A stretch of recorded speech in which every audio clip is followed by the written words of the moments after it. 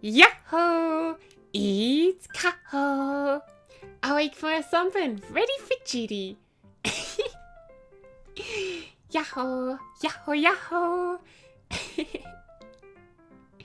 How you doing? Wow, it's another stream. I had so much fun last stream. Today, we're gonna be playing 60 Seconds.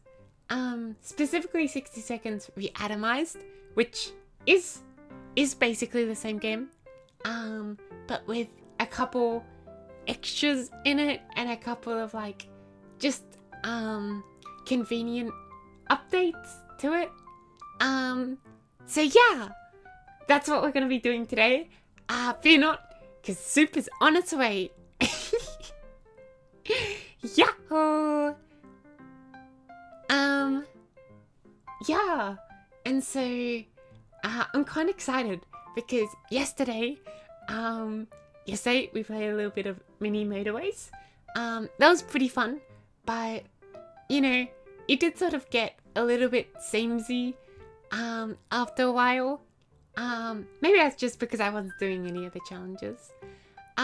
But then, yeah, I moved on to Noida and had an excellent one. So yeah, it was pretty good. And then yesterday, actually, before going to bed, I feel a little bit guilty about it, but it's okay.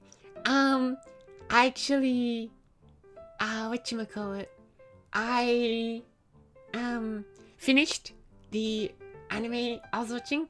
Oh, it turns out I only finished season 1. Apparently there's a second season. Sometimes when I watch an anime and there's multiple seasons, I sort of break up the seasons a little bit so I don't watch the second season immediately. Just because sometimes I feel like the first season ends so well, and so it's like I just want to linger on it a little bit longer. And so I think I might do that with this one as well. If the first season ends in like a cliffhanger, then I'd definitely watch the second season immediately. But anime I was watching, it ended really nicely. The reason why I feel guilty about it is because I watched 3 episodes in a row. When, in all honesty, I probably should have been doing some work. But that's okay. 3 episodes, that's about, what, an hour, 15 minutes? Somewhere close to there. That's okay. That's not even like a movie length if you think about it.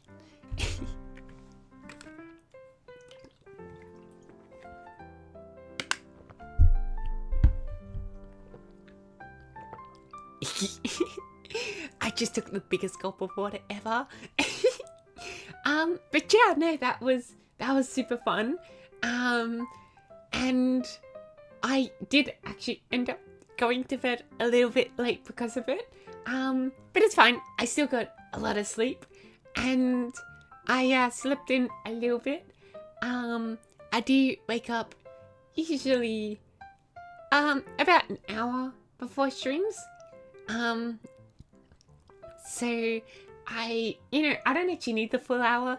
I need maybe about half an hour to, get up, eat breakfast, do all of that stuff.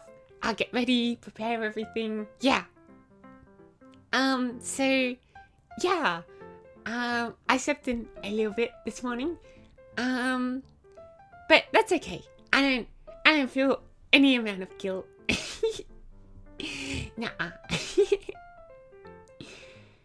Okay. Do we want to maybe go on to the game? Yeah.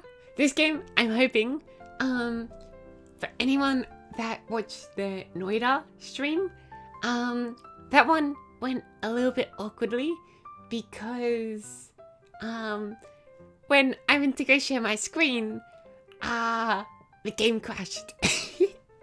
Well, it didn't crash. It's just every time I click anywhere that wasn't the game, it would full screen itself, and that meant everyone could see my background And it was a little bit embarrassing, but it's okay. There was nothing bad on there. Just my background picture, which was a very funny whale, and some of my programs. But that's about it. None of my programs are really a secret, you know? So, yeah, it was okay. Okay, so do we wanna get straight into it? Yeah? Okay, let me real quickly just make sure nothing bad is gonna happen again. Aha! I caught it. Something bad would have happened. Ah! Okay, so this game does the same. It sort of crashes when I click out of it. I don't know why it does that, but oh well. Okay, real quickly, a water break before we begin.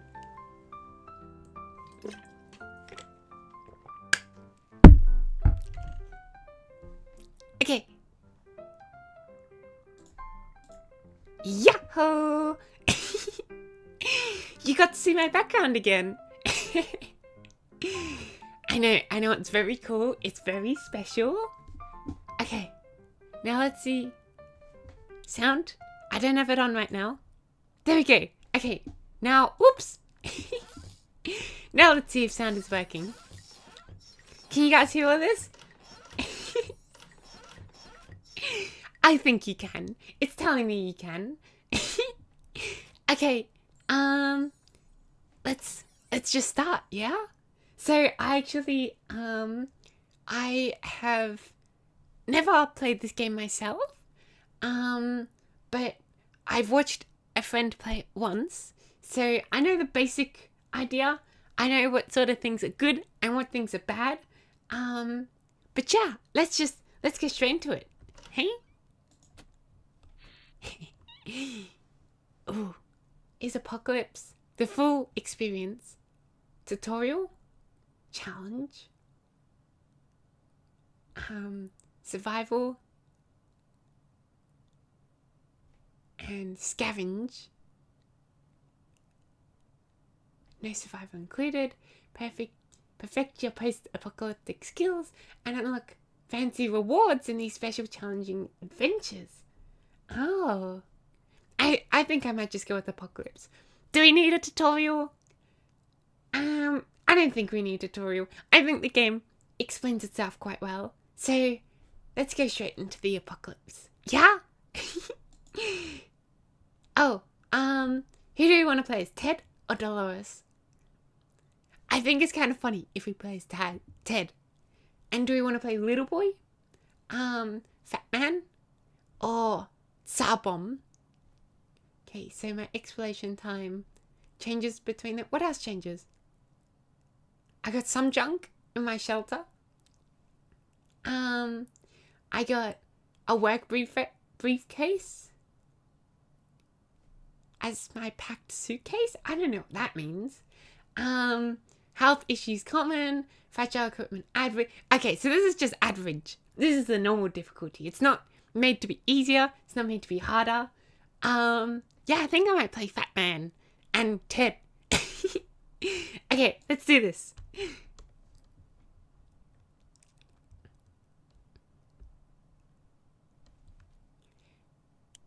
Okay, are you ready? Go, go, go. Can I pick stuff up yet? No. Okay, now I can pick stuff up. How do I pick it up? Oh, that's how. Oh my god, why is this game movement so clunky? Okay, pick up the lavas.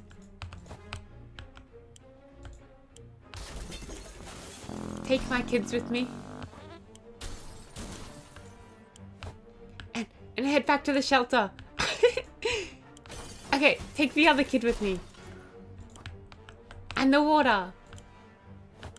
And whatever this is. Pack of playing cards? Sure, why not? Take the radio. Take the water. Take the soup. Just take whatever I can find. Take the gas mask. Take the water. Take the... Uh-oh.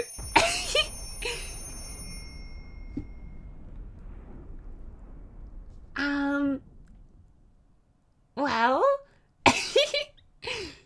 well, that was certainly something. Yeah, I sure did fail. Oh wait, did I not fail? Okay, I want to try that again. I feel like I did fail. Just one more time. Yeah, that wasn't very good. But I feel like I'm a little bit used to the game now. Okay, new game. Apocalypse, Ted, Fat Man, begin. This game is stressful.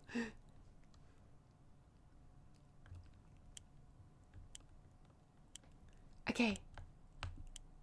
So what's back here? I got my kid. I got some soup. Okay, I need the kid and I need the soup.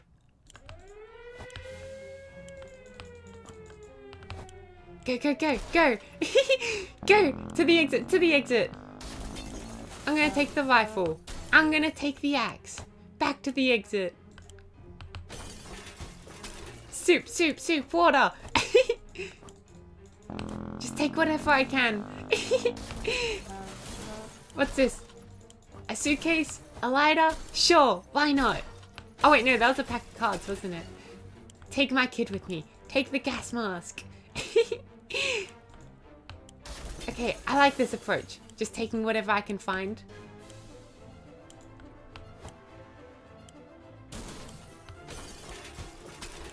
Can't forget my wife. And some more water. Oh, never mind. I took some rat poison instead of water. And then finally, take whatever this is. Head back. Yes! I made it! Okay, I'm pretty happy with what I got. Although, I don't have a med kit, which is pretty scary. In case someone gets sick or hurt. But, oh well. You know, we're just gonna have to deal.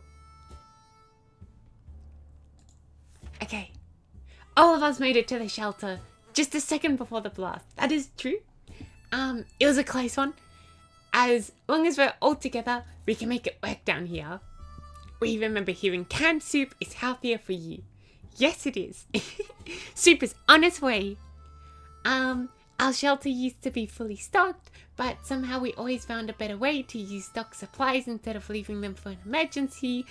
Once we had a soup dinner party, another time we needed the rifle to help our neighborhood, which in a vicious fight against raccoons, luckily some of the supplies were left untouched. Like the flashlight and cassette tape.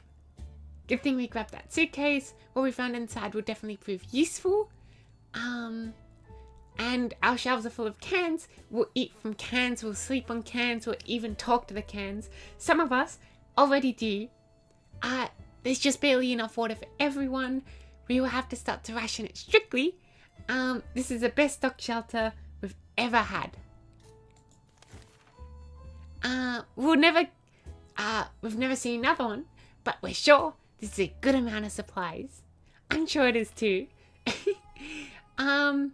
No, I don't think they need to eat or drink today. We've been busy since we got to the shelter, but there is still much to be done.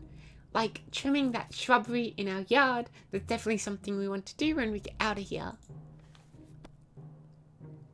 Okay, if I remember correctly, you need to let them drink every 3 days and feed them every 4 days, I think. We can make it work, even in Toronto. I guess we're in Toronto. Question is, how do we find a boat to get there? We heard that's the best way to get to Europe. This morning has been calm enough for Ted and is doing well. Mary Jane says she's fine and doesn't need anything. If there was anything to report about Dolores, this is where it would have been written.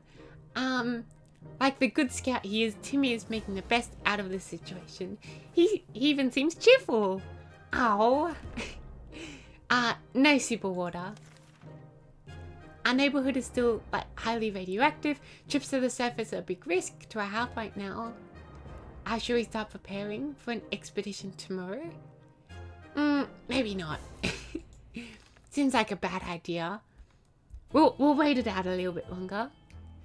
Timmy and Mary Jane are in need of some physical exercise. Letting them run outside in the wasteland seems a bit too adventurous. But they could play tag inside the shelter.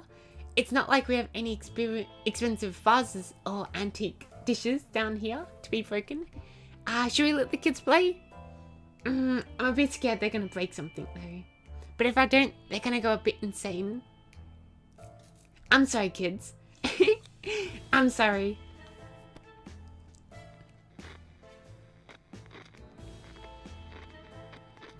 Okay, the kids seem okay. There's simply not enough space around here for any activities. We can barely stretch without putting elbows in each other's eyes. The kids weren't exactly happy about it. Oh, hello, Wiz.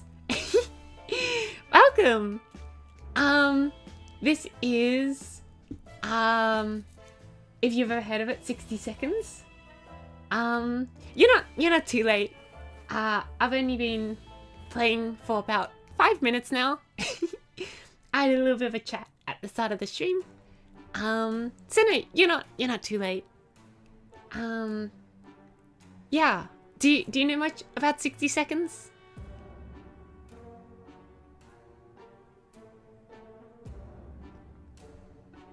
So I turned the latency up a little bit because the stream kept doing weird things yesterday, so it might take slightly longer for us to get to each other. I remember this game from like years ago, but I've never got the chance to play it. So you remember the basic gist of it? You'll get the idea soon anyways. All Ted wishes for a few drops of water. Getting something to drink from Mary Jane sounds like the right idea. Dolores will not last long without water. Timmy has been talking about nothing older than water. He should drink some. That's a good point. Oh, whoops. Yeah. Let's give him some water. Highly radioactive. Let's not take a trip. And we keep dreaming about those little things we did back in the day when there weren't as many bombs falling down. Not on our heads anyways. Next day. Wow, what a calm radioactive shelter. Fond memories are one thing, but we need to be ready for harsh reality that awaits us. No one's thirsty. No one's hungry. No one's going out tomorrow. And hear that? No, because no one is talking. Not a word in hours. None at all. We can't just stare at the walls. We need to do something about this. Good point. Let's turn on the radio.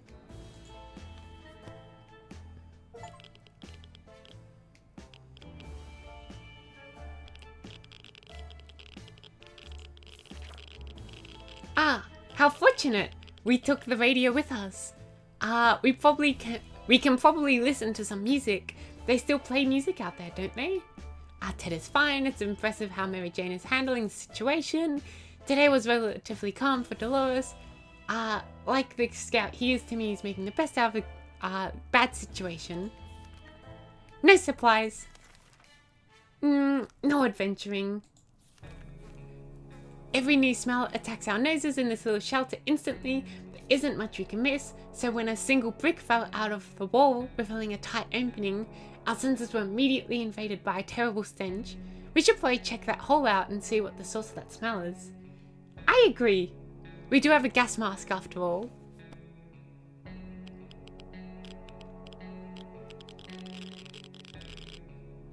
And everybody looks fine still? Man, I feel like I'm doing so well in this game. We looked into the hole, fearing that something might come at us with claws, fangs, or other mutated and sharp body parts, but nothing happened. Instead, we found a dead rat who was trying to break into a can of tomato soup. He failed miserably. We have a feeling we'll be luckier than him, so he confiscated it. We gave the rat a proper burial in an empty can. He deserved that much. Plus, a can of soup. Old Ted wishes for his water and he's hungry. Everyone wants water. Everyone wants a little bit of food. I'll give them a water, but no food. No expedition. There's nothing more annoying than silence, and that's all we're getting from our radio. No music, no talking, nothing. Is there anything we can do with the radio to make it work again? We sure know staring at it won't work. I always mess up the word starting and staring. And also starring, like starring the next celebrity. I don't know what it is about those 3 words, but they always get me. Anyways, I'm sure staring at it won't hurt. So let's try to fix it.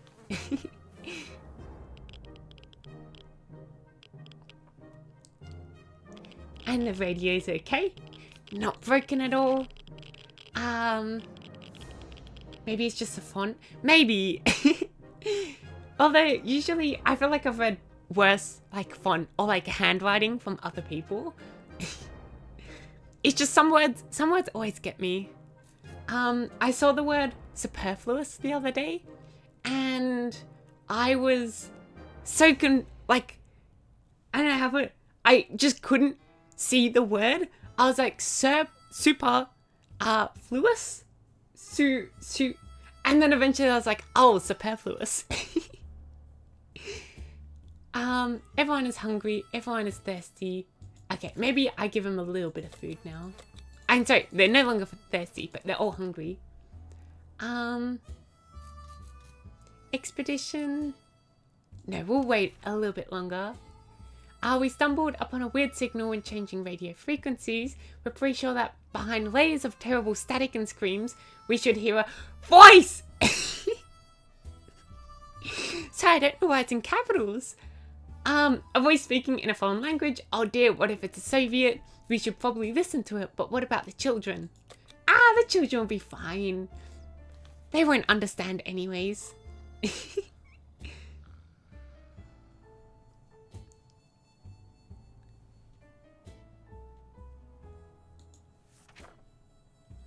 We're relieved at first sight when we figured out it wasn't Soviets. Turned out it was Canadians, which isn't that much better.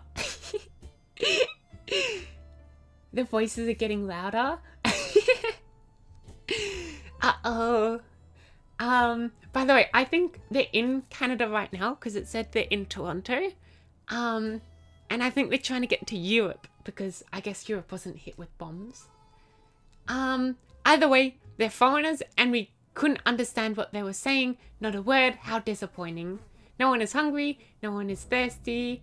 Mary Jane didn't cause any trouble today and no trouble dared to cross her path. Time to ration supplies. No supplies. Mary Jane used to be cheerful, but lately she was feeling a bit down. She clearly misses her music lessons. She keeps humming her favourite classical pieces, imitating the sound of a tuba. She said she would die for a chance to play it again, which may very well happen if we let her out of the shelter. If this would help to bring a smile to her face, should maybe consider letting out for a short walk? No! She doesn't need to play a tuba. If I can go days without playing my saxophone, she can go 8 days without playing her tuba. Risking your life for a tuba? Madness! If it was a guitar, or at least a trumpet, but a tuba? I agree. Or a saxophone. I would also agree to let her out for a saxophone. Playing the tuba won't put soup on the table. Mary Jane isn't happy, but she needs to realize how pointless the idea was. There is water where is the water when Ted needs it? Ted's stomach is fumbling. I gave you food, Ted. Everyone has to drink something, including Mary Jane. Is there any water left? There is water, but there's not much. So maybe I send someone out to go get some water. It's not, the radiation isn't too bad anymore. And plus I can just send the tuba girl out to go get it. I love my children. It's difficult to keep track of time down here, but at least we remembered it's Timmy's birthday today. He's growing so fast. We should get him something. Every boy wants for his... Which birthday was it again? Well, we can't give him a scout handbook. I don't know of a single young boy who would want a scout handbook for a birthday. Or a first aid kit. Or checkers? I guess checkers makes a little bit of sense. Anyways, I don't have any of those, so sorry.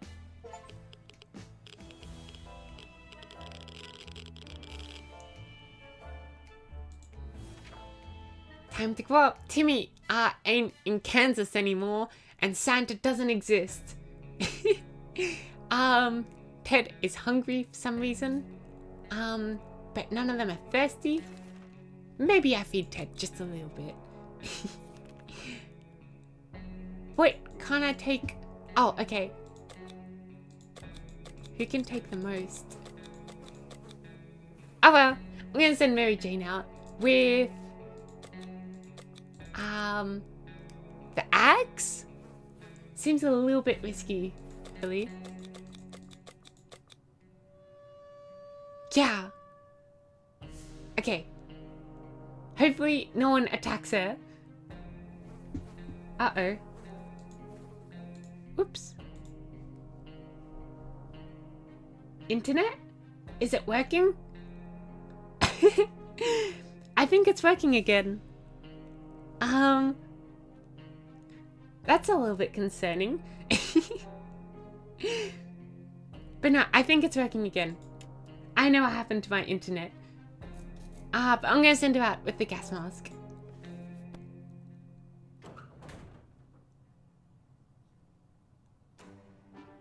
Oh, she's gone. Mary Jane went outside. Let's hope she comes back soon. And do people want to eat something? I'll wait one more day before giving them food. And radio time.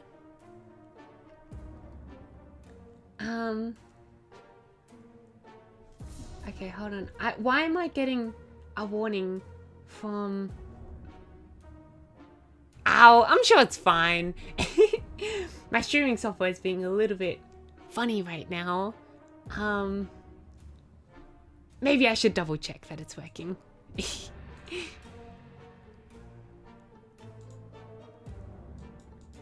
good.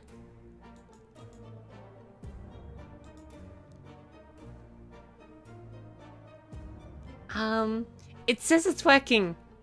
I don't know. Is it working?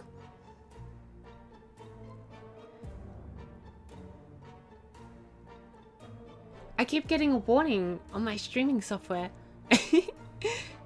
I don't know what's up. It's working? Okay. I'm just gonna have to hope. Let's get back to the game. If there's anyone who can rescue us from this hellish situation, it's our government. You can badmouth them all you want, but that probably means you're either a naysayer or a commie. We're good citizens. We've been paying our taxes regularly, so we're sure Uncle Sam is coming to get us. Well, except that one time when we... Never mind. The government people are coming, and we should keep our ears and eyes open for any sign from them. Maybe it is just a false alarm. Or maybe it went bad for like half a second. And then... because the warning was like, oh, you should make sure that if your stream stops working, you've got to back up.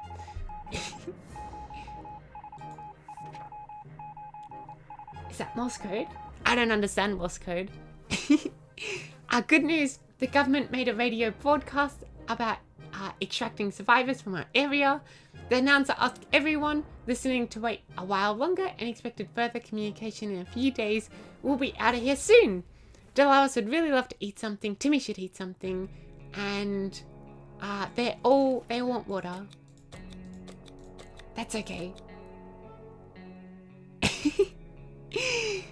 Who understands Morse code these days? It's high time we stopped wondering about what's going on and start asking questions, at least listen to some reasonable answers. How about tuning into a radio station again and learning a thing or two about the brave new world? Wait, what was a star? There's a little star in my notebook.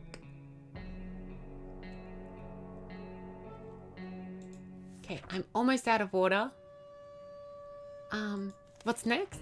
I'll wait further instructions from the military. That's okay.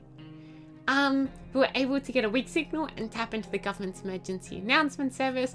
And guess what? Great news! The fallout outside has mostly gone.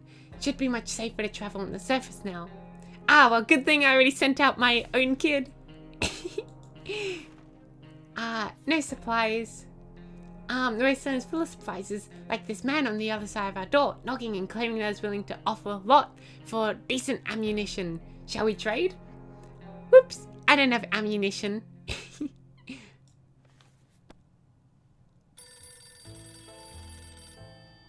Okay, got a phone call. We could tell the stranger was disappointed, but that was none of our business. If ever was a time to get used to being disappointing, the end of the world is probably it. And everyone is doing fine. I don't have enough water.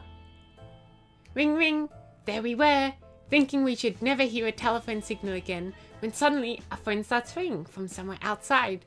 We figured it's a phone booth across from the street. Should someone go answer it? Yes.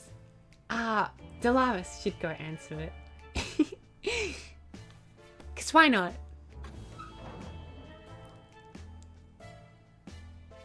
My child is back!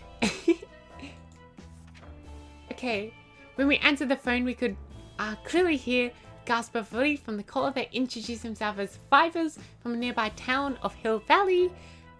We had started exchanging information when the call was cut short. Something must have gone wrong on their side. Hopefully they will get back to us.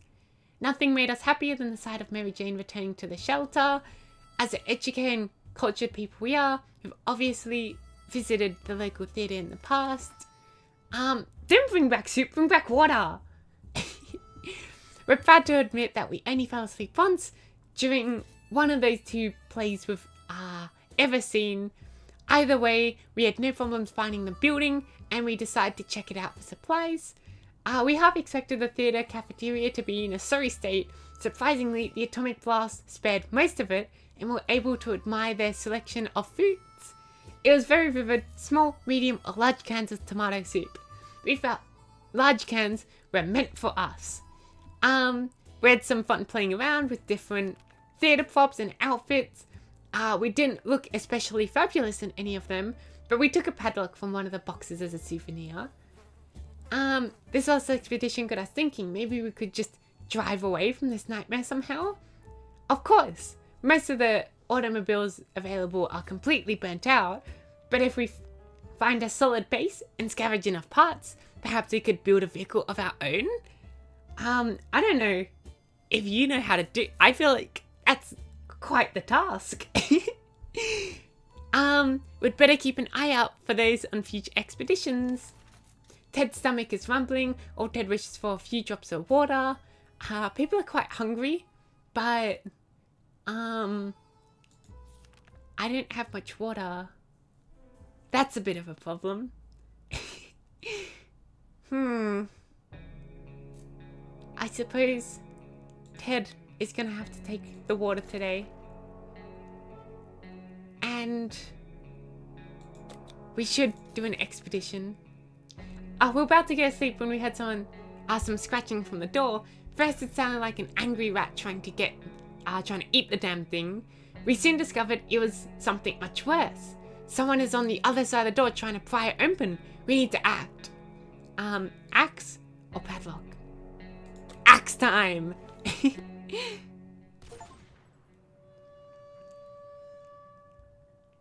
Uh-oh. Some axe actions was enough to send those cowards running. Bet your ass they will be back. Vermin like that and never long gone. They crawl out of the shadows when the night comes. Let's keep our axe sharp. Ted's hungry, but not thirsty. Everyone else is thirsty.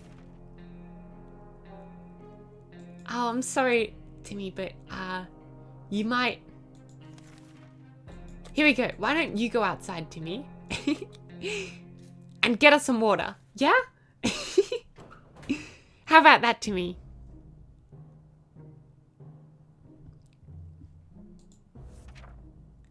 Okay, Timmy went to the wasteland. We don't know what he'll do if he doesn't come back. Mary Jane is starving. We should give her some food. But also, everyone's just there. I think everyone's just gonna die.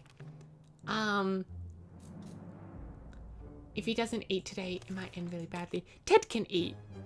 But I have a feeling, I guess you two can eat as well. But you'll probably just die of water, won't you? Soup! Tomato soup has water in it. Does it not? I swear it does. It wouldn't be fantastic if we could just get out and leave. Walk to the surface like we used to, smell the fumes and pollution. That's a sense of freedom we miss. And what I have to do? I'll wait. Just live on for a little bit longer. I think I may have killed some of my family members by not letting them drink. Yep. Whoops. Hopefully the time to leave will come soon. Mary Jane seems to be fainting. She needs to drink. Ted needs water. Speak of the devil. Yeah. If we only had a few drops of water. Oh. Uh-oh. This isn't very good.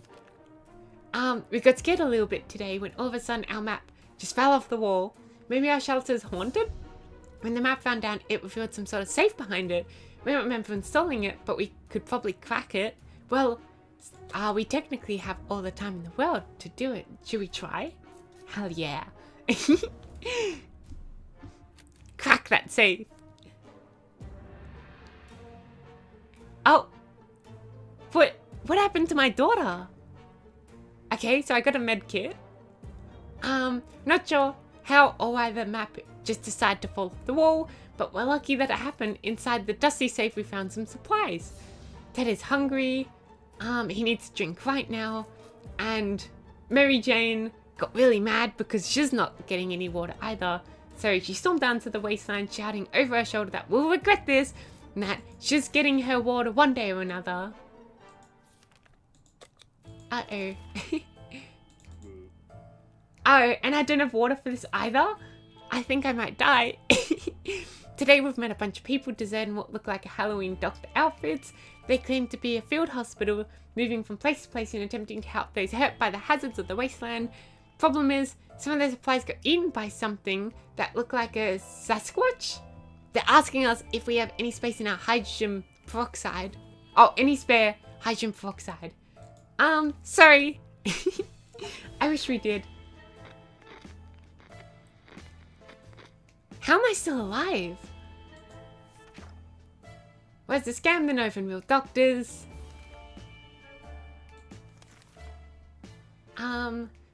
It's become even more difficult to breathe in the shelter over the last couple hours.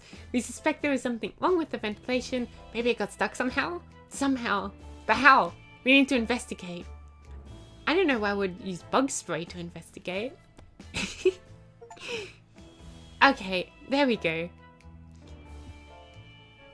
Now we know. Get more water than soup, because you need more water than soup. And Timmy also died. The obvious thing to do when an event is blocked is to check out what's blocking it. However, when you shine your flashlight on a hive of mutated insects, things usually go from bad to worse. The angry hive is gone, but the insects did some biting before they fled. Timmy is dead. Too many days without water took their toll. Ted died of dehydration. He didn't make it. These are our final words, and our advice to anyone who reads this is obscured writing. Get more water, that's my advice. But you know, that is one of the endings. You know, if we're gonna get all the endings, we have to, you know, we also have to get the bad endings, right? Soup!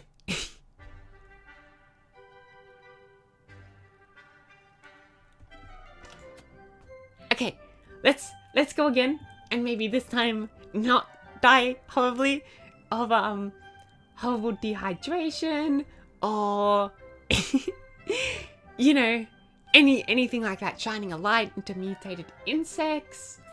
Let's go with the same settings. Okay, Get the water. Get the water. Get the water.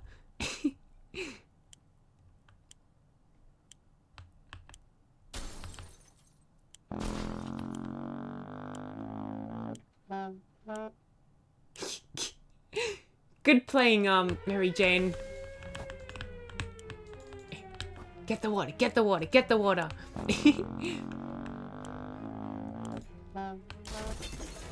And get the kid as well.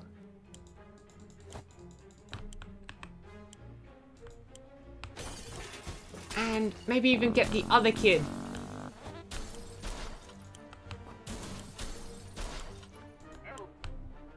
Uh-oh, not enough room. Uh-oh. This is bad. Uh-oh. I'm not sure if I'm gonna live. I need more water.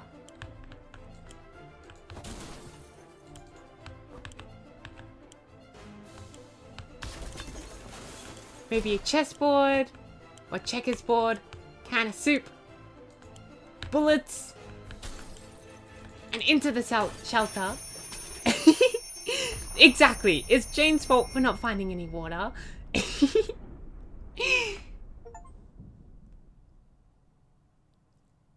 Okay. Yeah, just in time. That's how you want to be in this game. You wanna be in your shelter the minute the bombs hit. Okay, now I've got plenty of water, plenty of soup. We even got a radio. But we don't have many extras this time. So if any events happen, it might not be great. All of us made it to the shelter just a second before the blast. That was a close one. As long as we're together, we can make it work down here. We remember hearing canned soup is healthy for you. We vaguely remember stashing some things in the shelter before there was no room for them upstairs. Turns out, being messy can really work in your favor. +1 radio. Shelves are full of cans. We eat from cans, we sleep on cans, we even talk to the cans. Some of us already do. Plenty of water means we don't have to worry about that for some time. Which is good, because that's how I died last time. This is the best stock shelter we've ever seen. We've never seen another one, but we're sure this is a good amount of supplies. Okay, none of that. We always thought life could be much better. That was before we got nuked. Now we think life could be much better. In a way, not that much has changed. I agree. Life could be better, but it could also be worse if you got nuked. I like the mentality. Memoirs or not, we need to keep our heads clear and get a grip on reality. Ted is fine, Mary Jane is feeling safe, Dolores is quite well, nothing new to report on Timmy. No one wants any food or supplies or anything. I think it would be a bad idea to head out right now. Wouldn't it be fantastic if we could just get out and leave, walk the surface like we used to, smell the fumes and pollution? That's the smell of freedom. I agree. The smell of freedom smells like air pollution. It's not full of nature or anything and like nice blue seas. It's full of asphalt and air pollution. Asphalt, concrete, air pollution. Those are the three pillars of society. Still, it's better to be safe down here than dead up here. Ted needs water. Mary Jane is thirsty. Everyone wants water.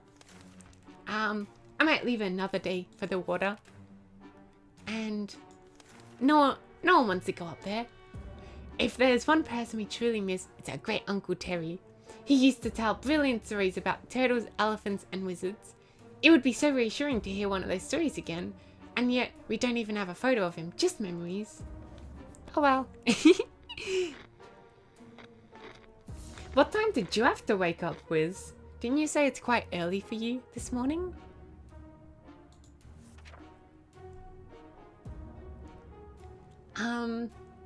We are left with no photos, no news, no happy thoughts. The world is too cruel, and everyone wants to drink. That's okay. Everyone can drink. No one goes outside. And Timmy and Mary Jane and need some physical exercise. Let's not let them run around. That'd be a little bit dangerous.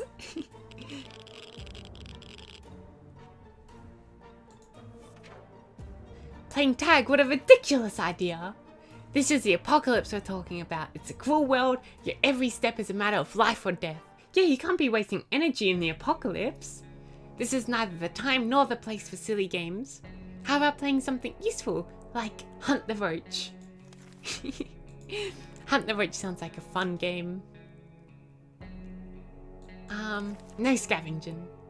And ammunition is missing. Snow Ale is stolen, so it has to be here somewhere. We just need to find it. Whoops. My bad, I ate it. I must have eaten the ammunition. It was too dark to find those tiny bullets without a flashlight. They aren't lost. Technically, they're still in the shelter. Technically.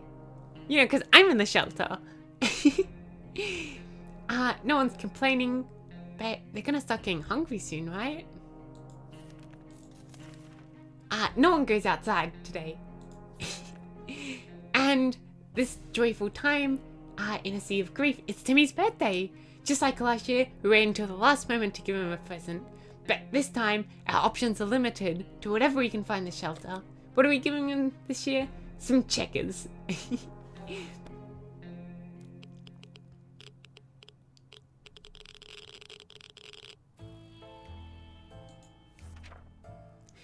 When we were taking cover in the shelter, we barely had time to grab anything, so the checkers set is still missing half its pieces.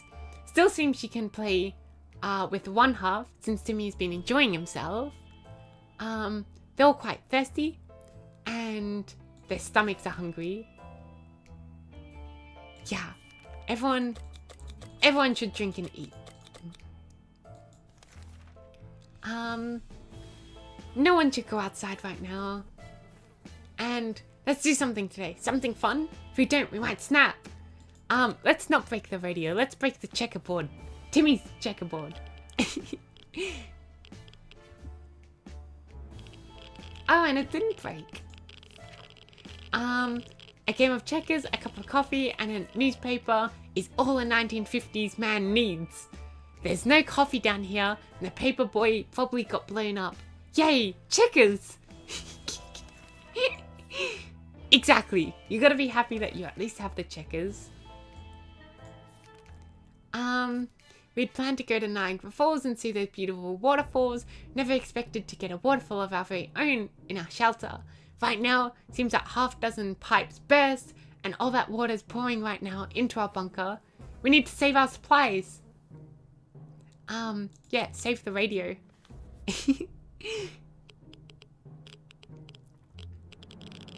The radio is going to be essential to getting us out of here.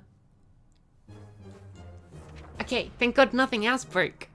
Well, that was lucky. The shelter filled with water pretty rapidly. We were certain we were going to drown. With our heads barely above the water, we weren't even able to open the hatch and escape. Before we could start considering the worst, the water level started to drop. We're fine. Safe for the mess we need to deal with. Teddy's fine. Mary Jane is feeling safe. Dolores is fine and well.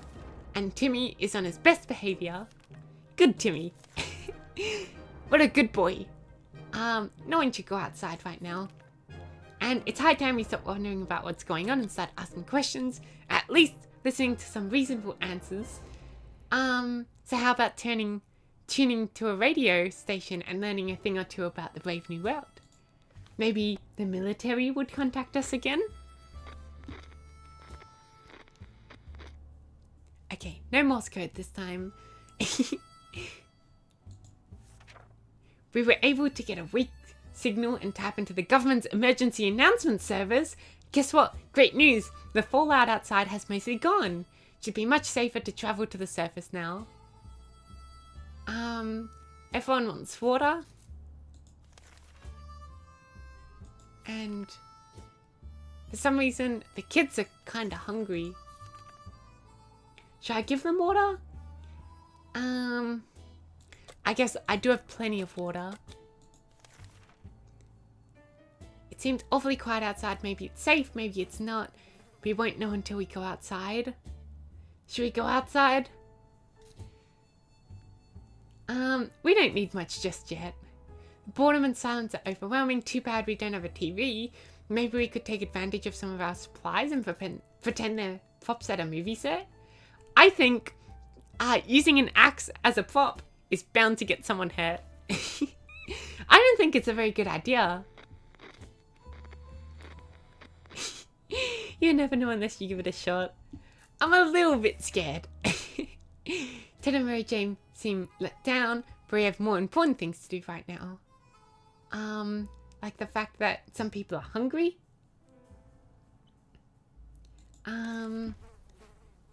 Okay. Maybe I just give it to my kids. Oh wait, no.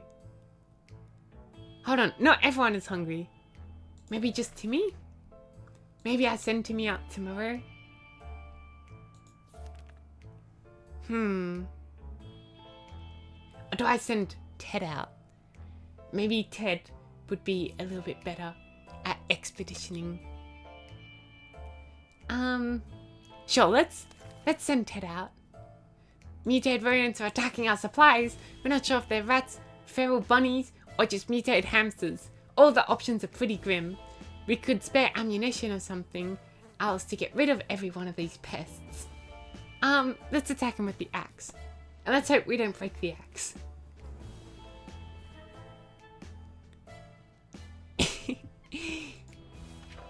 Our cans are saved. Too bad for the hairy mutant. Guess we're still on top of the food chain. Good thing for us.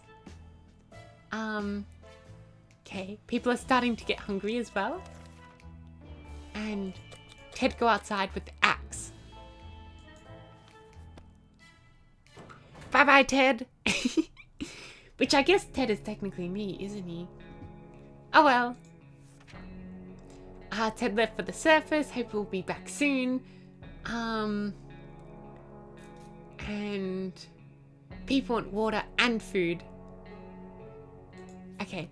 I've already given my son some food, so I'll just give everyone else food and everyone water.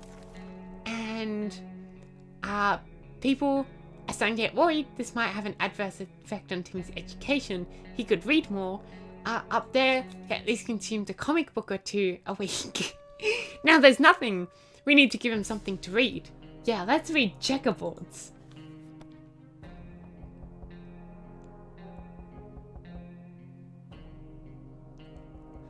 Oh, poor Timmy. Looks like he's starting to get tired. Okay. Doris would love something to eat. Mary Jane's diet could use a little bit of food. But no one's thirsty. Good thing we have those checkers. They contain an instruction sheet. Perfect reading material for a young boy like Timmy, who would have anticipated that reading those 3 sentences too many times over would fry his brain a little bit. Poor Timmy. Oh, now that's why he's tired. No one needs supplies. We were admiring the radioactive landscape when we saw a young woman dressed in a ragged camo clothing. She had a nasty looking rifle, but she hailed us in a polite enough manner. She claimed to be a hunter, tracking down big mutated spider. She ran out of ammo and told us that if we were to help her out, she would pay us back in a while. Sorry, I don't have ammo. That's my bad.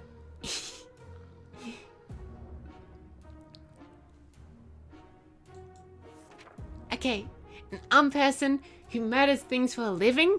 Giant mutated spiders in our neighborhood? Nah, we don't want to have anything to do with her. Okay, maybe I give people some food again. And as long as we have food and water, we can stay locked in, but we'll have to leave eventually. Don't, Ted's already left. It would be good to head straight to safety instead of getting ourselves into more trouble, if that's even possible in this situation. Our hope is that our brave soldiers will come to rescue us and take us to some well-hidden, well-stocked government shelter. Timmy had comics about those, so you know they must exist, right? All we need to do is make contact with the military, which, good thing, we have a radio. Radio might just be the best equipment in this game. Okay. Yes, we got a star. Good news, the government made a radio broadcast about extracting survivors from our area. The announcer asked everyone listening to wait well longer and expected further communication in a few days. We'll be out of here soon. Okay, so Timmy still hasn't rested. People start wanting water. Yeah, people want some water. And I'll give it to them tomorrow. We didn't expect a phone call so soon after the atomic bomb drop, yet here we are. We can clearly hear a phone ringing outside. It must be the public phone booth on the other side of the street. Dolores can go. No, actually, Mary Jane can go answer, considering she left me last time.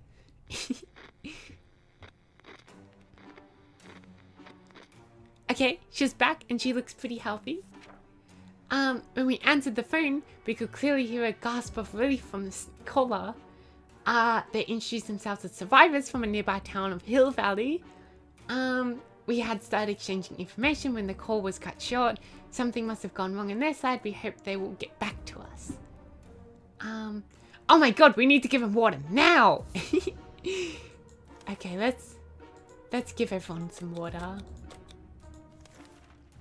It's not the best time or place to make plans for the future, but we can't help thinking about what we can make of a terrible situation. Is our house still standing? Or will we have to move to some forsaken hole? Like Toronto? I guess I don't live in Toronto. Oh, is that Ted? Did I hear Ted coming back? Wow. Look how healthy he is. Ted looks in good shape. His he looks a little bit sick. I must admit, you know, as much as I want to deny it, Ted looks a little bit sick, but I think he'll survive. Let's just leave all those questions be for now. Ted has safely returned from his voyage to the surface. I was about to give up and come back empty-handed to the shelter. We ran into a church. It looked peaceful enough, save for an unexploded atomic bomb stuck in the church tower. Sizable group of people were busy praying to the bomb, chanting something about the holy fission. That sounds really crazy, but those people seem friendly enough. Cultists decide they won't be needing any holy water. We did a bit of miracle work and turned empty wine bottles into quite a full water bottles. That's good, because we need water more than soup. Shrek. He does look a bit like Shrek. Yeah. But he didn't bring our axe back, so I kind of hate him. Maybe he could have bought... What if he bought, like, a donkey back for us to maybe, you know, keep as a pet? And if worse came to worse, you know what we would have to do with it. This last expedition got us thinking, maybe we could just drive away from this nightmare. Somehow. Of course, most of the automobiles available are completely burnt out, but if we find solid base and scavenge enough parts, perhaps we could build a vehicle of our own. Ted is hungry. Mary Jane is a little bit hungry. We'll feed her tomorrow. Yeah, Timmy needs a few days rest. I agree. And Ted maybe needs to stop being so sick. Should somebody head out? I feel like I might be sending them to the to their death wish. Oh well. But they might get sick. Oh well, not like I care. Timmy has been sitting there just staring into space. Something wrong? Maybe we should have a good little chat with him. We should. And right now, we're just waiting.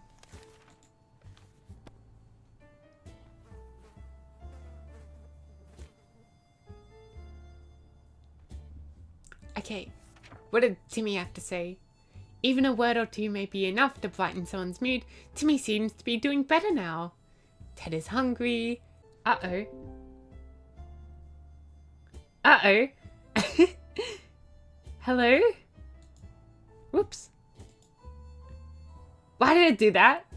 Why is it that when I stream, my internet just goes really haywire? Yeah, exactly. Why did it do that? This makes no sense. Oh well. You know, I guess if it doesn't happen too often, we can deal with it. Everyone's a bit thirsty. Timmy should eat. Oh wait, no, not everyone. Just Ted is thirsty. Ted is hungry. And I think that's about it.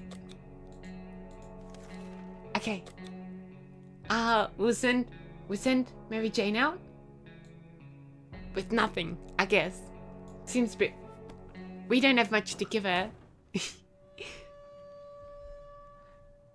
Gas mask would be nice right now. Mary Jane went outside. Let's hope he's back soon. Ted is hungry. He's still sick. Timmy is hungry, but he's rested. Prefers apple juice. We should give him some water. Okay. So let's give Timmy food and water. Deliver some water. And I think that's about it. And Alhada, as I was approached by a man we didn't know. He claimed he used to be an accountant, but now he survives as a trader and a gambler. He offered us a card game for a bet or two of water bottles. Shall we play? I wish I had cards to play, but I'm sorry, buddy. We don't. Never trust a gambler. The house always wins. Day 21. We've survived 21 days so far. Gambling is a terrible habit. What kind of example would that set to the kids? Well, the one kid that's here right now. We need supplies, but we're not getting them like that. We'd sooner rob someone. We sent that man away. Good riddance. Ted is hungry. And so is Dolores, a little bit hungry. We are starting to run out of soup. On our way back from the last expedition, we noticed some drawings and half-ruined wall nearby. It was a very crude map of our town, and one place was marked with an X. Maybe someone's secret stash of soup? Shall we go check? I think Ted, he's already on the brink of death anyways. I think Ted should go check. Sorry, Ted. Lucky find! We were afraid the map was a trap leading us straight to a camp full of bandits, but it turned out to be true. At the end of the path we found some supplies that might be helpful to us, like a first aid kit. Maybe something should be done about Ted's sickness. Ted isn't hungry anymore. Where's water when Ted needs it? Dolores hasn't eaten for a while. Timmy's making the best of the situation. Okay, so what is it? Ted needs water and maybe a med kit. Or I could get... Okay, I do want a torch. But I'm not going to give away my medkit. I think Ted needs a medkit right now. We heard a knock on the door this morning. We held our breath in fear, but we soon heard children's voices coming from outside. We decided to open it up. It turned out the voices belonged to a pair of Girl Scouts. They used to sell cookies, but they've branched out. Now they offer us some items to smart girls. Yeah, we'll be willing to take a torch.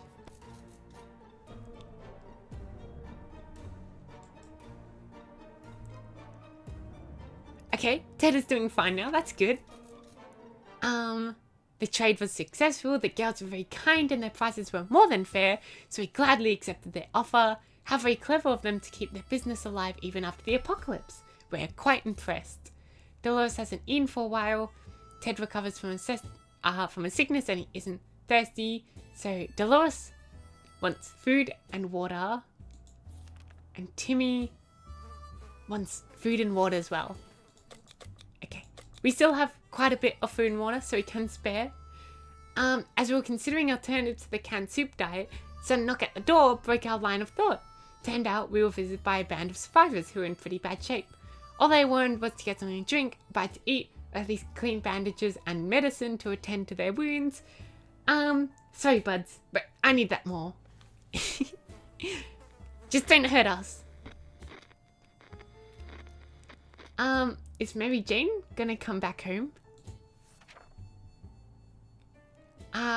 We could tell our guests we're not thrilled with our refusal. The tired eyes alone were enough to understand how much they needed those supplies. They did not beg, but simply turned around and left in an unknown direction. Maybe they'll have more luck elsewhere? Maybe. Timmy's tired. Ted is a little bit hungry. No supplies today. And our patience is wearing thin. We thought it would be a good idea to take a quick look outside to see if there's any trouble in the area.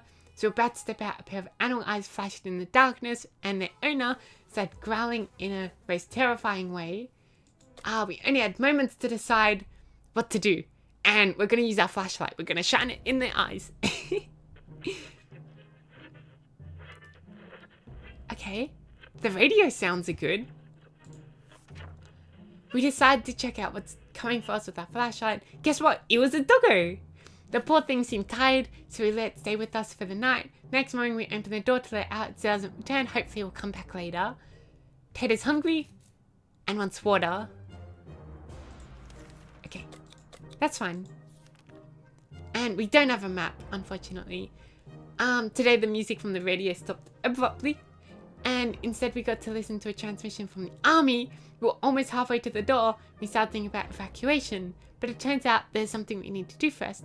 All survivors were asked to leave a sign that we're alive somewhere in the area. The exact location was given geographical coordinates. We need a map to establish where that is. Well, that's not very good. Maybe I wait for the wastelanders to come get me. And is my daughter back? She's back, and she's not sick. A little bit hurt, but she's not sick. And she got us a Boy Scouts book. We were sure we could find the location without a map. We were wrong. Hopefully we get lucky next time. Nothing was happier than the sight of Mary Jane returning from the shelter. We set off on an expedition to the nearby zoo we used to visit on weekends. We're happy to report that it was a productive supply run, as well as an educational trip. That's good. We saw pterodactyl whales. Oh, okay. Chimpanzees. A porcupine. A small army of cat roaches. And other majestic creatures that have emerged amongst the post-nuclear fauna. That's cool. Friendly looking crabtopomus. Lazily observed the sea life section from a distance. In its den, we found the body of a zoo worker with some of his possessions laying around. So we got bullets. I'd be terrified if I saw something like a cat roach. I know, right? Imagine like me, but half cat and half cockroach. That would scare me. Maybe I should save like a picture of this and try drawing all the animals one day. I think that'd be funny. I think I might do that one day. Draw all the funny animals listed here. We made our way to the African section and admired an atomic okapi.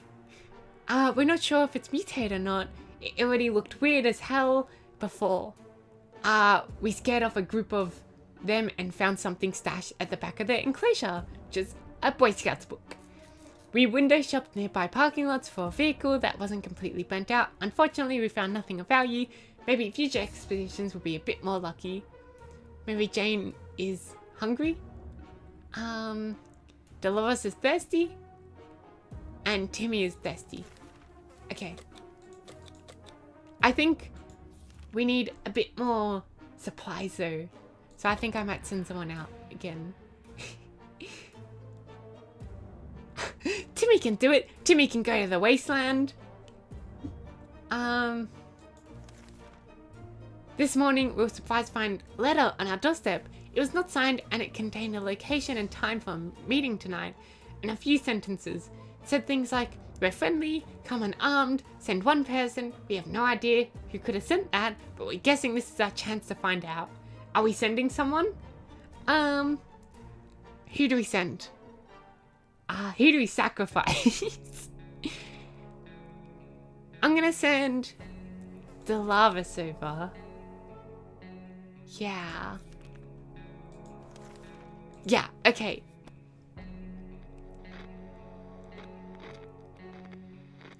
Next day, she came back safe.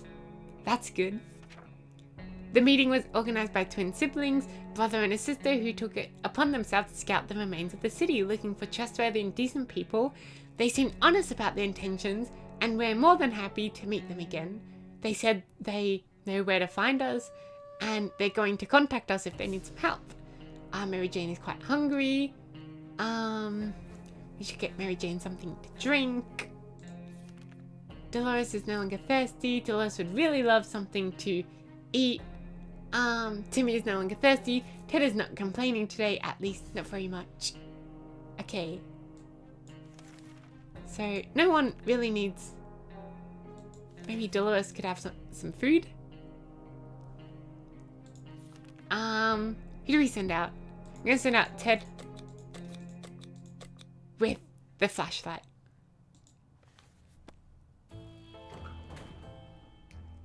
Okay, the music seems pretty good. Doesn't seem like anything too bad. Ted left for the surface. We hope he'll be back soon. Mary Jane is hungry. Dolores is hungry. Timmy is tired. Okay, let's give them a little bit of food. Sleazy looking trader carrying an equally scruffy bag on his shoulder paid us a visit. He offers a simple one-time deal with just one can of soup. We get the bag and all of its contents. We can't wait to see what's inside. The trader gives us an angry glances every time we take a step towards the mysterious bag. Should we take the deal? Nah. And now we gotta just await again. Await for more instructions. Okay. Let's do this. Let's survive until the end of the apocalypse. Our grandparents always told us to never buy anything sight unseen, and we're not about to start now. Yeah, it's like whatchamacallit? Have you ever seen those shows that are like, you go to a storage garage place and people who didn't pay their bills, their stuff gets sold in an auction, but it's like, it's completely random, and people always get super disappointed when they get their stuff and it's completely not what they want. Sounds a bit like this. You give them a can of soup and you get an empty box and a slinky. Our grandparents always told us to never buy... Oh wait, no, I already read that part. Mary Jane keeps fainting. She needs something to drink. Mary Jane's quite hungry. I just gave you food.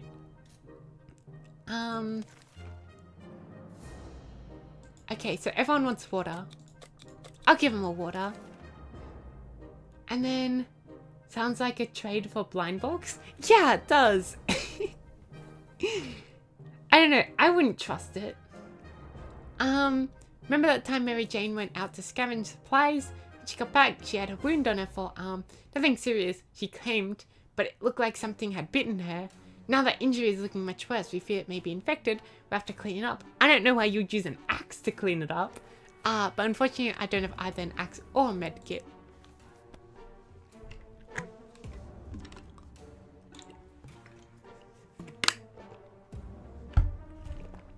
Uh-oh. Mary Jane's not looking so well.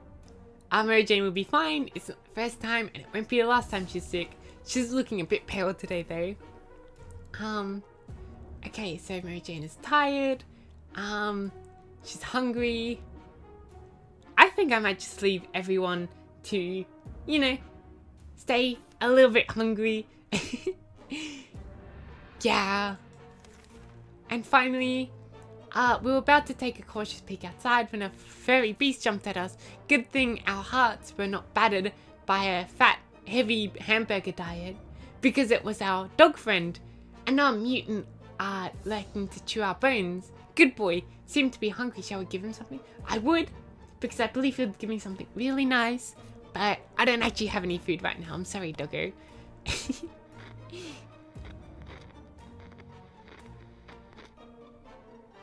Sorry, doggo. We wish we could have fed the poor beast, but we didn't have any food to spare. Doug slowly turned away and went back to the wasteland. Oh, that actually makes me so sad. Okay, so Timmy needs to eat. Dolores needs to eat. Think I might just sacrifice Mary Jane. I don't think Mary Jane would is gonna survive anyways, if I have to be honest. We play a game of lists of things you hate the most, and our neighbour's name kept coming up for some reason. That reminded us that the little weasel had a safe in his living room. We always wondered what's inside. Maybe now's the time to finally get out, but he would do the honours. Well, I think Mary Jane is now going to become a sacrifice. Trade one for the good of the rest. And I think Ted's back. Oh, okay, he broke his flashlight, but he brought us a rifle and some food. That's nice. We marched to Ned's house and found the safe cracked open by the blast. Most of its contents were destroyed, but we still salvaged something out of it. Ned has nowhere to be found. He likely perished in the radioactive agony. All told, it was a good day. Yeah, and we got a rifle out of it.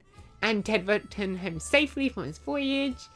And walking aimlessly amongst the ruins, it's not unusual we're drawn to places we knew and loved. Even though we weren't specifically looking for it, we found ourselves in front of our favourite bowling alley.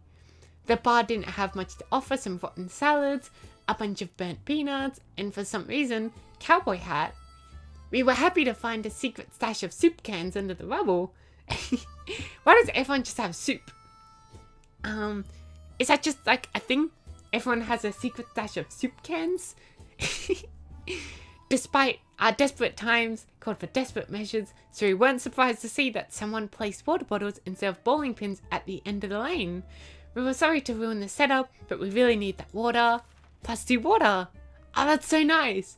The venue had its own game room where you could relax after running around with huge, heavy balls. Most games were missing or damaged, but we found a decent checkerboard with almost all the pieces. Guaranteed lots of for hours. Curses our flashlight is out of service after expedition.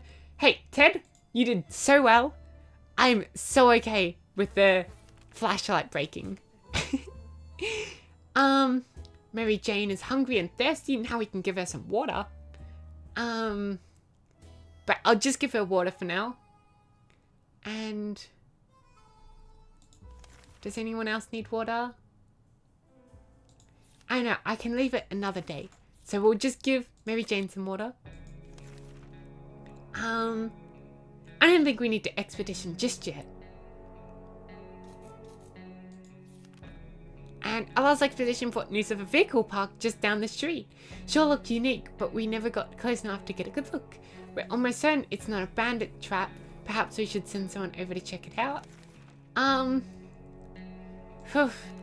Ted is a bit tired, so maybe we send out Dolores.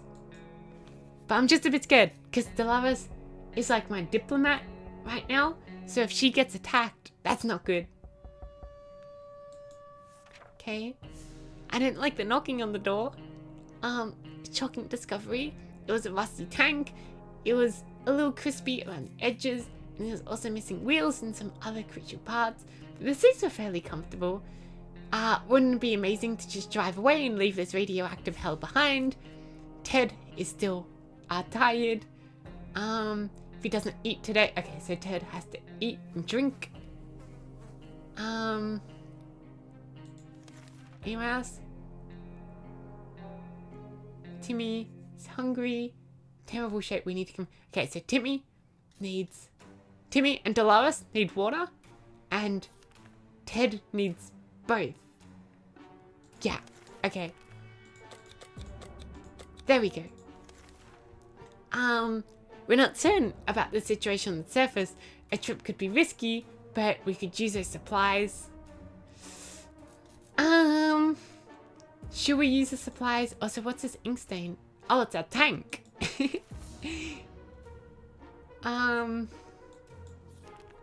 Okay, wait, let's check this out first. I could get 2 waters in exchange for 1 Boy Scouts book. That is pretty good, but I think I need my Boy Scouts book. Maybe we do send Timmy out on an expedition. Yeah, maybe, you know, Timmy can do it. I believe in Timmy. Oh, and I think there goes Mary Jane, maybe. We refused to trade. Hopefully we made the right choice, but the trader was not too happy about this. Ted is a little bit hungry. Mary Jane. Maybe. Do we just let Mary Jane die?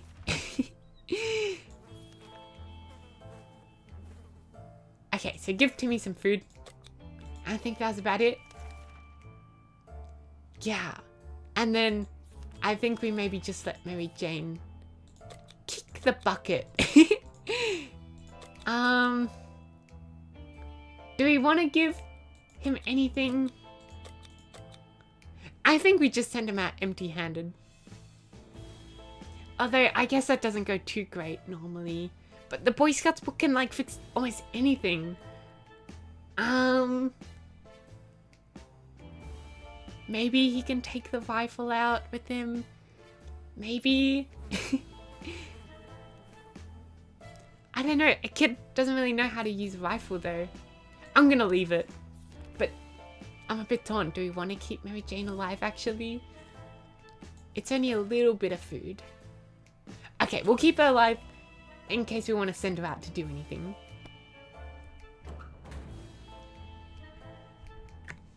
Day 35.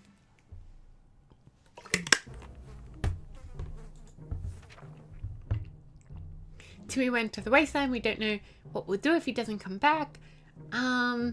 Ted is a little bit hungry. Mary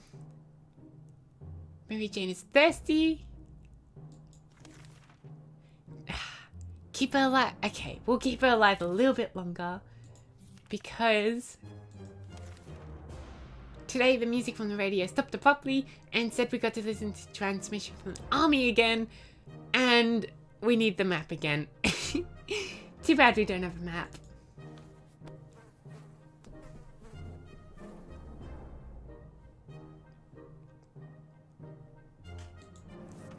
Okay. We're strong. Hopefully we'll get lucky next time.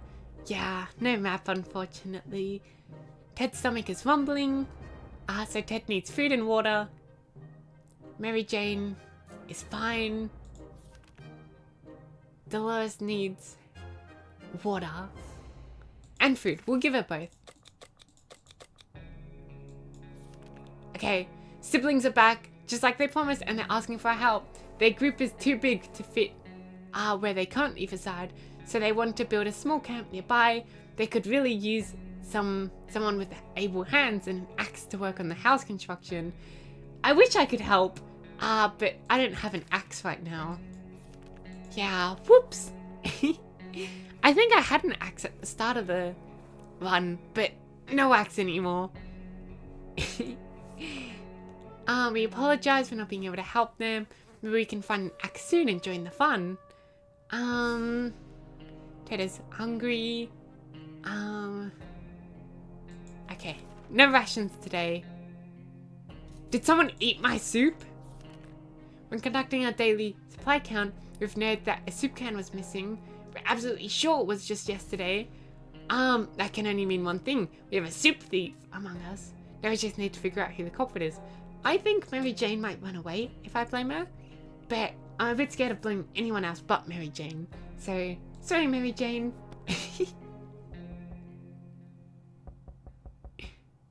There's knocking at the door. When confronted, Mary Jane furiously screamed. It's the last time she'd tried to do anything nice for us and threw a full soup can at the wall, spilling the contents. When analysing the remains, we found the can to be elegantly wrapped in a piece of string with a nice ribbon on top. It was supposed to be a Thanksgiving gift for us. We felt pretty guilty, so naturally we proceeded to not apologise to Mary Jane at all, and instead started arguing and shouting at each other until exhaustion. Problem solved. Ted is hungry. Mary Jane... No, Mary Jane doesn't get anything. Our sorry excuse for dinner was interrupted by a raspy voice coming from outside saying, "Want to buy a rock?" We calmed down when we realized the voice belonged to Old Man Jim. He used to live in our town. Well, at least we think he did. We never did quite figure out where he stayed. We should probably answer his question. It's impolite to keep someone waiting like that. Yeah, I would love a pet rock.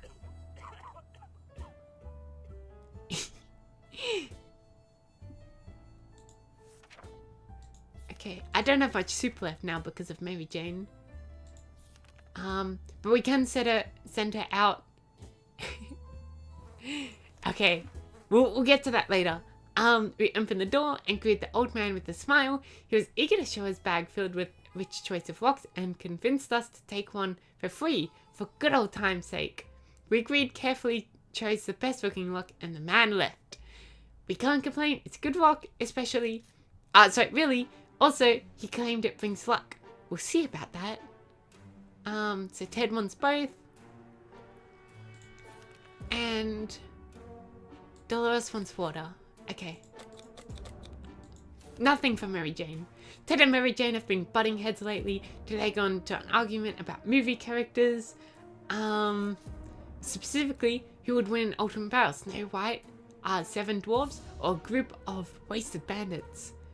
It's a tricky one, sure. And the debate heated. Who will come out on top? Ted will, of course. Because I think Mary Jane is about to die. She could, just take it out and explain what she was going to do with it instead of throwing it against the wall.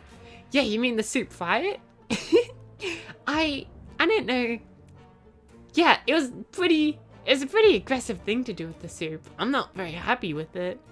But to be fair, as her parents, instead of apologizing, we did just yell at her. So that wasn't very good. But it's okay, because she won't remember it. She's still alive? That surprises me. Ted covers his ears and loudly sang to himself, drawing out Mary Jane's excellent arguments. She escalated the situation by tossing some objects around, whether for emphasis or an attempt to visually recreate the battle. No agreement was reached and some supplies have suffered. That sucks.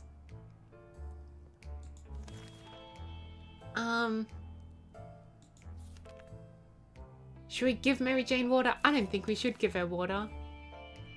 And last night, the whole shelter was woken up by Ted screaming, "Bloody murder!" He was terrified, shouting something about tentacled radioactive mutants on top of his face. Turned out it was just Mary Jane stepping on his head in the dark. Ted took it very personally and demands medical care. Sorry, bird. I don't think I'm gonna win this one. There goes my daughter. Oh, hey, a soup can. Mary Jane tried to apologize, but Ted was not having it. He kept lamenting about the broken noses and cracked skulls, stumbling around the shelter and gestured wildly till he tripped over something and fell. Oh, hey, a soup can. That's discovery. Calm Ted right down. Ted is hungry. Dolores would love to eat. Mary Jane left the shelter because she was too thirsty. And here that sounds like a herd of animals are stamping just above our heads across what used to be a beautiful lawn. They're not getting away with that. Might be perfect opportunity to get some fresh food. We have enough food. I don't want to send anyone out right now.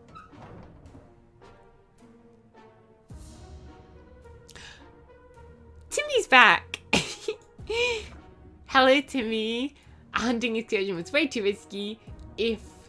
What if these are not your average animals, but mutant spider lions or worse? We were so afraid for Timmy, but he came back from the wasteland and is safe with us now. The majority of the local gas stations was destroyed. Gasoline reserve blew up too. Probably did more damage than the atomic bomb. The only thing left intact was the cashier's booth, along with some cars and the gas price board. War or not, prices are still growing every day. There was an abandoned truck in line for the gas pump. We immediately recognized the logo of a well-known company on its side. Yup, the Can Soup Company.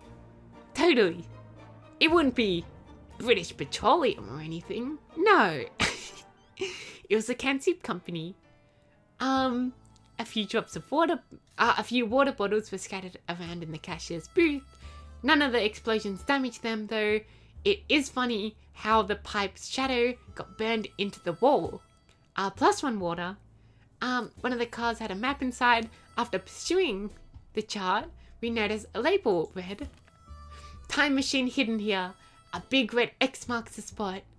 A deck of cards was lying around just outside the booth. After picking them up and counting them out, the only thing missing were the 3 sixes. Playable enough. We believe that our expedition to the wasteland must have been followed by strangers. We should be more cautious next time. Okay, so Timmy wants food, Dolores wants food and water, and Ted wants both. Okay, easy. And is it expedition time? I don't know, because now we have our map. We can go to the military. Stumbled upon a weird signal when chasing radio frequencies. We're sure that lays behind the terrible static and screams. We could hear a voice. A voice screaming in a foreign language. Oh dear, what if it's Soviets? We should probably listen to it. But what about the children? Don't. It's just going to be the Canadians.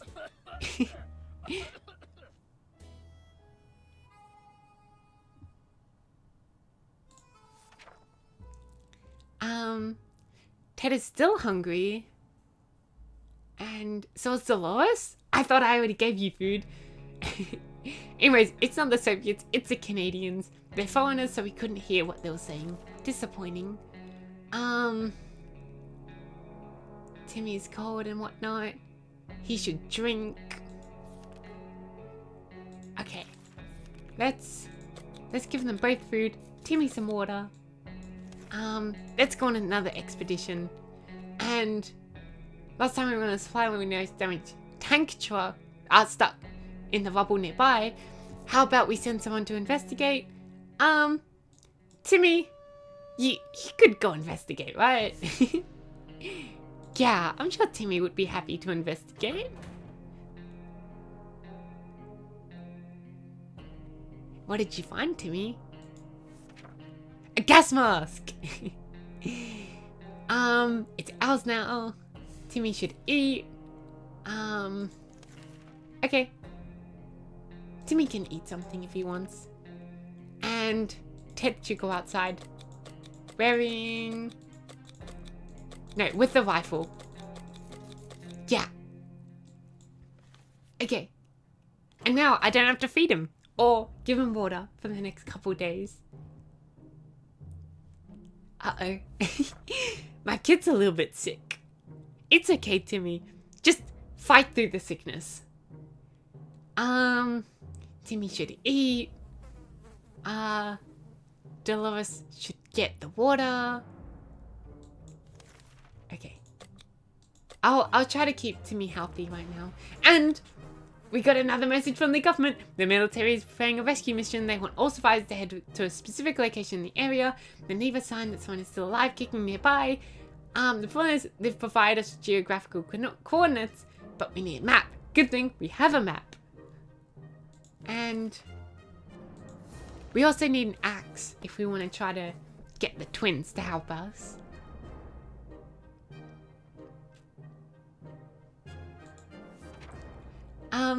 Quick glance at the map gave us all the information we required. We left a message in a bottle. Timmy wants water. That's okay. I'll wait one day before giving him water. And the siblings want to help again, but we don't have an axe, unfortunately.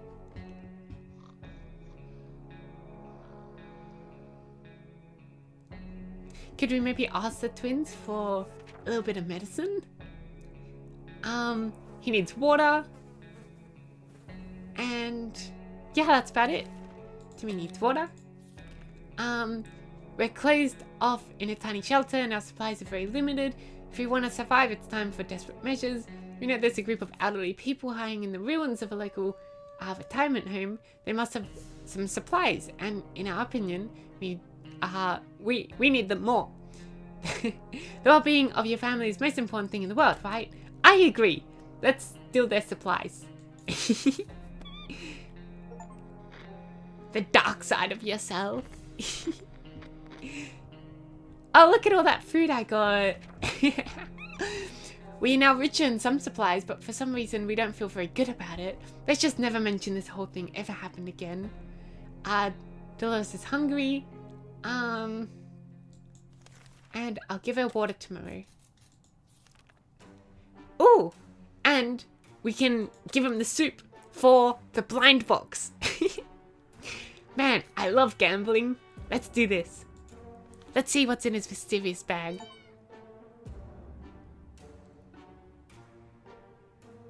A kitty? Good thing it's not a cat roach. As soon as the door closed behind the trader, the bag started to violently shake, emitting screeching, hellish sounds. Terrified, we backed up against the wall. When the beast finally escaped, it turned out to be just an angry house cat. Feline gave us a menacing look and promptly sat down in the corner to clean itself. Its color says Sharekov. Is that its name? Hopefully it's its name and not a warning or anything. Timmy's looking very pale. He's very hungry. Okay, so Dolores wants water, Timmy wants food. And looks like that rock we got of old man a while ago really does bring luck. Jim visited us again today, but instead of rocks he was carrying a big bottle of clean fresh water. We don't know where we got it, but we were pleased when he shared some with us. It should keep us all hydrated and moist for a while, so actually Dolores doesn't need water.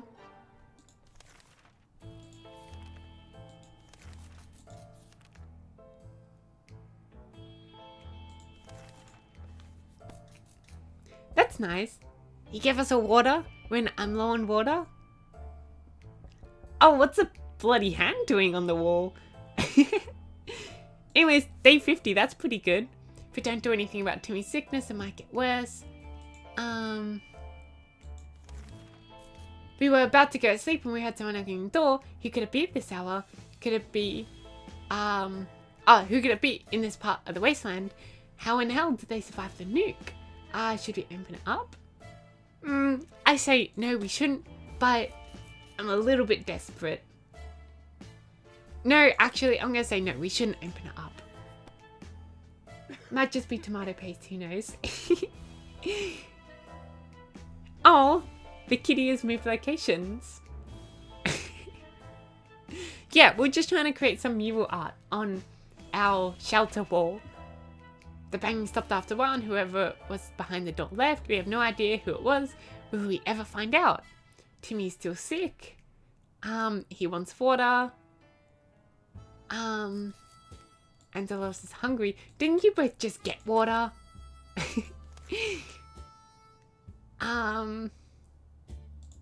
Okay. We can give Dolores another day of being thirsty. When we opened the bunker door this morning to let in some fresh radioactive air, we discovered a small suitcase on the doorstep. There was a note on it, and the neighborhood seemed empty. Should we take a look inside? I think there's gonna be a bomb inside.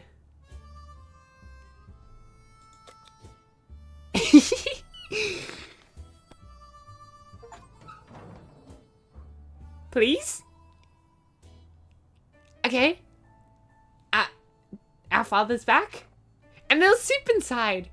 I'll be gladly accepting the signed gift. Despite our suspicions, it turned out it was just a regular tomato soup can. Thank you, kind stranger. Ted is home from his voyage. We went on a trip to a more specific place this time.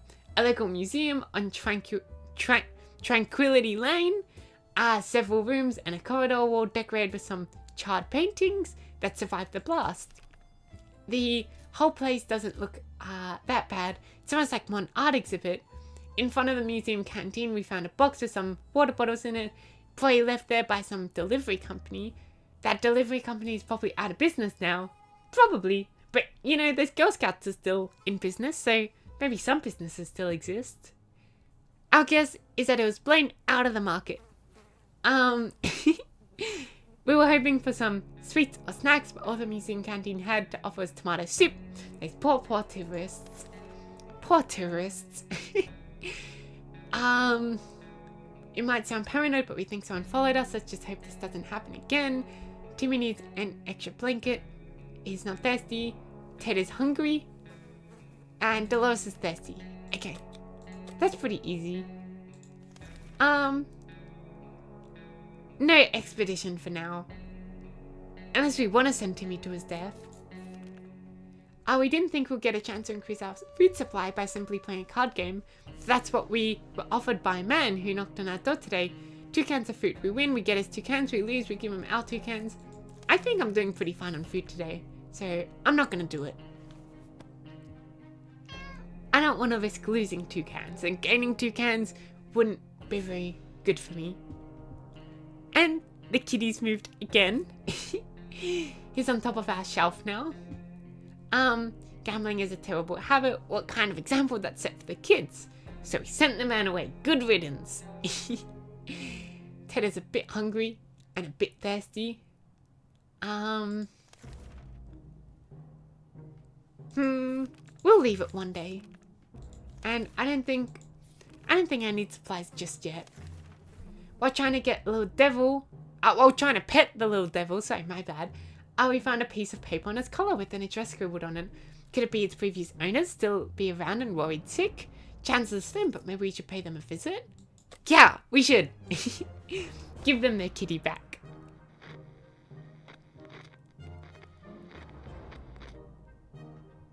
Oh, and the kitty's gone. Before we reach the end of our street, we'll stop by 2 men wearing dark coats and stylish hats.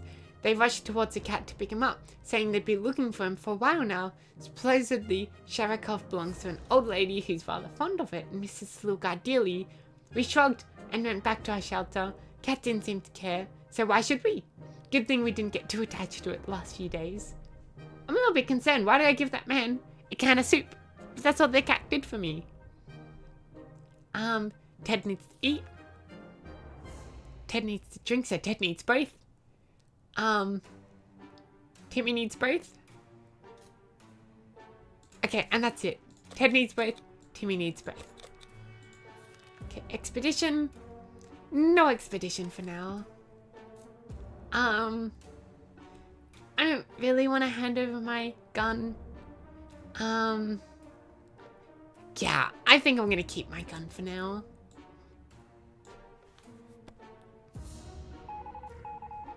Morse code. I think we might actually survive this one. And it was all because of that map that Timmy brought back. Good Timmy. So Dolores needs water despite his desperate attempts to sell us kinds of things. Useless and not. We turned down the man's offer. It's probably for the better. He did look quite untrustworthy. Okay, so give Dolores some water.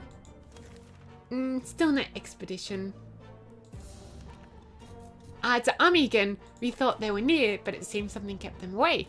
Guess we're not leaving just yet. Their broadcast was concluded with a request for assistance. They wanted to take a few canisters of gas to the nearest bus stop. Apparently they need it for the transport. This is not something we can do very quickly, so we do need a gas mask to stay safe. There is no need to get sick right before we get rescued. Good point. Let's take the gas mask. Although, Timmy is really sick right before he got rescued, so... Okay. I'll set the canisters in place and we're safely back home. Well, if you call it that, and hopefully not for too long, we will see what the next few days will bring. So Dolores wants a little bit of food. We might leave it. Oh, actually, we have plenty of food. We can give Dolores a little bit of food. I feel like we might be safe soon. I don't think we need an expedition just yet. Enough of this plain tasteless water. Dolores is really craving a cup of coffee. Real, true, blue, American coffee. Yeah, American coffee. I don't know, can you really? I feel like, is coffee... What is coffee, you know? We're talking Artemis's ship here. Because is coffee really defined by the barista who makes it? Or the beans it was made out of? Because I don't think America grows its own beans. I don't think it can. And so, can you really call it true blue American coffee if the beans aren't American? but just the barista is. I don't even know if you can call it a barista if it's just, Dolores making it herself with some instant coffee and some hot water. But yeah, and does the milk have to be American? Does the water have to be supplied from American springs? Or is a True Blue American coffee? That's what I want to know. Anyways, thank you, Timmy, for sacrificing yourself for our water. And for our, coffee. Oh, the kitty's back. Okay, great. We got a whole pot of cold coffee. The taste is weird and we don't have any sugar or milk to give it flavor, but it'll do. It's set up from the bland, slightly irritated water we've been drinking. The pot only held a few cups worth of coffee, and we gulped it all down in mere minutes. All of us are very alert and ready for anything, for the next 5 or so minutes anyways. To our surprise, we found Cherikov back in our shelter this morning. Little kitty! We're not exactly sure why or how it came back. Is it our good care it appreciates? Our kind hearts? Optimism? Or just our stockpile of soup cans? Only time will tell. Ted is hungry. If we don't do anything about Timmy's sickness, it might get worse. Dolores is no longer hungry. I don't think we need to do anything right now. And trash can of ours is getting disgusting. The good news is we don't have much of an appetite when we see it, so we're saving some food, yet for some reason we would like to tidy this mess up. The giant green cockroach is a pretty good motivator. Good point. Let's use the Boy Scouts book. Meow. Meow. Okay, Boy Scouts book is still intact.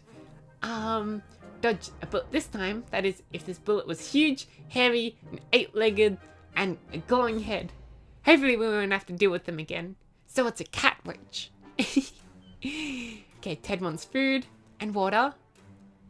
Timmy wants food. And the last one's water. Okay, we can do that. I'm still a bit wary about another expedition. A loud crash, a surprise shriek, and a bit of debris falling from our ceiling. Truly a recipe for a good start to the day. As it turns out, Cherikov found a new toy. A bit of innocuous wiring that is ripped out of the wall.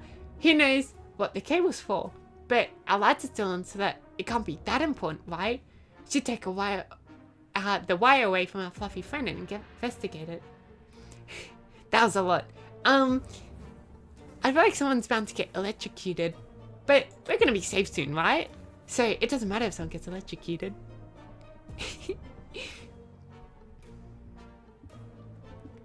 Okay. Followed the wire around and found a half-burnt-out truck with 2 surprised gentlemen inside, surrounded by an array of blinking bulbs. That's some space tech right there. Were they listening in on us from our very own shelter? Their feeble excuse about a roadside picnic did not convince us. Even Timmy knows you can't have picnics here, and the car has no wheels. Okay, feed Ted. Give water to Timmy. Let me check out.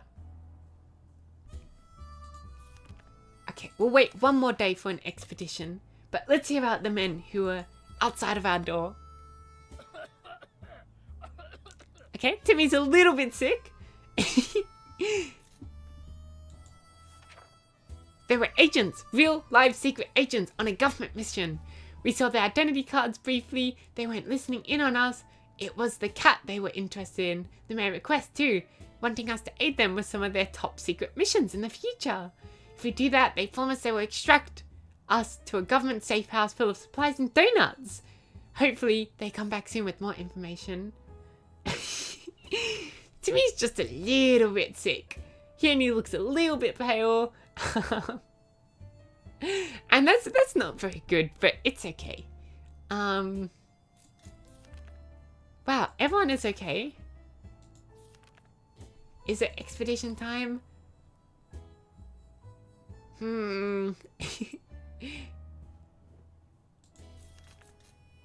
Okay, fine. Let's go on an expedition. Dolores seemed eager. So a coded note was left on our doorstep. It's all symbols and numbers. Some sort of cipher that will need to be cracked before we can read the letter. Dolores seems eager for this challenge. However, it's hard to tell how long this could take her, and it could prove to be a waste of her time. Should she keep herself busy with it? Yeah, I would argue so. Because, I don't know, maybe it'll help her sanity. I feel like deciphering things can be a bit fun sometimes. Okay, Chai Scopsy is back. A little cat. Dolores instantly sat down with the code and started working on it with a purpose. She looks very focused. Let's hope the note is worth staying up all night. Dolores looks very tired. Okay, wait, so what was that? Water for Dolores, food for Dolores, and Ted wants water.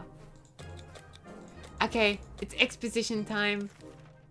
Ted goes out with the rifle. There we go. Bring us back some water. How have we survived 62 days? That's kind of surprising. We hope Ted will be back soon. Dolores needs to rest. Timmy wants water. That's okay, but we don't have much water left, Timmy. And the cat wants some food. You practically feel the tension rising from our shelter as we can sense the danger. It's must be how cats communicate that it's time to eat. We should share some food with the cat. We've got plenty of food. And good thing we didn't take that bet with the cans, because Raz would be out of food now if we lost the bet. The little devil utterly devoured the whole can in less than 60 seconds and left nothing behind, not even a drop. After that, it took a long, peaceful nap. At least it won't bother us for a while now. That's good.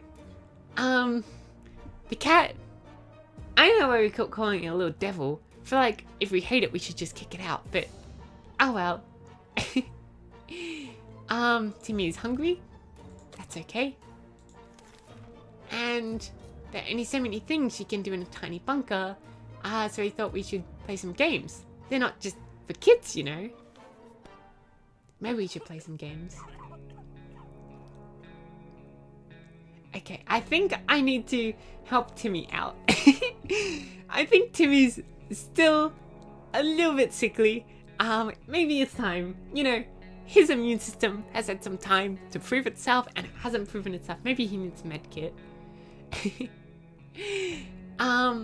We thought playing the silent game would be a good idea, but the silence got really annoying and we quickly stopped. Uh-oh, we're about to be out of water. Okay, what's that glowing thing in your pocket, Timmy? Oh no, mutate ants! The terrifying little mandibles almost gave Dolores a heart attack. She wants them out, but Timmy says it's being off an atomic ant farm. One of them has to have it their way. But who? I think the ants should probably leave our shelter. I don't think we need ants in our shelter right now. Is that the military, perhaps? On the topic of an atomic ant farm, Dolores put her foot down several times. She swore and stomped furiously with a look of glee on her face until all the insects were dead with. Timmy was mortified. Sorry, Timmy. Okay. So, Dolores needs food and water. Timmy can't have water until Ted gets back. So, sorry, Timmy. And Army started broadcasting again. They're requesting a representative from all surviving groups to meet at a specific location. Seems they wish to question people before they evacuate us from the area. We're not sure if it's a good or bad idea. We should send someone though. It's still our best chance. Yeah, let's send Dolores, because Timmy, they might be mortified seeing how sick Timmy is. How sick we allowed Timmy to get. We managed to make it to the meeting in time. We tried our best to answer the questions the soldiers asked us. Let's hope we fulfilled the expectations and our ragged appearance didn't make a bad impression. Timmy needs water right now. We don't have water for you, Timmy. I'm sorry.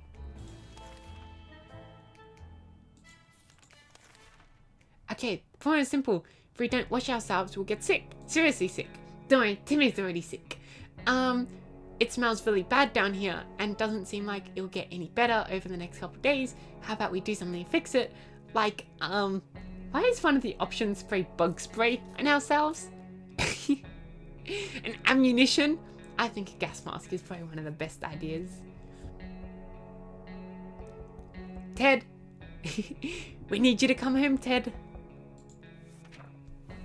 Oh, Timmy was cured and is about to die of dehydration. That sucks. What doesn't kill you make you stronger. If we can survive just a little bit longer, dirty ears shouldn't be much of a problem. Just be sure. Dibs on the gas mask. Okay. I'm sorry, Timmy, but we don't have any water for you. Open in the name of freedom, came a shout from outside the door. We weren't sure who claimed to be representing freedom, but we could hear it was a group of people, probably armed. So over for Timmy. Anyone who introduces themselves like that is probably planning to kill someone in the name of freedom. Should we open? I think it's a government. And if it's not, we're sacrificing Timmy.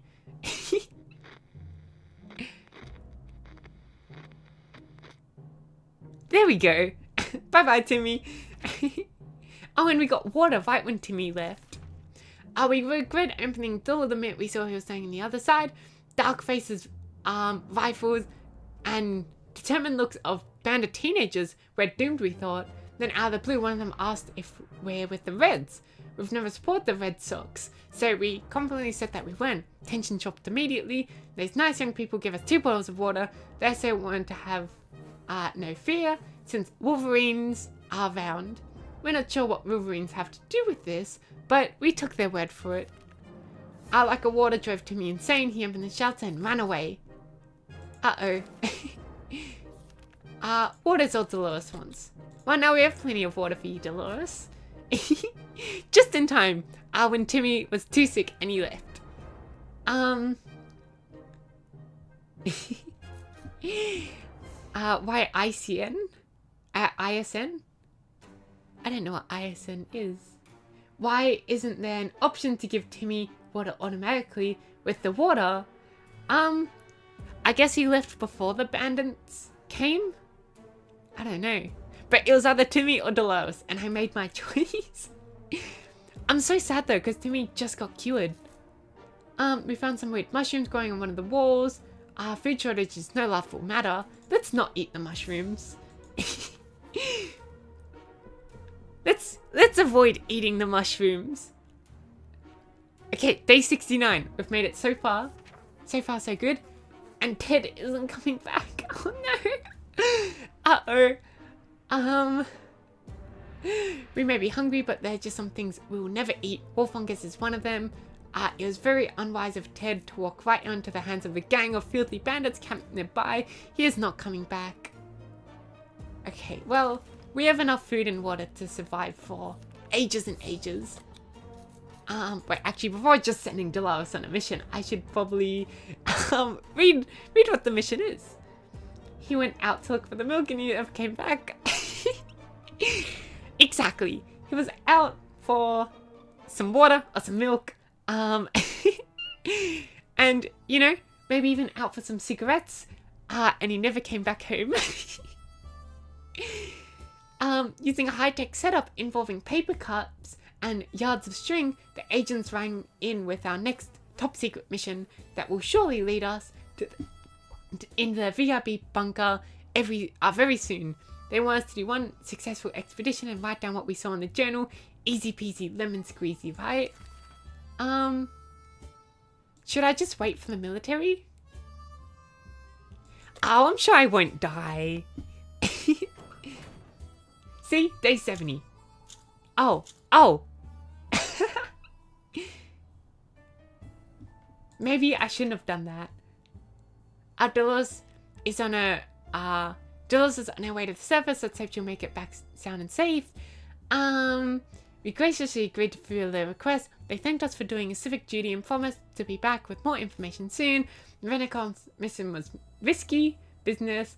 We had to visit neighborhoods that were dicey even in the best of times. The area was full of mutated cats and dogs fighting each other in gangs, all of them armed to the teeth. That's kind of scary. Cats and dogs armed to the teeth. We barely made it out of there alive, but the agents seem to appreciate our efforts. Let's hope the missions are actually worth it. Our bucket is just about due for an upgrade, and we're expecting the government shelter to have an excellent bathroom, maybe even a hot tub?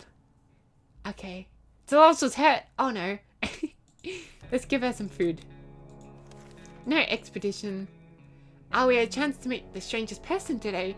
He looked just like a human, except with triple the amount of heads as necessary. So I guess he's a Hydra.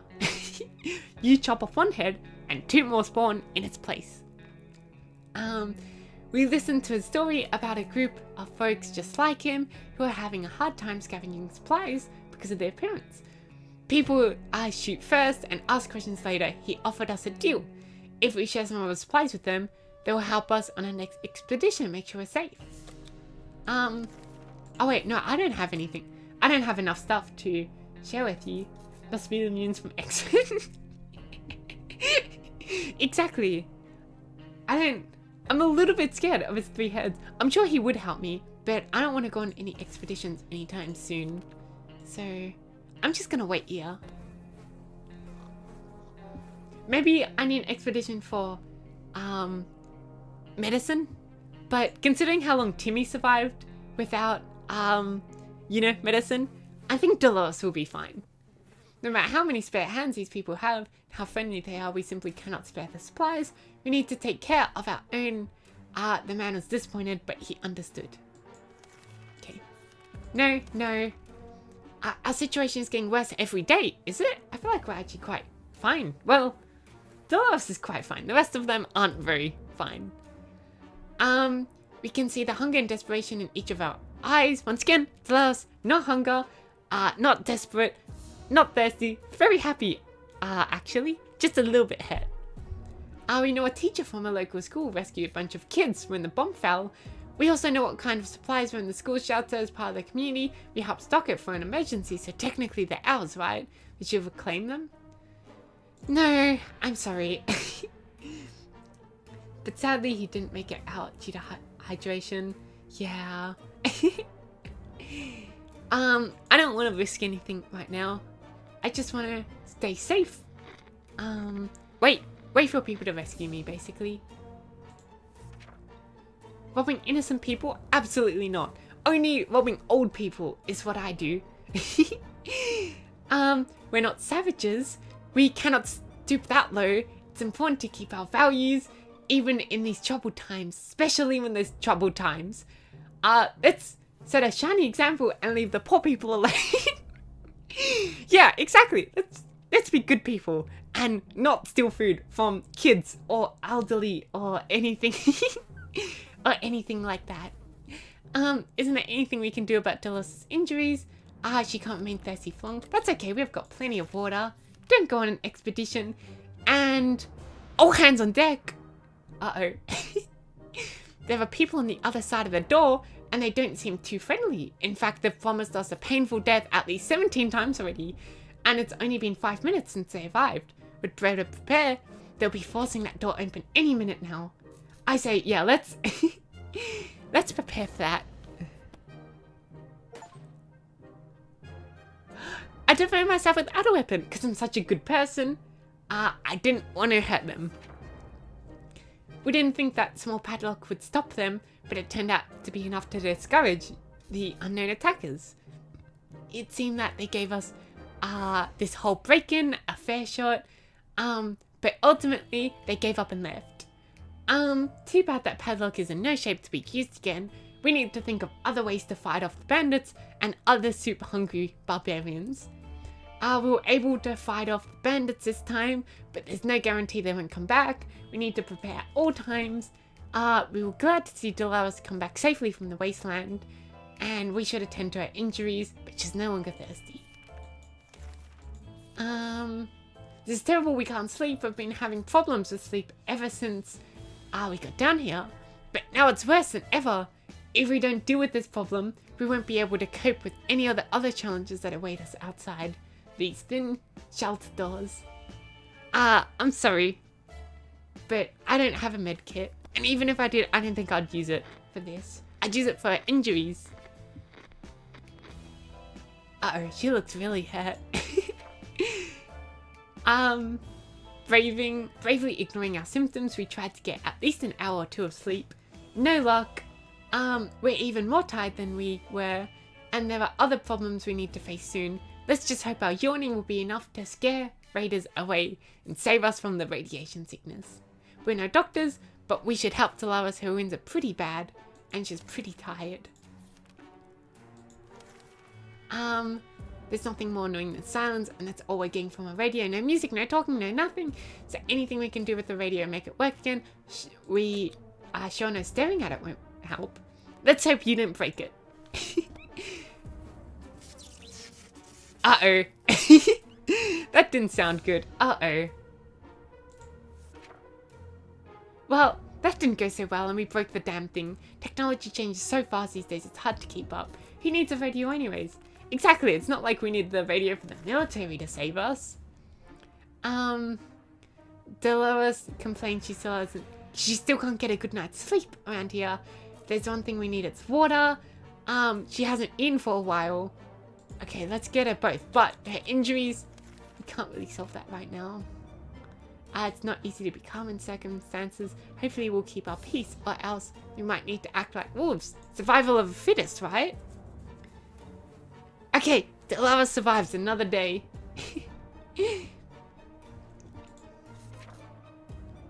Being stuck in such a tiny shelter would make anyone a bit pathetic. We need to stay calm and await the rescue. Surely they're coming for us, right? Okay, so Delava isn't doing very well at all. And the bandits are at the door. And we don't have anything to defend ourselves with. I think this might be the end of the game. I think this is game over. Yeah. Yeah. Just as I thought. This is the end. Our shelter was penetrated by the bandits. There was nothing we could have done. It's over for us. We're doomed. Doomed, I tell you. We survived for 80 days. Well, it was a fine attempt.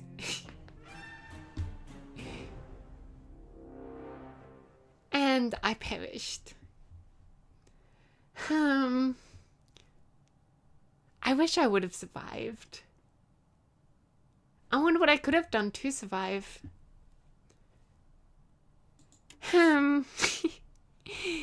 Maybe next time, if we want like guarantee survival, we have to get the radio, the map, and the gas mask, because that's what the military wanted. I wonder what achievements I've gotten. Survive 10 days, 20 days, 40 days, 5 days. Collect 10 bottled waters from your house. Show your evil side. Yeah, this is the end. Home sweet home. Duck and cover. Pacifist.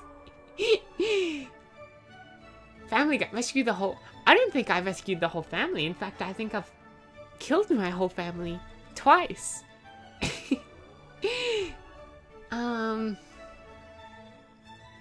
Wait to use something in your fallout shelter.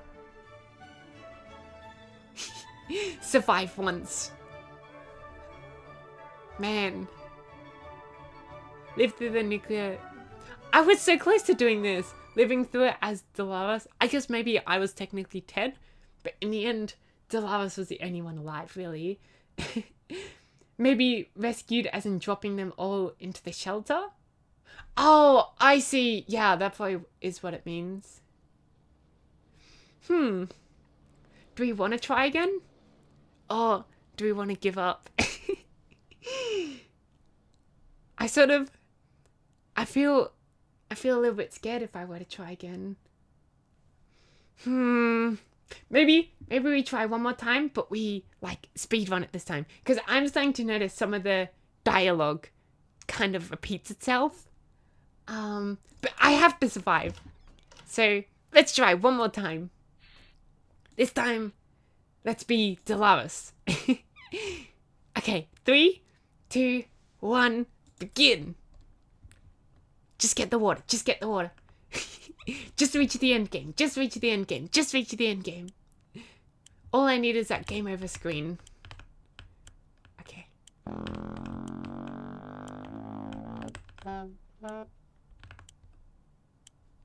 I'll take her and a bottle of water.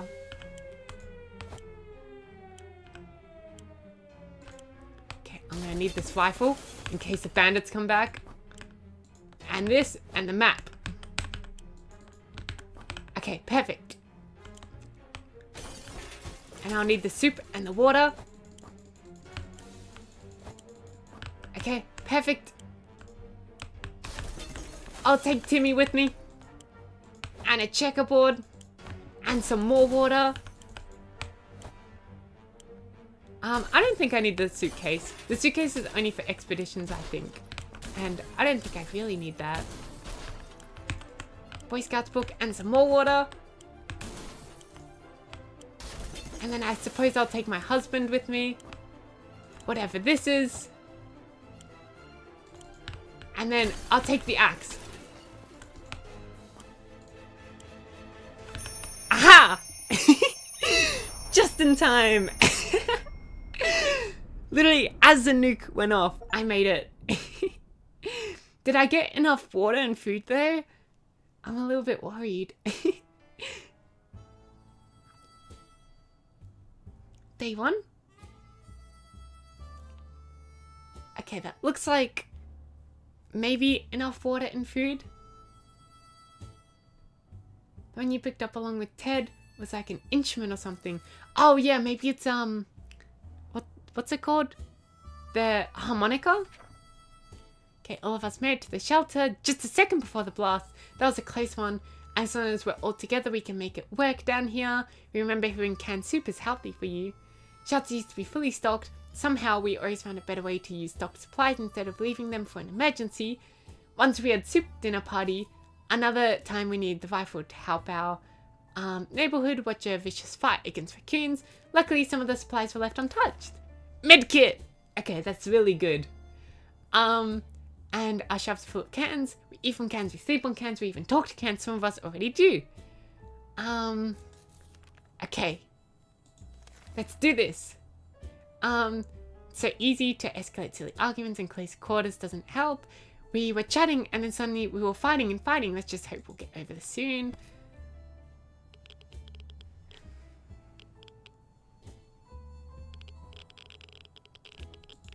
Okay. Everybody seems to be doing fine. I could go on an expedition. It seems a little bit risky. It's difficult to prepare for unforeseen consequences when you don't see them coming.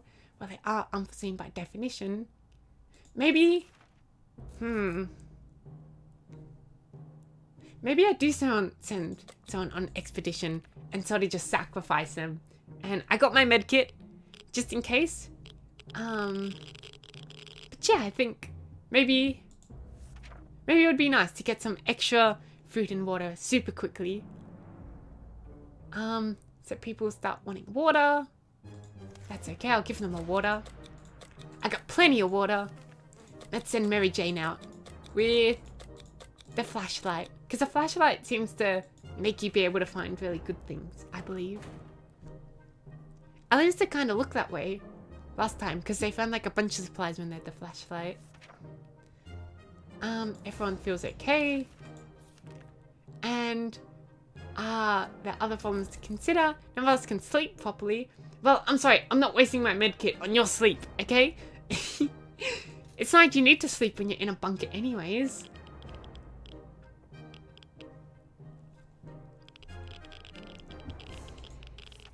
Okay, some people are quite tired, but that's okay.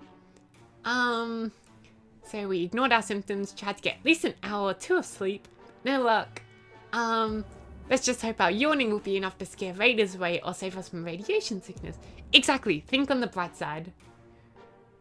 And Timmy is actually quite fine, he's not tired. Okay, what's that sound? Galloping horse. We rushed to the door and we were greeted by two men just like they'd come from medieval fair. We identified the source of the sound. One of them was holding two rocks and hitting them together constantly, while the other was skipping and pretending to be like a rider. They said they're looking for some antique cup, but they'd got lost and they would be most grateful if we could let them check our map. They can check it, but they can't take it. Let's hope they don't take it. Okay, good, they didn't take it. They seemed friendly enough, so we let them have a look at our map. They thanked us and offered us some supplies in exchange. We graciously accepted and wished them luck on their quest. Dolores complained she still can't have a good night's sleep around here. If there's one thing we need, it's water for Dolores. Ted is still tired. A few days rest is what he needs, and Ted just wants some water. Okay, so everyone just wants a little bit of water. That's okay. We'll give him more water again. We're not big fans of our strange smelling shelter, but when we started to smell around, we quickly realized how much we prefer that nothing is on fire scent it had before. A fire? We need to put it out, and we saved our supplies. We don't have much time to save them all. What do we save? Definitely the first aid kit.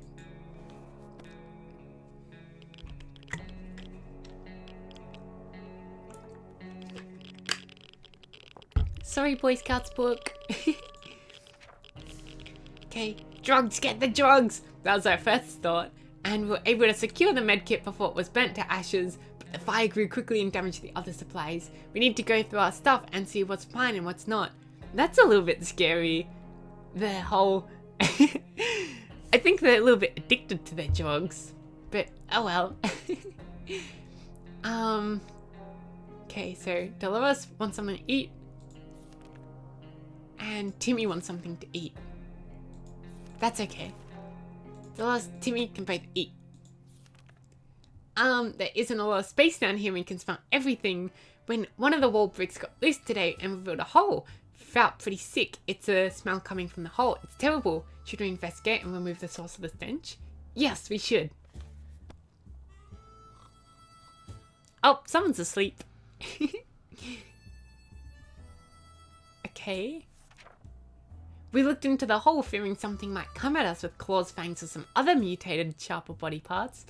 But nothing happened. And instead, we found a dead rat who's trying to break into the can of tomato soup. And we decided to take the soup for ourselves. But we gave him a burial, not to fear. Ted is hungry. And everyone else is fine. Okay, when the hell are those sounds? Are they coming from the goddamn walls? They're driving us crazy. Is something crawling in air vents? Relax, take a deep breath. We should probably calm down before we start tearing them down. Maybe we should try relaxing for a bit. I agree. Let's relax.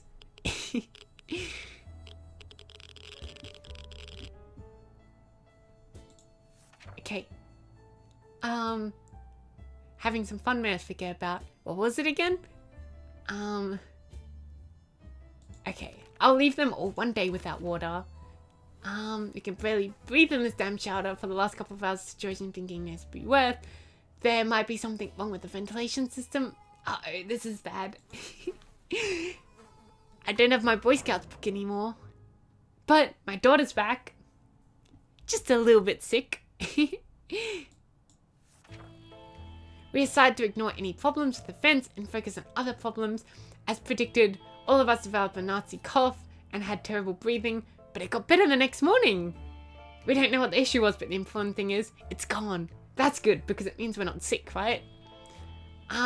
Mary Jane is back, and she went to a local supermarket. But unfortunately, a bandit group had the same idea and turned it into their new home. The thugs were armed, and able to terrorize the entire area. Maybe stealing from them would be ideal payback. Yeah, because we're good people.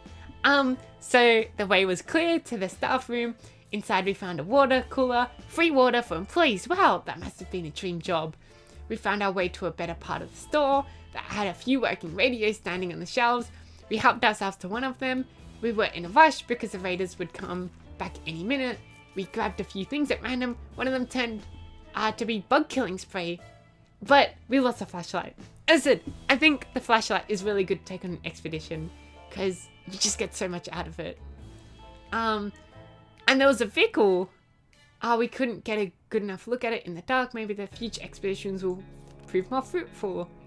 The all of us will not survive without water. Okay, so they all want water.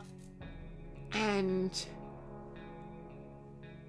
yeah, okay, they all want water. Ted wants a little bit of food. Wait, but I don't think Mary Jane doesn't need water. Should I give her the med kit? Maybe.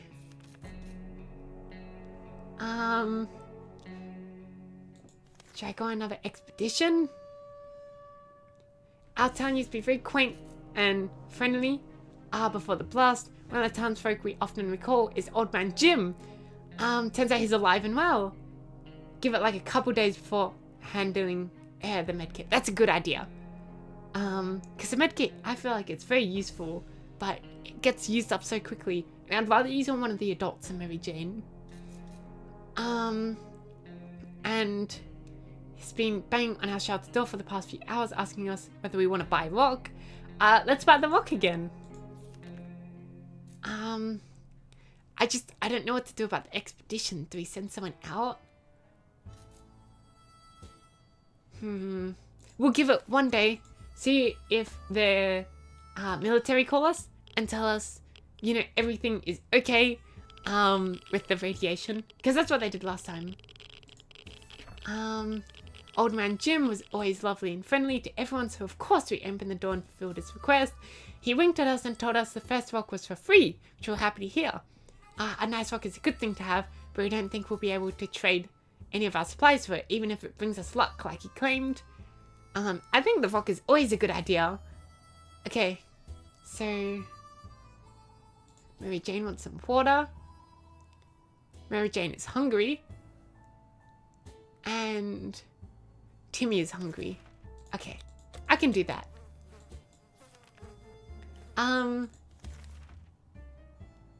I'll do this and then look at the expedition. We were admiring the radioactive landscape when we saw a young woman dressed in ragged camo clothing. She had a nasty looking rifle, but she hailed us in a polite enough manner. She claims to be a hunter. I think she was only going to give me food though. Although to be fair, food wouldn't be so bad right now. Should I give her the bullets? I'm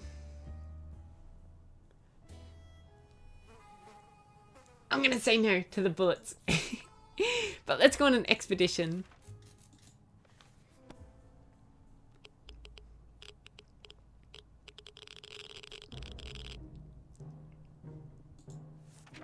Okay. We didn't give her anything. Dolores would really love to eat something. Mary Jane's tired. She becomes cranky, but she should be better in a few days. Okay. So, I guess give Dolores some food, and that's about it. And let's send Ted out with the gun. Okay, I like this plan.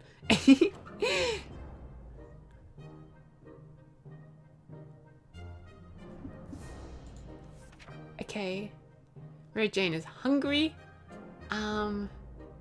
Water for Dolores. Okay, I can do that. Yeah. And then it's been a while. We don't know what's happening on the surface. Let's check the radio. Okay, a call. That's good. Is it the military?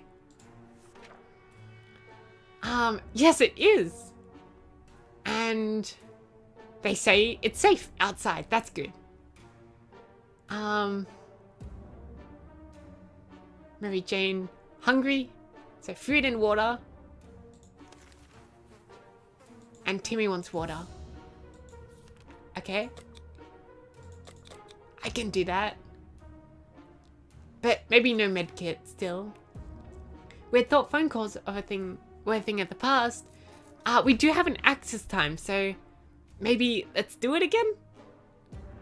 Yeah, let's do it again. Let's talk to the twins and see if they would like our help this time now that we've got an axe. Yep, okay, so it's town of Hill Valley. Dolores is a little bit hungry. Timmy is very hungry. Give Timmy some food, but maybe not Dolores. And yeah. Okay, everything is fine. So good so far. And there's a knock on our door. I wonder where Ted is. Is Ted gonna come back? Our relocation is probably something we'll have to discuss after we get out of here. Dolores wants food and water. And that's about it. And then finally, okay, I don't need water. No, I would rather food right now. So, sorry trader, but no food or water for you right now.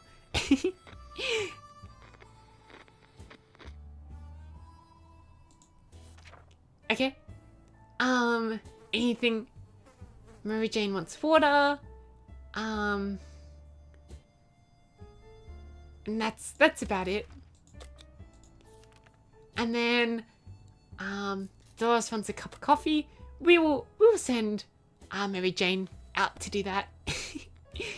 Let's just keep getting him more and more sick until Ted comes back. Is he coming back? Okay, so we got coffee. That used a little bit of our water, but I think that let everyone drink for free, which is good. Mary Jane is hungry. Okay. Actually, I don't have too much food. Someone who can rescue us. It's our government. Okay, let's do it. Let's get our government to rescue us. Is that Ted? Ted's home. Okay. He's got a gun. Oh wait, no, he brought back his gun. I already gave him a gun. He brought back the gun. And the military is out there still. Okay, we just need to wait for another radio instruction. He went to go visit primary school, but not for education. He got some soup, which is good because I need some more food. And the biology class at an aquarium, the fish had died since no one fed them. The aquarium water could still be drinkable. I don't think you should be drinking radioactive water, but oh well. He got a gas mask and a scouts book. That's good because we lost our scouts book before. And the gas mask we can use for the military. So maybe we'll actually try to do the military route this time.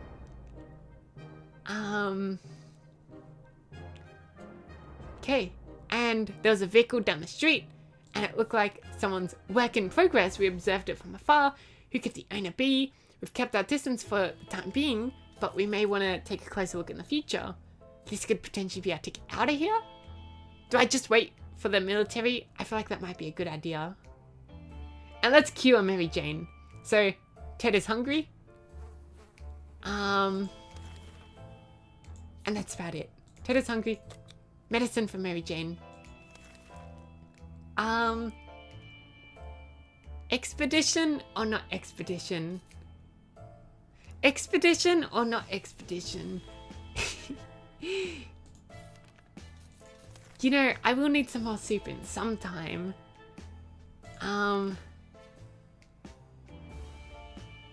Oh, and we lost our ammunition.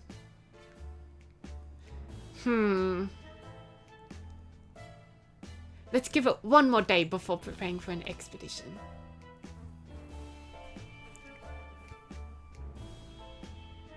Okay, Mary Jane is nice and healthy now. And we lost our bullets. Okay, so Ted wants food And water. Water for Mary Jane. Okay, I think it's basically food and water for everyone. That's okay, I can do that. Okay, I think it's expedition time. Life in the shelter can really push your own personal relationships. Privacy is a forgotten, impossible concept now, so even if you want to clear the air, well, even the most private conversations guaranteed an unwanted audience. Dolores and Ted would really use a quiet moment to talk in peace about a picnic in a nearby park. Nah, no way. No way. But it's fine, you know, what private things are you keeping from your family anyways?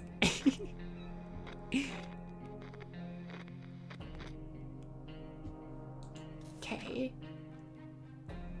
The adults, surely they can handle their emotions just fine, right? Let's keep an eye on them though, just in case they try to murder each other and blame it on sleepwalking. So everyone's pretty much fine. Okay, expedition time. Can't take Ted out. Don't want to take Dolores out. Do we send Mary Jane again? Or do we send Timmy? What should we send Timmy with though? I don't want to lose our Boy Scouts book. Harmonica, I don't think would do very much. A map, we need it for the military. A lock wouldn't do very much. A radio. He doesn't know how to use a gun, but we need the axe. It's okay, he can head out with a gun. You know what? He can head out with the gun. If we get attacked by bandits, we've also got a lock, so we don't have to break our axe. Ted is hungry. And that's about it. Let's give Ted some food. And, Mary Jane can go get some supplies for us. Yeah. Let's hope she doesn't come back hurt or anything. She's okay. That's good. And we got ammo. That's good. Thirsty. Okay, they all want water. And we got scared a little today when all of a sudden our map just fell off the wall. Maybe our shelter is haunted, but there's a safe behind it. Let's crack it. And there's knocking on the door. Is it the twins, perhaps? We got a flashlight. Hell yeah. Okay. Everyone is mostly fine. Why are you drawing a little murder thing in the book, huh? Okay, we're visited by one young woman today. She's on a mission to rescue her twin brother. He went missing after he challenged a local bandit leader for a duel. She said they've been observing us for a while and they were hoping to visit us together eventually. But when her brother went missing, she asked that we help her reunite her brother and promises we will not regret it. Let's send Ted over.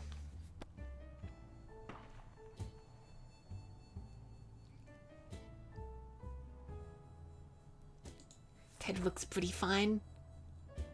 And is rested now, even after heading out to help the woman. The woman quickly called a group of her friends and set out for what turned out to be a successful mission. Finding the lost twin brother wasn't a problem. He was hanging at the top of some antenna next to the fence trying to escape. In his duel with the bandit leader, he lost a hand, but the group quickly tended to his injuries and he'll be just fine. The siblings thanked us 100 times and they said they'll definitely contact us again. Ted is hungry. And I'll give it just to Ted for now. You'd expect the post-apocalypse to be a time of peace and quiet since, you know, most of the people around aren't around anymore. Yeah, here we have someone at the door. The infinite, kind of strange-looking man in a blue jumpsuit asked us to trade him a water chip. A water chip? What the hell was that? Well, we have plenty of water, so I'm willing to give him a little bit of water. But I'm, another really bad accident has happened. This time, I think there's a nuke inside of my house right now. It hasn't exploded, but it's in my house.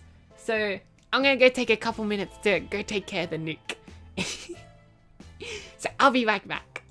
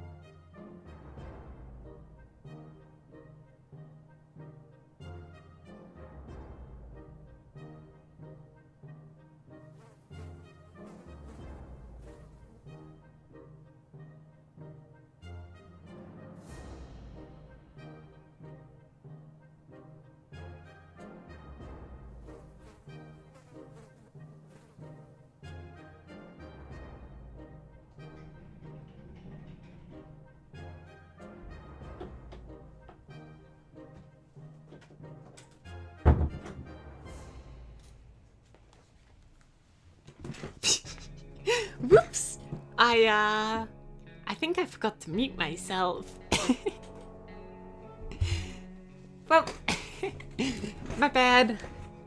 Okay, what did we do? Did we just... I think I sent someone outside or something. Oh no, I gave a water bottle to someone. Yeah, the visitor wasn't very happy that we didn't have a water chip, or that we didn't know what one was, did help himself to the water we offered him, and explained the chip is of utmost importance. Before he learned anything more, he left the wasteland. Oh well, I guess I don't really need more water. I've got a lot of water right now. Okay, the last one's both. Ted needs water, and Mary Jane wants both. Okay. That's okay. Well, it's not too okay. I'm a little bit scared. We're low on soup. So if Timmy would come back soon, that'd be great. Mary Jane didn't utter a single word today. This is very odd. Maybe someone should find out what's going on with her. I agree. And there's Timmy. Hello, Timmy. And he brought back the rifle. Nothing solves problems better than honest conversation over hot beverage. We don't have the ladder, but talking alone seems to do the trick. Was so afraid for Timmy, but he came back with the gun I gave him. He tried his luck at a nearby bar, fittingly called the World's End. Usually, such a respectable family like our own would never go there, but this time we gave it a shot to find some unclaimed goods. And we found some water at the bar, and some playing cards. Supposedly people gambling. Little Timmy adventures, yeah. And Timmy survives his adventures. I don't think Timmy's ever died on an adventure, which is good. Ted has, I think, multiple times. From what we could tell, the atomic blast interrupted a poker game. Those poor bastards are not likely to be finishing that game anytime soon, but we can still use their cards to entertain ourselves. Artelos is hungry. And that's about it. I'll give Timmy some food as well. Oh wait, Timmy didn't bring back any... Uh-oh. Okay, well then, no food today. But another expedition I think we have to do for the food. Okay, we were able to catch the military broadcast again. This time they're asking us to get out with a flashlight and signal to their plane. If all goes well, they'll be able to find us soon. Let's do it.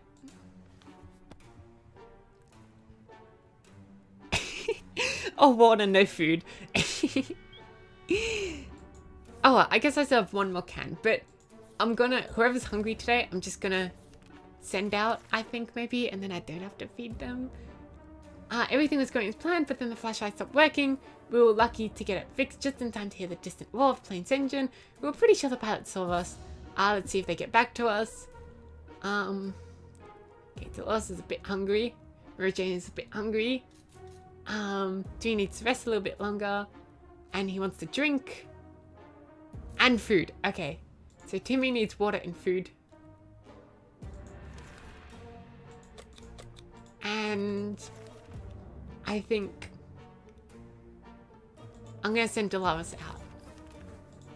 With a gun. Again. The gun doesn't seem to fail us very much. Oh, I could send her out with the flashlight. Maybe that would be a bit better. Timmy's just not gonna die due to hydration this time. Yeah, maybe he's gonna die due to hunger. It's because, look, to be fair, I forget who it was. It was either Ted, Timmy, or Mary. It was one of them. They brought back six bottles of water. That's keeping us going for a while now. So, you know, I think whoever did that did a good job. And Timmy's not gonna die of water. Mary Jane is quite hungry. Very thirsty. Okay. And Ted should drink something. Timmy is very hungry again. You guys ask too much of me. They were all thinking about a day, just like any other down here. Mary Jane confronted us. She said it's her birthday and she doesn't want a gift. Not in this situation, not in this economy. Well, she's too young to be giving orders around here. So she's getting a birthday present and that's sad. We just need to pick out something. Let's give her some cards. And let's hope she doesn't get mad that I gave her some cards.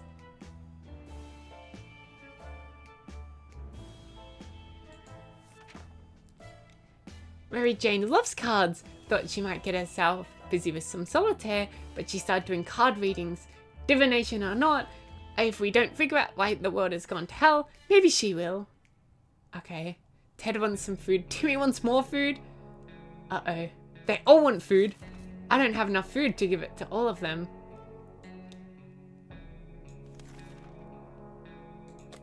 I'm sorry, Timmy? I do need an adult. I'm sorry, Timmy. I know you're very hungry, but I can't give you food right now. I'm sorry. During our last expedition, we finally approached that nearby vehicle. It was a tank, missing wheels, and a few other crucial components. The outside was rusty and a little bent up. If we hope to ever drive away from here, we should scavenge for something else to reinforce it. Anything we should grab for the supply run. I don't know. I feel like the military is going to help us a lot. Maybe we sacrifice the axe. Because if we're just going to try to get the military to save us, we don't really need the axe to help out the twins. So yeah, let's send the axe and we'll try to fix up this car. Another cause of Timmy's death? Yeah. Yeah, just another cause of what killed Timmy. This time it's hunger and not thirst.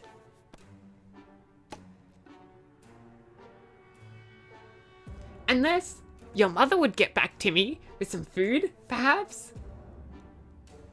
We chopped some wood into pointed sticks and attached those to the vehicle. Sharp, efficient, and also helpful in collecting trash along the way. This was a fun project to accidentally chop the axe handle as well. Not sure how, but it's a part of the installation now.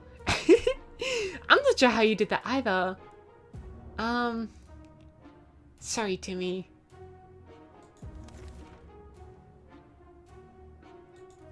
Mary Jane might die as well. I'm sorry, Mary Jane. Unless your mum would get back. And I can't take the cat this time. Poor kitty. Are both my children still here? They are. But not... not Dolores. Or Delara? Is it Delara or Dolores? Grandparents always tell us to never buy anything unseen. Yeah, unless it's a kitty. Okay. Mary Jane wants some water. Okay, everyone is thirsty. I can spare some water, even if they're not going to end up eating. Oh, we saw something strange on our way back from the expedition. A chain of lights on the horizon, pulsing and flashing in a chaotic color. It didn't make much sense to us at the time, but when we discussed it in the shelter, Timmy said it might be a secret scout signal. He would need to check out the signal by himself to decode it using a scout book. Let's hope he survives.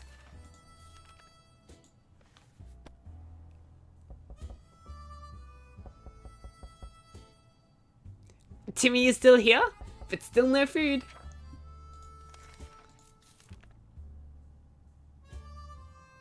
Okay, we hadn't seen Timmy this excited long. He cleared the flashlight's scout signal, which indeed some of his friends are still around kicking. And there's a few bandits around found a scout book laying around, and they're now trying to lure innocent kids into a trap. Timmy wants to prepare a coded message and try and transmit it soon. Okay, I'm sorry, but no one can eat right now. Why won't you give me... Why won't you give me food, huh?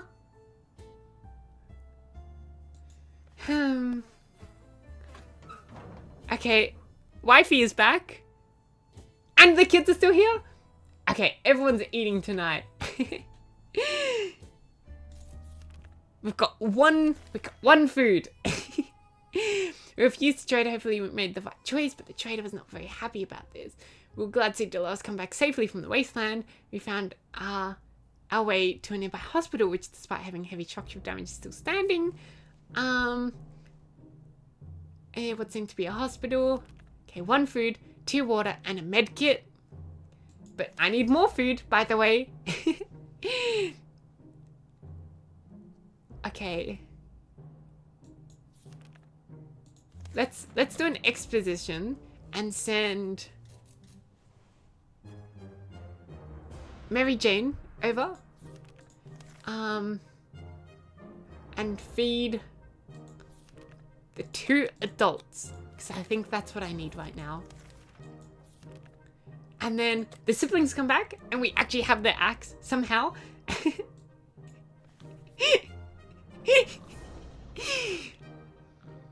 Yeah, no, I'm sorry. When I said everyone's eating tonight, that was a total lie. I only gave food to half the people. Dolores, I literally just gave you food. Okay, got a few splinters, but the work is done. We even had some fun. I was like building the treehouse in our backyard. The group and their leaders appreciated our help and said they would definitely let us know when the whole thing finished so we can come and visit them. That's nice. Okay, so water for Dolores. Okay, so Mary Jane. Well, Mary Jane's going on exposition, so you didn't need water anyways. You're taking our flashlight. Please bring it back. I mean, Mary Jane didn't need food anyways. Okay, so Timmy's about to die. Let's give water to everyone. Yeah, okay, water to everyone. Even Timmy.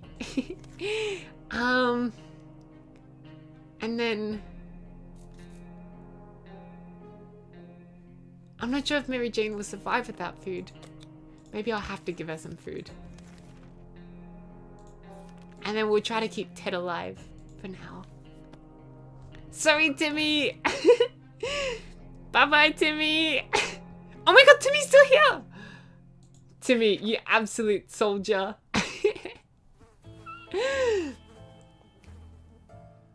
Okay.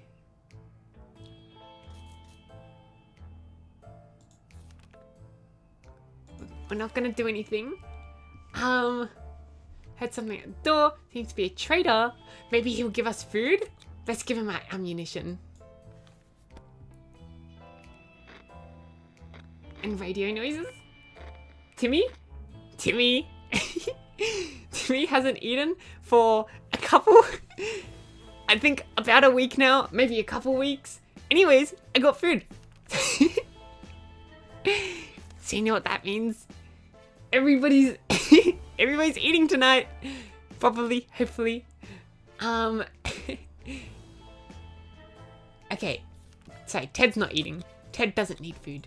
But I'll give Dolores and Timmy some food. Maybe I can save everyone today. Our visitor was happy to get some ammunition. Returning offers us some rations. It wasn't much, but something is always better than nothing. You know, it was a lot to me. When Dolores came back from that expedition the other day, she had a tiny scratch on her leg. It didn't seem serious at the time, but right now it's quite a terrible sight. If you don't do anything about it, losing one leg will be a minor inconvenience in comparison to what might happen next. Maybe losing a leg would be a big inconvenience? I remember last time she survived for quite a while, but I'm kind of curious what's gonna happen. I do like my tank. And I guess I don't really need the axe for anything more. Okay, Morse code, that's good. Dolores still seems to have one of her legs. If there was one thing we never considered, it'd be cutting off any part of Dolores's with an axe. Not only would she object to this, she would probably take matters and the axe into her own hands. It was in her best intention to avoid such a situation. We did use the heated axe blade to clean her wounds, and the infection seemed to be fading away. Oh, that's good. The operation wasn't pretty though, and we damaged her axe. I was thinking she's gonna get super infected by cutting off her leg. Dolores would really like something to eat. Sorry, but we don't have too much food. I will give Timmy some food. And maybe Ted? I don't think Ted needs food just yet. And Dolores has to drink sometime. Okay. And we're afraid the army wouldn't come to get us, but they eventually did. The next transition was full of evacuation promises, but ended in a big if. The speaker requested that any survivor groups armed with firearms should dispose of them before they get rescued. We don't know what this is about, but it sounds like violating our rights. On the other hand, are there any laws and rights left, or is it everyone for themselves? I'm gonna do it. I've got many escape options, but they're probably one of my best hopes. Okay, let's just hope bandits don't attack us twice. Still got the padlock though. We decided to follow military orders, get rid of our rifle. We'd still with a heavy heart, but if that's the price of getting safety, we pay it gladly. Didn't mean we never got another one though. Oh, well, that doesn't mean we'll never get another one though. Okay. Ted is hungry. Dolores is a bit hungry. Okay, I think they can all survive without food. One more time. Doing this, prepare a short message to be transmitted tonight. There are a few options in how it could be done, so let's try to pick the best one. Harmonica, you're not breaking our radio. Timmy, you are not breaking our radio. Play the damn harmonica.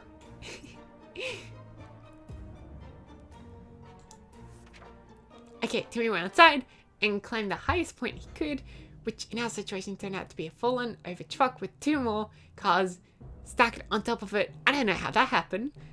Probably not the safest place to be, but he managed to transmit the message successfully and return safely. Now we wait for Mary Jane to get back home, hopefully. Okay. They all need food, but I'm gonna give it to Timmy and Ted, I think. And no one's thirsty. No one's thirsty. Our supplies are scarce and our morale is low. You can almost smell the desperation in the shelter. We're pretty sure there's a small group of survivors nearby, mostly old folks. Oh, I don't want to have to do this again. Oh. I'm such a horrible person. And it was only water. Okay, no, we got an axe. Okay, we got an axe. But, I don't know if that was the best thing to do for just an axe. I guess we can protect ourselves against invaders again. She must be starving. Okay. Everyone wants water. But there's no more food to go around until your sister gets back to me. Or else you're gonna die of food. of hunger, just like you were destined to do. There is nothing more surprising than a knock on a fallout shelter door. Who could it be? Should we investigate and risk our very own lives? Sounds like a good idea. Shall we open the door? Yes. Yes, we should. And is that Mary Jane? With some soup, perhaps? We'd be feasting tonight, boys. More food! That's what we need, more food. Timmy was right. The signal did come from the scout friends. They managed to track us down thanks to the transmission Timmy sent out a few days ago.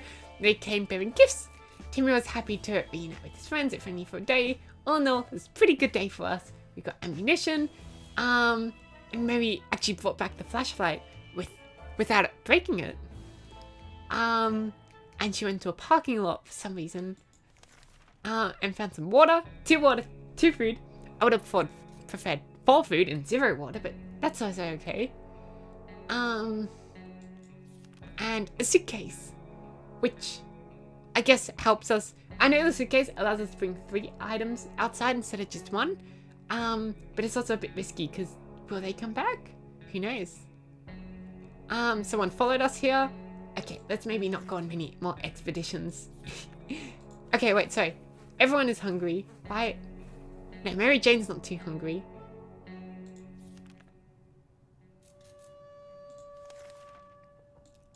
Okay. I might give... I don't think anyone needs food right now. No expedition. We were being followed, and last time that ended really badly. Dolores and Timmy both love to read. They're also both craving some fun and challenge. That doesn't include radioactive agony or being eaten by a mutant raccoon. They decide to hold a competition on who can read the scout book faster. Satan, should we let them? This sounds like they're going to tear it to pieces. But... no, actually, they shouldn't. We have many ways to entertain them. So they don't need to, read the scout book and destroy it. I think I have almost every item in the game. I don't have a rifle. I'm still missing a rifle. But I think apart from that, I've got basically every item in the game. That's exciting. Like mother like son, you can truly see the resemblance when they're angry. Both Dolores and Timmy make the same frowny face. It's unfortunate the face expression they're both wearing is so hilarious. The rest of us can't stop laughing, which only makes them fun even more. Let's hope we can get out of this loop by tomorrow. Okay, Mary Jane wants some water. Mary Jane wants some food. Timmy wants some food. Okay, so everyone wants food except for Ted. And Mary Jane's the only one that wants water. That's easy. No expedition. And at a breakfast we heard a knock on the door. It was a man with a rather excessive number of arms. He had told us his group was having a hard time finding supplies. Wherever they'd go, they'd got shot at first sight and asked questions later. Probably because of their appearance. Their friendly mutant presented us with an offer in exchange for some supplies who would escort us on an exposition. Oh, that's actually really good. Okay, I think I will go on another expedition, actually. We'll give him some of our mini water. And let's go on an expedition.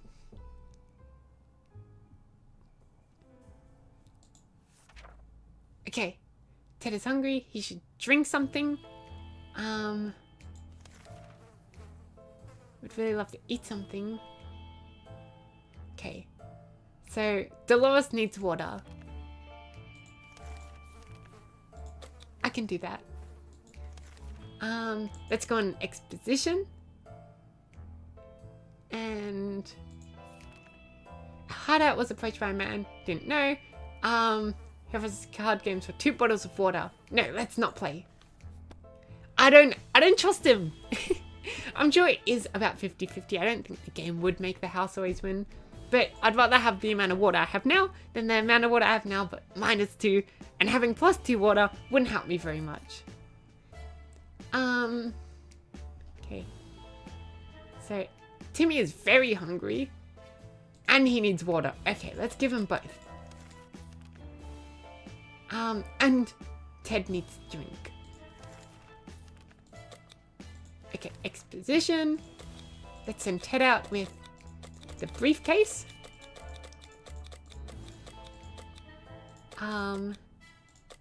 Give him... Oh, is giving him the axe the right idea? He is not going to get attacked, surely, right? Because he has the people, you know, helping him out. So let's give him these 2 items. Okay, that sounds good.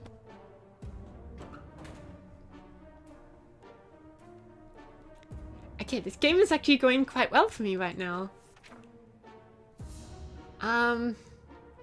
Okay, Mary Jane wants to drink.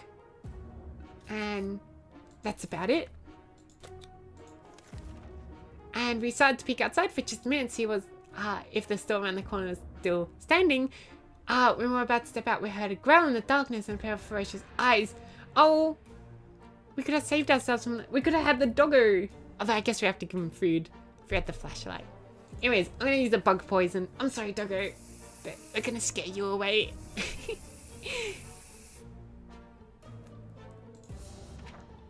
Okay. Okay, the creature didn't bother us. Dolores wants food. And... Okay, she wants both. Mary Jane wants food. And that's about it.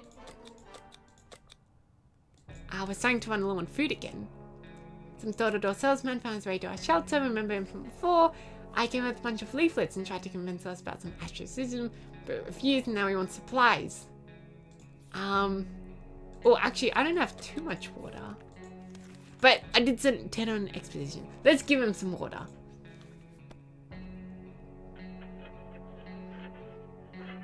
Okay. Radio noises, that's good.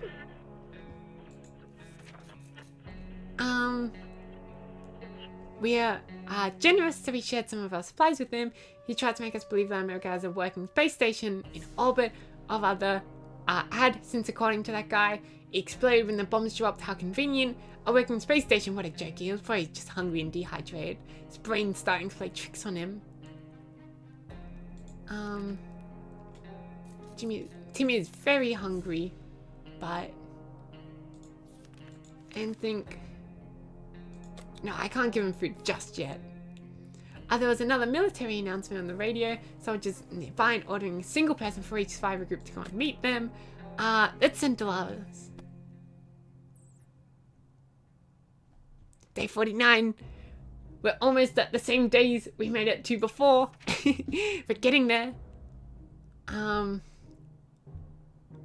Okay. Mary Jane wants a little bit of water. Let's give her a little bit. And...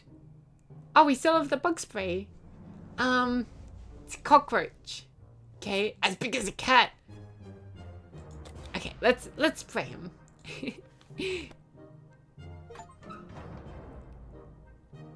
What goes around? Give it and get back. Why is Ted sick? I'm not happy about this. His return home safely. The friendly mutant group lent us a hand. And it was super safe. When walking around aimlessly, it's not usual. We're drawn to places we knew and loved.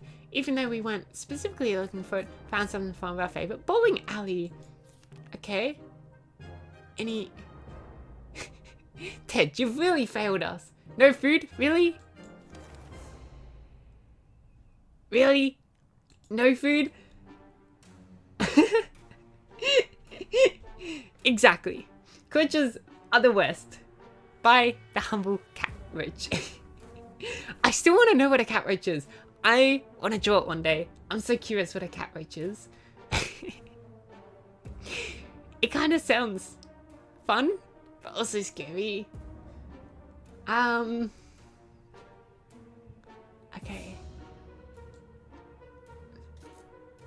Wait, they still followed us? Boo.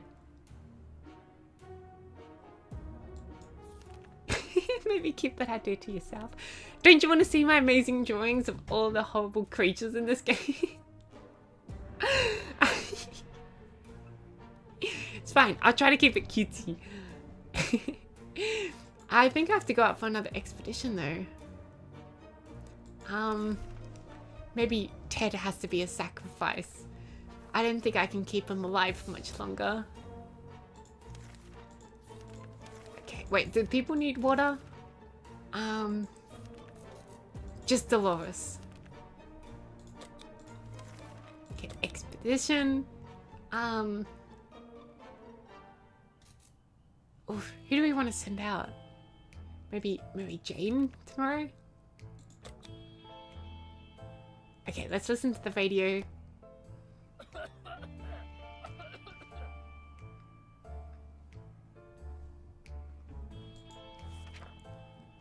Wait, we got food and water for free? That's good. Maybe we don't need to go on that expedition.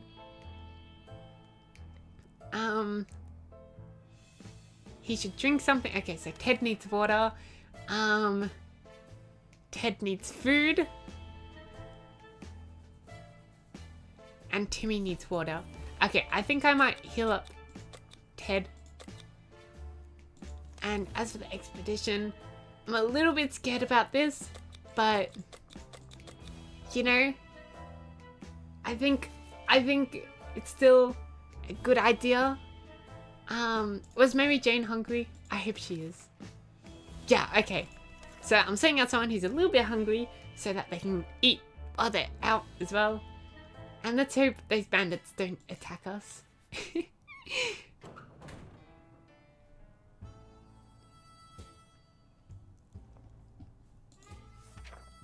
Okay. Ted is recovered. Dolores needs to eat. And so does Timmy need to eat. And no water? Okay, no water. But they're hidden behind ton of static. Do you want to tinker with it a bit and try to find the right frequency? Let's hope this is the military. Yeah, let's hope this is the military and it doesn't break our radio. Okay, radio's intact. And who was it? We managed to get slightly cleaner signal after twisting some knobs and pressing some buttons. Female voice talked about being stranded in space. She said something about her crew members going insane, eating all the soup. This could be a prank or just some crazy person, but still, we had a way to answer her. For now, we can. Oh, we hadn't. We wish we had a way to answer. For now, we can only listen to her please, to her screams and pleas.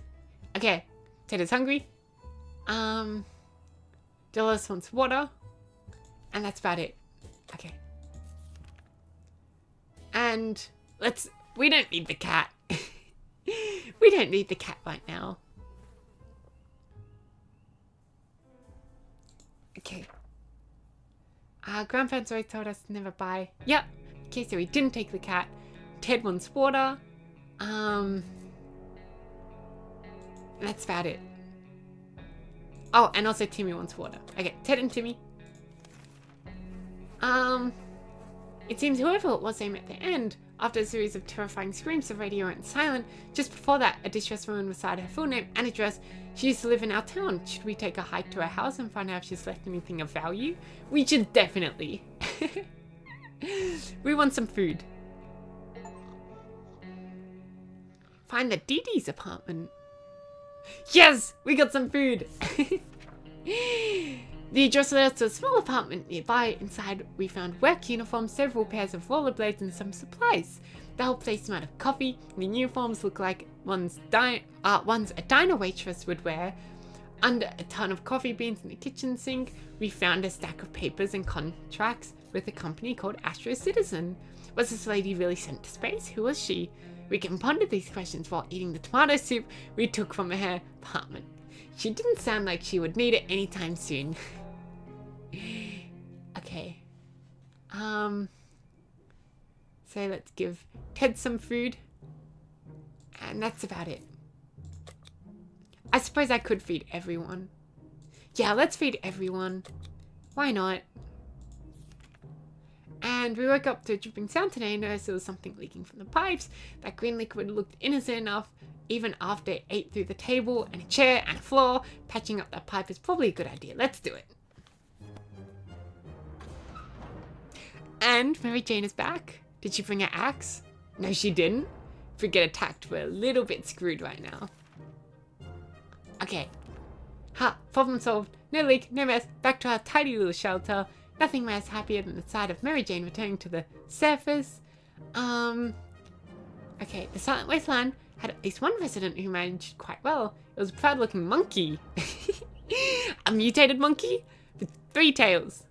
We had no idea where it came from. The zoo, maybe? It seemed very friendly. After getting a few pats on the back and playing fetch, it started following us. While we explored one of the streets, our monkey companion ran away. And it gave us some food. And then it gave us some water. And apparently, some booze bottles. Some empty booze bottles. But our axe didn't make it. And we were followed. Okay, that's scary. Okay, Dolores needs food. And that's about it. Okay, we've got plenty of food now. No expedition. Let Timmy keep his ants. Let him keep his ants. Uh-oh, what's a knocking at the door? Is it anything bad? Oh, what? The ants took our food? We needed that food. Okay, so everyone needs water, right? Mary Jane also needs food. Okay, water for everyone. Some food for Mary Jane. No expedition. We should open the door. Is it the bandits? No, we're not dead. I'm on the, edge of my chair right now. What's gonna happen? It seems it gave us an awful sickness. That sucks. Dolores got ill. Okay.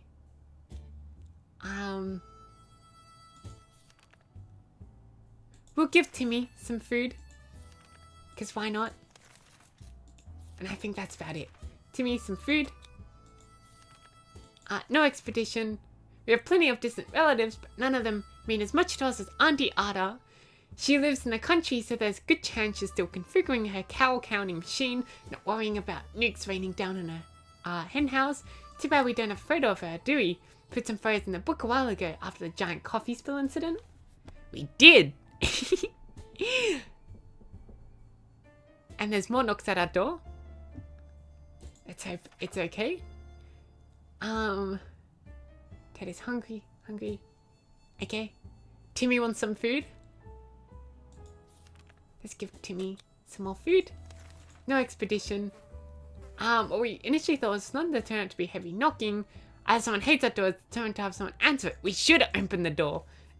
In case it's a military. Yes! Yes! Yes! Yes! Yes! Yes!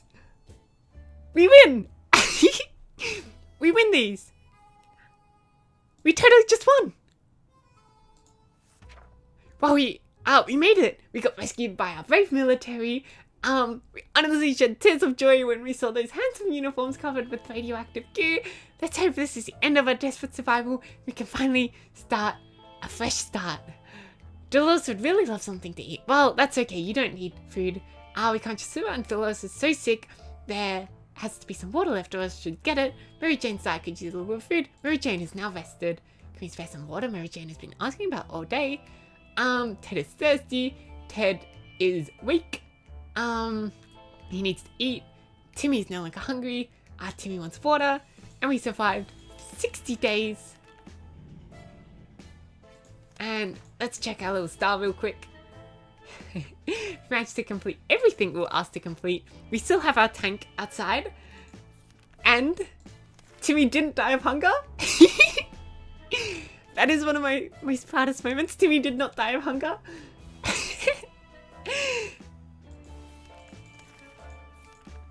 I'm so excited. We survived with all of our family. my god. And I only said no once. Forget what that was. Maybe it was someone who wanted some like food or water. Probably some food. I would have given them water, but no food. So when I was doing successful expeditions, I consumed a lot of soup. More water than soup, but I had too much water, so that's okay. 60 days, 5 items bought from expedition, 31. That's a lot. Expedition's really good, it seems.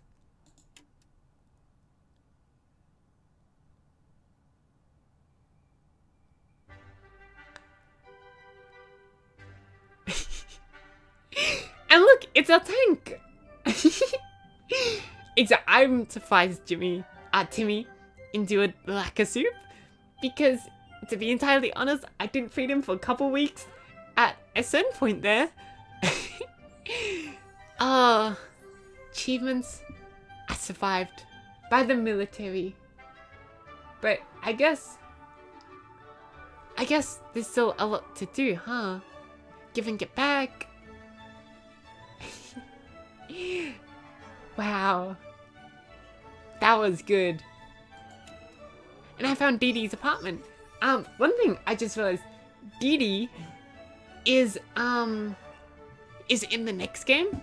Dee Dee is, whatchamacallit? Dee Dee is in 60 parsecs. Because I've played that a couple times. And yeah, she's one of the flight crews in 60 parsecs. And I assume that's a reference to, you know, if you die in 60 parsecs, you know, she must have left a call to Earth. So I guess they happen at the same time, huh? You know, Earth got bombed and they escape in a rocket for 60 parsecs. What are my memories? Oh, okay, this is just my stats. Wow. I survived for so long.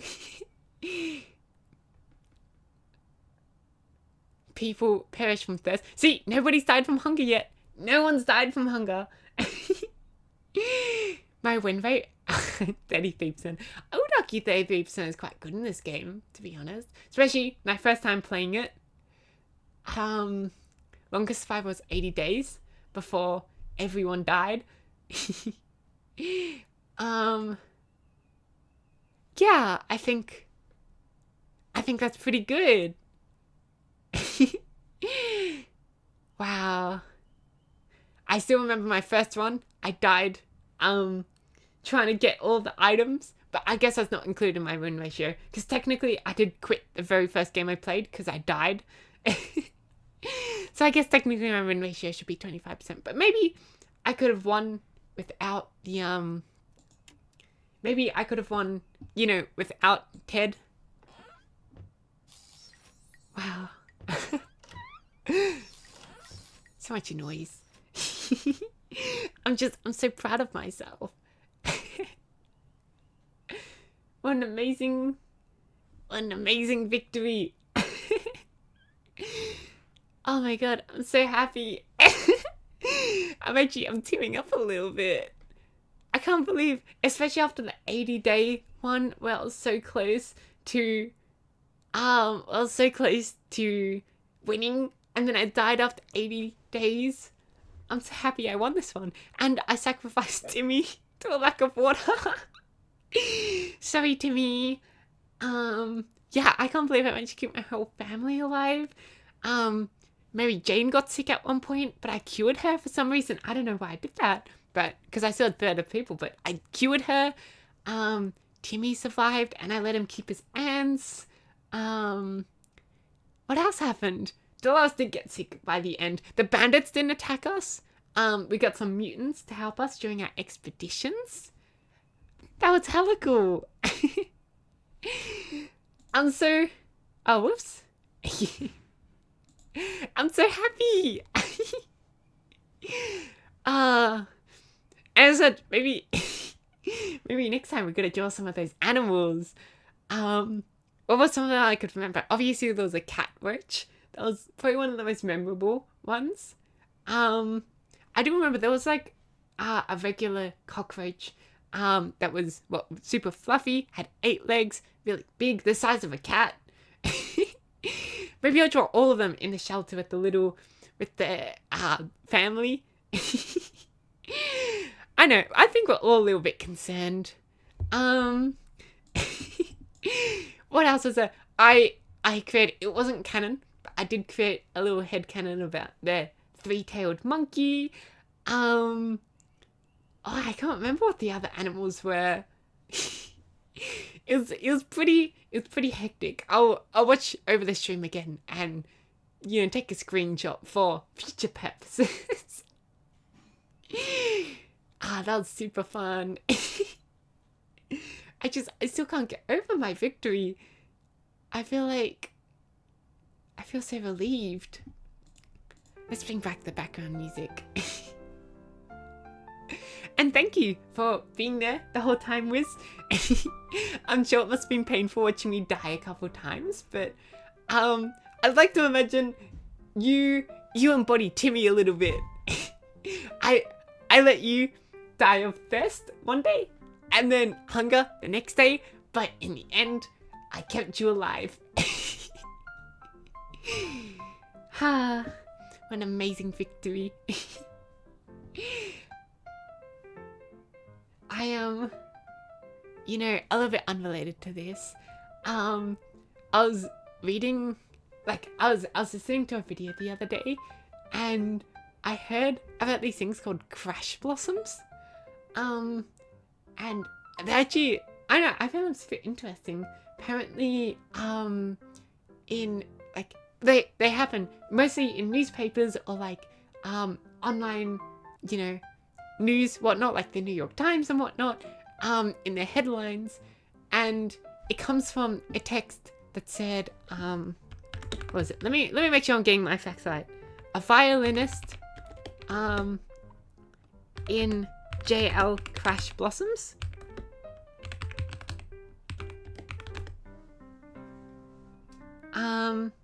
Violinist linked to JL Crash Blossoms.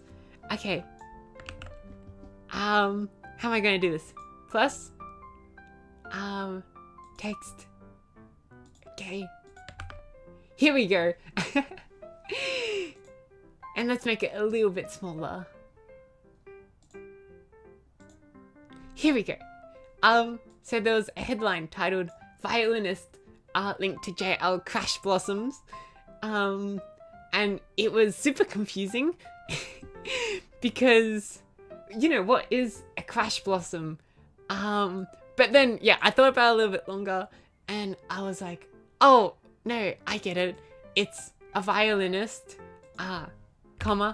linked to JL Crash. I assume it's like a plane crash or something. Blossoms. So a violinist blossomed that was linked to a JL Crash. I don't know. It was super confusing. And there's a lot. Let me Crash Blossoms examples.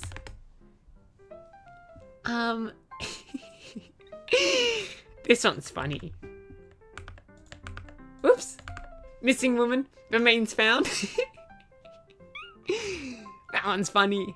Maybe they found Mary Jane's remains after I accidentally let her, become too thirsty as well.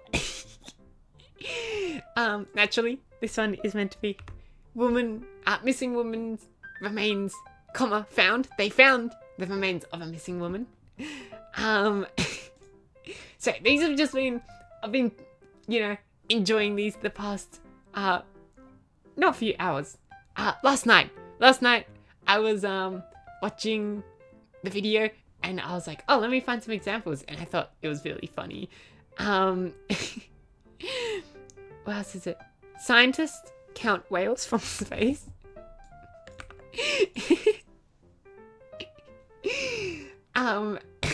This one's funny. I think it's pretty explainable though.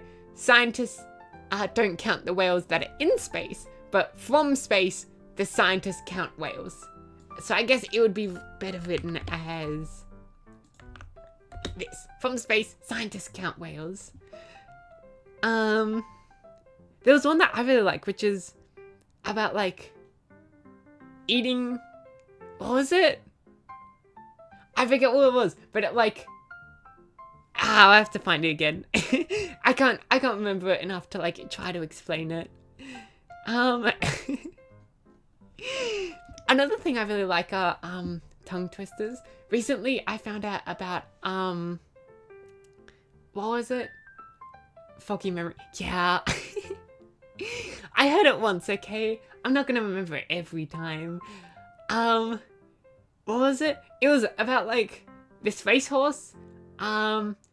Was a racehorse. One was 1-2. Two. Oh, what was it? Two was a race horse. 1-1 was. Okay, here we go. Where's the full one?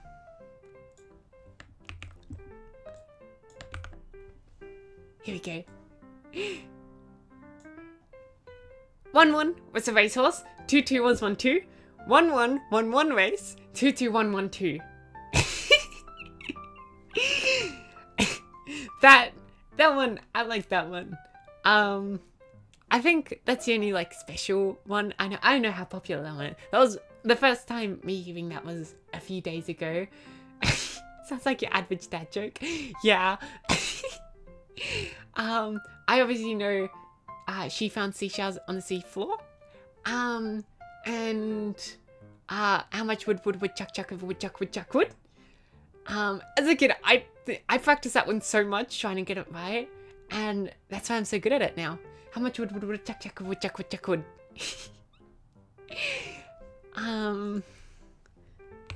Tongue twister. Are there any other fun tongue twisters? Oh, there's the Betty. Hold on. Betty bought tongue twister.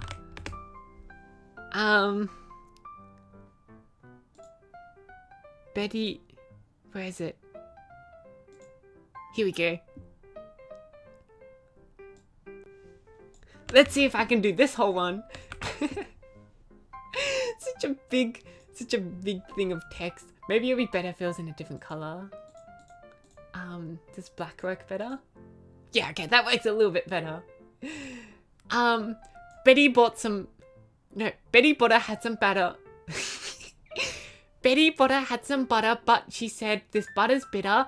If I bake this bitter butter, it would make my batter bitter. But a bit of better butter, that would make my batter better. Say she bought a bit of butter better than her bitter butter.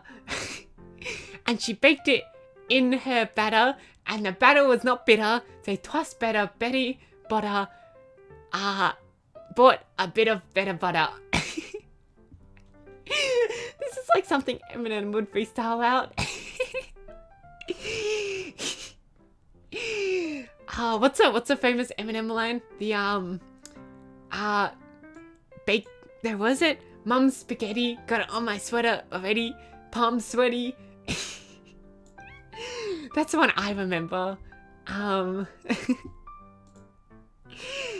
and there's also Peter Piper. Peter Piper. Tongue twister.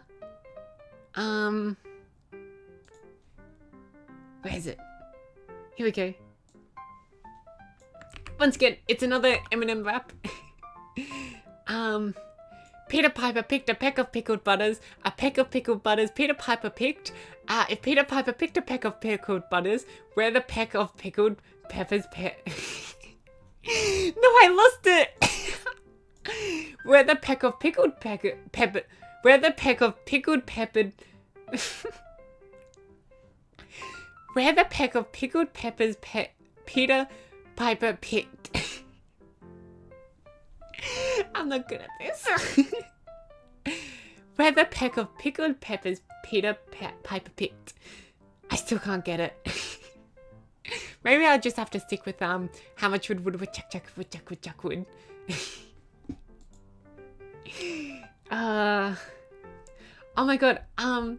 You know how I said before, it'd be funny if I were half cat, half cockroach. I was considering putting like a little cockroach like PNG on top of me to go with the joke. But then I thought some people get pretty freaked out by cockroaches. I think I get pretty freaked out by them as well, but that's only in real life. I think if I see a picture of them, I'm fine. Different story for spiders. Spiders, if it's a little picture of a spider, that's okay. But those close-up pictures of spiders, I just cannot deal with them. Yeah, so I thought maybe that would be a little bit overboard.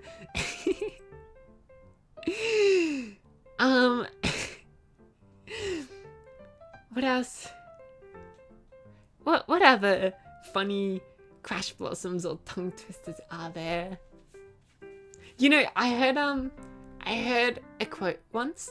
My English teacher taught me this quote like way back, and I think it's still funny.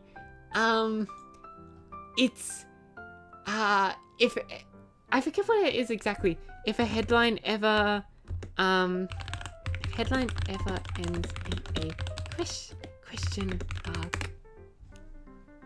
Here we go. If a headline ending in a question mark suggests the answer is likely no. And I took a minute to think about it, and I was like, wait, that's so true. Any headline ending in a question mark, it's sort of like, it always is a no, or like at most it's a maybe. So that's some valuable life lesson. This is an educational channel. We learn some valuable things here. Like how to say Peter Piper picked a peck of pickled peppers, a peck of pickled peppers Peter Piper picked. If Peter Piper picked a peck of pickled peppers, where the peck of pickled peppers Peter Piper picked. Yes! Yes! I got it. I said it.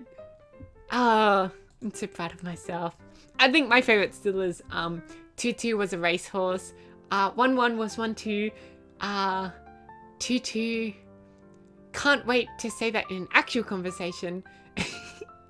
The Peter Piper picked a peck of pickled peppers. A peck of pickled peppers. Nah, I lost it. I think I'm just gonna be proud that I got it at least once. Are there any other like fun tongue twisters? Images? I don't know, I'm going to images. I probably should go to a website. I've just googled up tongue twisters. I don't like the ones that just repeat, you know, like unique New York, unique New York, unique New York. When we're practicing, you'll be just as good at the others. I don't know. I feel like it's a little bit pitiful practicing tongue twisters as a hobby. I don't know how I'd feel about practicing tongue twisters as a hobby. Maybe I should though. Maybe one day I'll have to like gather some people and create a tongue twister competition. See who can do the quickest tongue twisters and like the hardest tongue twisters.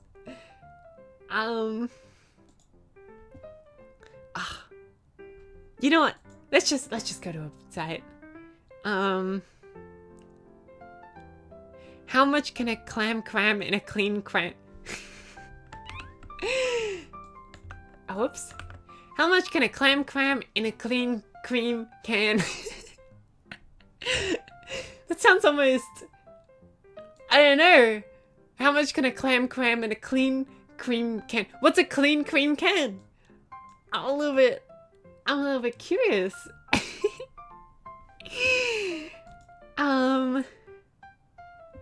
Oh, here's another one I saw pretty recently.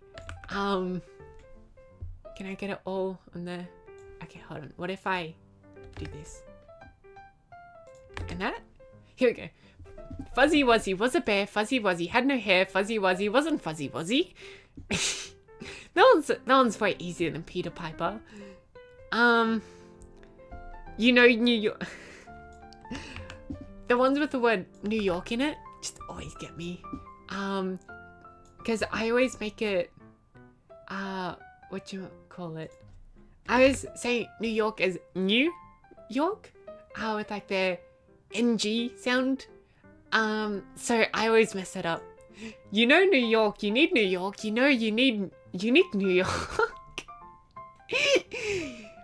think I know I needed a unique New York. I think New York is pretty unique already, right? It's like, it has trains, you know, it has an underground, what's called the subway? It's not technically called an underground. It has, what else does New York have? I couldn't tell you.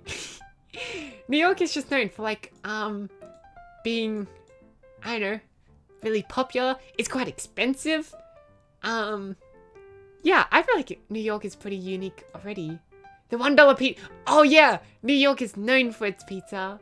I didn't know it was $1 though. I know they have like the hot dogs, like vendors on the streets, and they're known for like amazing pizza, but I didn't know it was $1. You know, actually, one thing Australians like to brag about a lot is we have some of the best baristas in the world, apparently. Because we're always like surprised, like why do Americans go to Starbucks?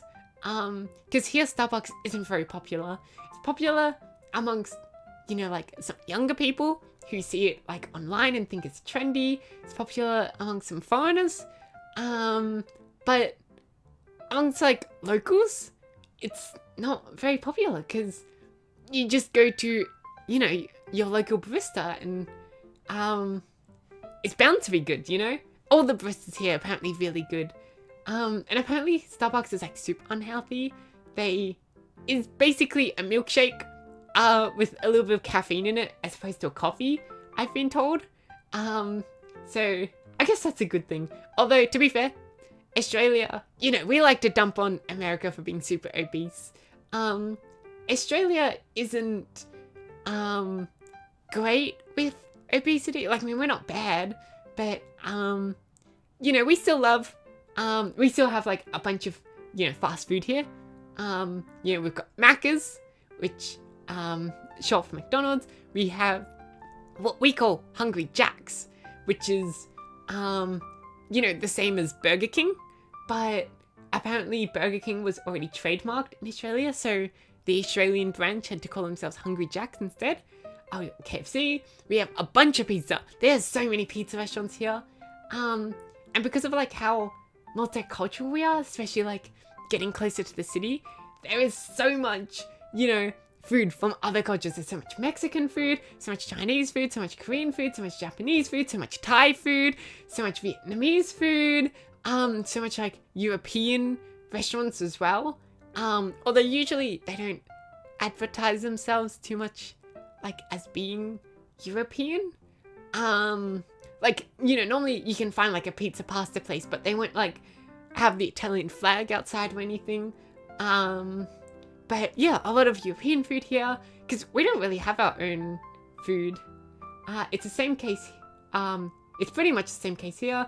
People coming to Starbucks mainly to show off, or they're just new to the place. Yeah, Starbucks seems like a very, like, flashy place. That, I don't know, I feel like every country that's not America is just like, they don't get why Americans go to Starbucks so often. Because I get it, maybe like for a once-off thing, a special occasion. But going to Starbucks like often, that's expensive. And I said, I don't think it's very healthy. Phew, I'm quite surprised that Vietnamese food actually made it to Australia. There's a lot of like Vietnamese people here actually. Maybe, I don't know, I can't really speak for like everywhere in Australia, obviously.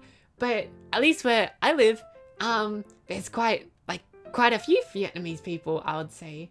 And so naturally there's going to be a lot of Vietnamese food as well. Because we do get a lot of people from, you know, the sort of Eastern and Southeast Asia region, just because of proximity. So, yeah, like more than, like there's a lot less Europeans, for example, here. And like a lot less people from the Americas and like Latin America, and there aren't too many people from Africa as well here. It is mostly like, I would say, yeah, more Southeast Asia, just because of the whole proximity thing. especially Indonesia, Singapore, Malaysia, Thailand, Vietnam, Japan and Korea aren't too close, but they're there. In fact, it is kind of very proportional to like proximity, because I would say, there's like a lot more, I would say out of China, Korea and Japan, China is the closest to Australia, and there are a lot more, Chinese people here than Koreans, and a lot more Koreans than Japanese people, because, proximity, I guess. But yeah, it's really cool. Really great if you want to learn another language. You got many people here who can speak other languages. As I said, we got so much international food. It's so great because we don't really have a national food. So yeah, that's really good. I guess if I were to say a national food, it would be like the meat pie. That one's like a pretty classic, like what Australians are known for.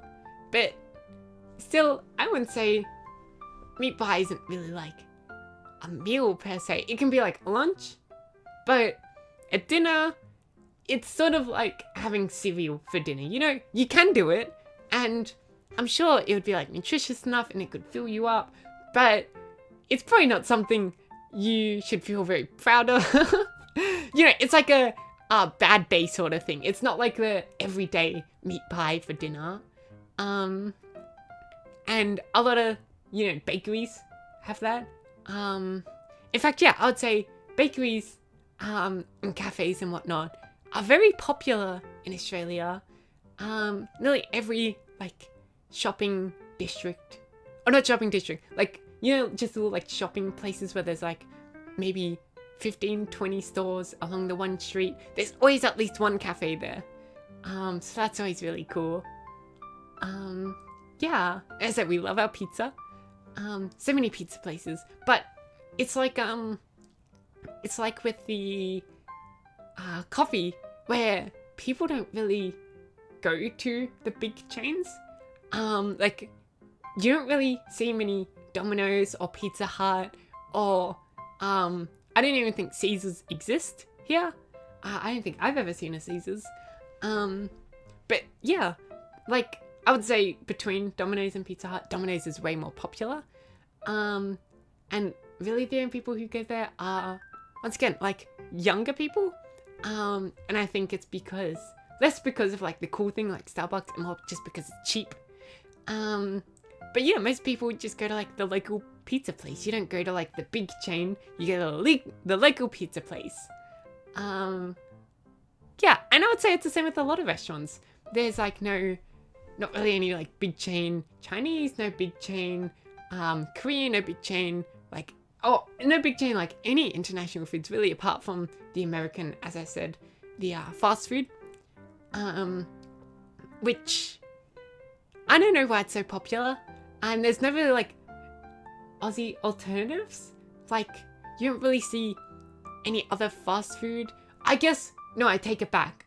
Okay, sorry, I don't consider this fast food, but I guess it is basically the same. If you go to a pub, you can get the most classic meal there is obviously a parma, or its longer name, parmesan, which is a chicken schnitzel it's basically a chicken schnitzel as like a pizza. So it's got like the tomato paste sauce on it, it's got ham on it, it's got cheese on it. I think those are the three main ingredients. And then you get chips with it, or you can also order like hamburgers there. There's like the two main meals at a pub. So yeah, I'd say like, and when I say a pub, I don't mean like, I guess maybe a pub is the wrong word for it, because, well, I guess most pubs do have a kitchen, but some may just have like, a normal just alcohol and that's it. I'm talking more like RSV clubs, which I don't know if you guys have them across the world. RSV stands for Royal Service League, I believe, and it's like for veterans mainly.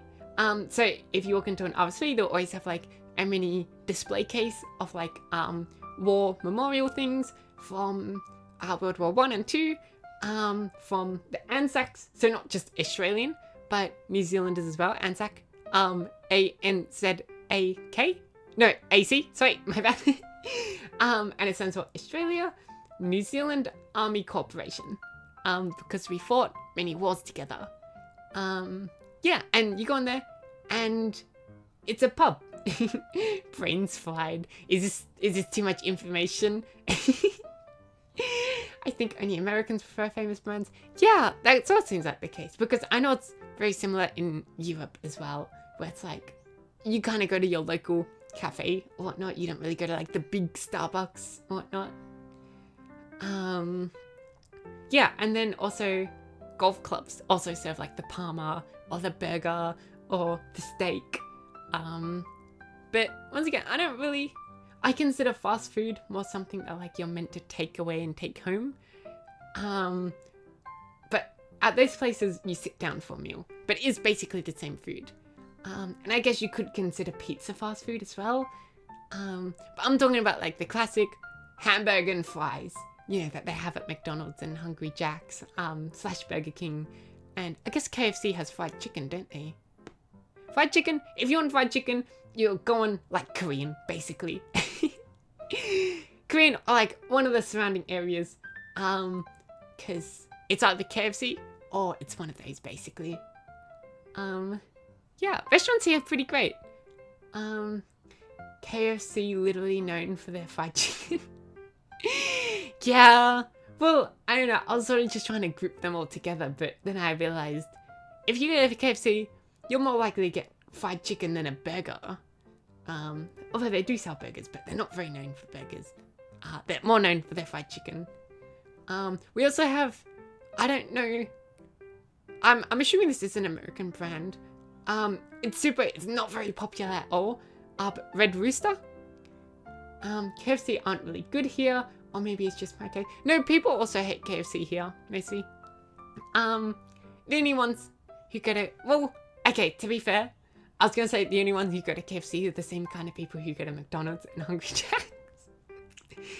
It's sort of a thing here, where you're either someone who goes to the like big chains, or you're someone who like, you know, likes to eat.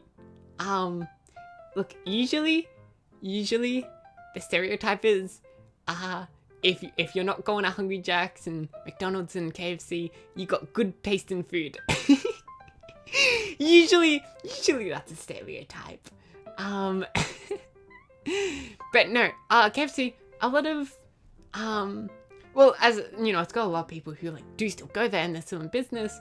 But like a lot of my family don't like KFC, especially like a lot of people don't like whatever they use to fry the chicken. A lot of people hate that and they're like, oh, it makes me sick. Or they're like gravy they use as well. Really, the chips is the only thing I haven't heard a complaint about. But then people are still like, oh, the chips are soggy and I don't like that. And I'm like, that makes sense. Yeah, Red Rooster, not many people like Red Rooster here. There are a couple other big chains that aren't like that sort of fast food thing.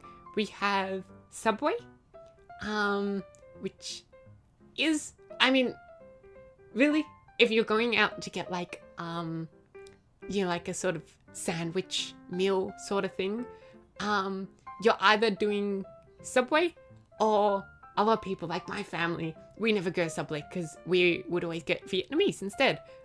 There would always be like really great Vietnamese places selling like, you know, the rolls, bread rolls with stuff, and you can kind of pick what you want to add inside. Yeah, so Subway, once again, all these big chains are more like only people in their 20s and under, so like under the age of 30 are going there. Or I guess if you're on a long car trip, the minute you leave the suburbs, it is just farmland and outback. There is nothing but road, especially like also on freeways. There's no like local restaurants. It's only the like big chains. And so I guess you go there if you're going on like a car trip, but I don't know, I don't think that's too common. Speaking of Vietnamese stuff, I'm actually from there. Really? That's fun. Oh, that's hella fun. So you live quite close to Australia. Yeah, Vietnamese food is great. Although, I don't know. I say that, but I also think all the other food is great as well. It's sort of one of those things where it's like hard to compare, you know? I don't think it would do it justice trying to compare all the different kinds of food. But yeah, usually, once again, if you're more acquainted with your tastes, I wouldn't say close because that would be because I wouldn't say close because that would be because of that I'm in the south. But Australia is in the south. I feel like the south would be closer to Australia than the north, right? But you know, still it is quite a distance. You also do have a couple islands in between, you know. You got no, I think I got the gist of it. You trying to say you're in the south of Vietnam. But yeah, I think, you know, there are also a couple islands, because obviously the most common method for people to get here before planes were really popularized, because Australia has been around, well, at least, you know, people started migrating to Australia from other countries. Obviously Australia has been around for a long time, but people started migrating here in the mid 1800s, I believe. And then in 1901, we officially became a united country. And I think it was really hard for people to migrate here when we did that, because, you know, I don't know, Australia just didn't want migration at the time. But then, you know, recently it's been really popular, but still a lot of people come here by boat instead of plane. Just, I guess, because we're surrounded by sea and boat is super cheap. But yeah, I guess it would be hard for Vietnamese people who came here not on plane to get here, because there's so many islands of like Indonesia, and I don't think Papua New Guinea is directly in the way between Vietnam and Australia, but you know, Malaysia as well. Yeah, I think that'd be pretty difficult. Thank God for planes. But yeah, Australia, I would say we got pretty great food here. Yeah, although as it is a bit disappointing, we don't have like much, like, what is commonly, you know, like national food, I guess is what I'm trying to say. Like, we don't have any like, oh, that food is clearly an Aussie food, because you have the meat pie. Some people like to claim that pavlova was invented in Australia. I'm pretty sure it was invented in New Zealand. The Kiwis really love claiming it as their own, at least. And I feel like there's a bit of a rivalry between Australia and New Zealand, but it's not like we actually dislike each other by any means. It's just like, we think it's really funny. And we're like siblings, you know? We love each other, but we have to find something to argue about. And in this case, it's our food. We like to claim we invented pavlova. They like to claim they invented pavlova. We like to claim that our meat pies are better than theirs. They like to claim that theirs are better than ours. It's just petty fights. What else do we have? I don't think it's really too fair to just say the plain meat of like some of our native animals is technically like a native food. Like, sure, there's kangaroo meat and there's snake meat. Some people here like to eat snake. And it's like, I don't think you could really consider just eating your own native animals as a unique food of your own. Sounds like the equivalent to Vietnam and China here, lol. I can see that, yeah. Except I imagine you guys have a lot more to argue over. So we really only have pavlova and meat pies, and I think that's about it. I don't think there's anymore. We argue over no, apart from that, Australia and New Zealand are pretty close. I know it's quite easy to like move and work between the countries. I don't think it's as easy as like Europe with the whole, you don't even need a visa to get between countries. But I think it's still like, there are a lot of people I know in Australia who used to be Kiwis, and a lot of people who I know moved to New Zealand, and they didn't have too big of a trouble doing that. Even there's someone who moved to Australia and then moved back to New Zealand, all in like the span of like 15 years. So I think that pretty much explains how not too hard it is. We've been arguing over a couple islands for around 50 years now. I think I think China has beef with almost every country trying to like claim territory. They have the South China Sea and or like what's it called, the 9-dash line, and they have a bunch of islands. I do know it's because islands are like super important. I know America also argues over quite a few islands, because the moment you lay claim to an island, you get like 50 kilometers around it of exclusive economic zone, and you get to plant military bases there if the island is big enough. But yeah, I think China, I know about the whole China-India border conflicts. China, what are the border conflicts that China have? they have a lot. Also the whole, is it the Republic of China, People's Republic of China, that whole thing going on? Yeah. China likes their fight. So like, that one kid who's always trying to start drama just because they like love watching drama. China's like that kid. But also one thing I think that's quite cool is they like to invent stuff. One of my old work colleagues went to China for a holiday once, and it was like, yeah, they had robots that deliver your Uber Eats, and they'll even like, if you're in a hotel and there's an elevator, they'll get in the hotel, get on the elevator, come up to your room, and then deliver it straight outside your door. You don't have to like go downstairs to pick up your Uber Eats. And I was like, wow. Wow, Australia could never do that. Now, yeah, I think that was pretty funny. And apparently, so my work colleague was a guy, and he said, because I've heard like men's toilets, public men's toilets in Australia, I've heard pretty bad.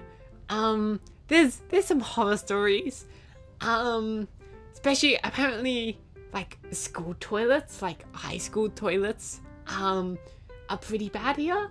But just general public toilets, men's toilets are apparently really bad in Australia, and apparently in China they were even worse. Like there was piss puddles on the floor in front of the urinal. Like, how they always have like stand-up urinals, so I guess they don't have to go through the effort of sitting down and then standing back up. Yeah, no, apparently instead of just pissing in the urinal, there was a piss puddle right in front of the urinal. And apparently it gets so bad that you're standing so far away from the urinal when you have to piss that you can't help but miss the urinal and then add to the piss puddle. So it just gets even worse and worse. I found that hilarious. And apparently in one of the toilets my work colleague went to, there was a poster and it said, one great step for man. Right, was it? Like the, what was his name? Armstrong quote. Was it him who said, one small step for man and one big step for mankind? There was a poster similar to that. That's like one small step for like man towards a urinal. Can can help keep our public toilets clean. If only those robots don't get knocked over by something on the way. I guess that would be pretty bad, because I've heard like stories of like Uber Eats people, just like regular Uber Eats people, and like drinks are horrible. Even like I imagine it's really bad if granted I've never seen an Uber Eats person who's like run, but I've heard a couple stories online of like people who've tried doing Uber Eats by just running and the food gets totally messed up. Riding a bike, there's so many people here who ride bikes for like Uber Eats, or I think another one that's getting a lot of popularity here is called Panda Express, is it? It's like yellow. I can try to Google it. Panda Express. No, it's not Panda Express. I take it back. That's just a restaurant. Panda Delivery Service. Hungry Panda. That's what it's called. Technically they're blue, I guess. But they're also yellow a lot of the time. So that's why I thought they're yellow. But yeah, I heard drinks and like food, it's really hard to keep them safe, even like in a car. And yeah, I guess for robots, it would be even harder, especially if like someone knocked into you. But apparently the robots are built to be super heavy, so they're hard to move or anything. And maybe they're just so common in China that people have gotten used to just don't beat up the robot. Men's toilets are always something terrifying. Yeah. Well, are they? I don't know. I know in Australia, as I said, I've been told a lot that they are, and in China, but are they not? And in America, I've been told they're really bad in America too. But are they also bad in like Europe and whatnot?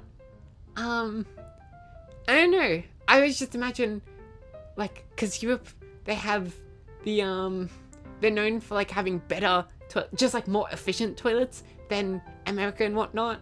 And like you can always tell a European toilet apart from an American toilet by those differences. But I guess you can change the toilet, but you can't change the people. Australia's quite weird. So I'd say the two major differences between European and American toilets are the toilets themselves.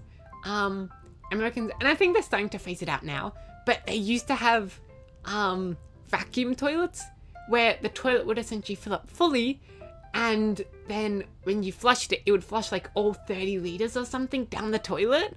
It was an insane amount, and there would be a vacuum that would have to pull it up. And yeah, like it wasn't good. It kept breaking. And Europeans had the smart idea, which they used a self vacuuming toilet. And that's the one we have in Australia. Every toilet is one of those. It only uses a few liters per flush. And essentially it's, instead of filling up the whole toilet bowl, it's just like a little bit of the toilet bowl. Like it's just a little opening, and then everything else sort of like points, like it dips into that opening. So if like you're peeing and you don't make it exactly in the hole, it still goes in the hole. And then yeah, when you flush it, I think it just sends a bunch of regular water down. I don't think it like sucks it first. But yeah, it shoots a bunch of water down the side of the toilet to clean it, and it's actually quite efficient at cleaning it. If you've got a really bad stain, you have to use like one of those toilet scrubby brushes. But apart from that, like even if you accidentally poop, I can't believe we went from gaming to discussing toilets. Yeah, I think that's usually the pipeline. What about it? Don't forget there was food in between this. I made sure to keep the appetite before talking about toilets. But yeah, no, it shoots water down the side of the toilets to clean it. So even if like there's a stain on it, it usually cleans it, and it's just super efficient. It's super nice. Yeah, gotta love some European style toilets. The other difference are the stalls themselves. Apparently Americans have openings at the bottom and top of the toilet stall, so people can like look in if they wanted to. That's scary. And in Europe, it's just a fully enclosed door. You get full privacy, which I think is really great. In Australia, it's about 50-50. Well, I guess a bit more American toilet stall than Australian. And then European, because yeah, most of ours have the little hole in it, which isn't good. But there are still quite a few without the hole, which is nice. Anyways, you make a good point. Maybe the gaming to toilet pipeline isn't the best pipeline to fall down. So maybe toilets isn't the best thing to talk about after talking about the delicious food here. Long story short, if you're a guy, you gotta weigh up your choices. Delicious food, but bad toilets. And if you're a girl, it's win-win. There's no losing here. I also... Actually, no, I think it's pretty common. I was gonna say, women's toilets here have, like, mirrors, like, everywhere. But apparently guys' toilets don't have many mirrors. But I guess... I'm assuming that's pretty common everywhere. I've seen that in, like... Then again, it's never the best thing to base your real life expectations based on anime. But in a couple of anime, I've seen, like, you know, when they're washing their face, their toilets have mirrors. Women's toilets will always be full, but on men's side, there's hardly anyone inside of it. Is that at the Taylor Swift concert? Yeah. Women's toilets are horrible. I remember one time, I went to go watch a show, a musical.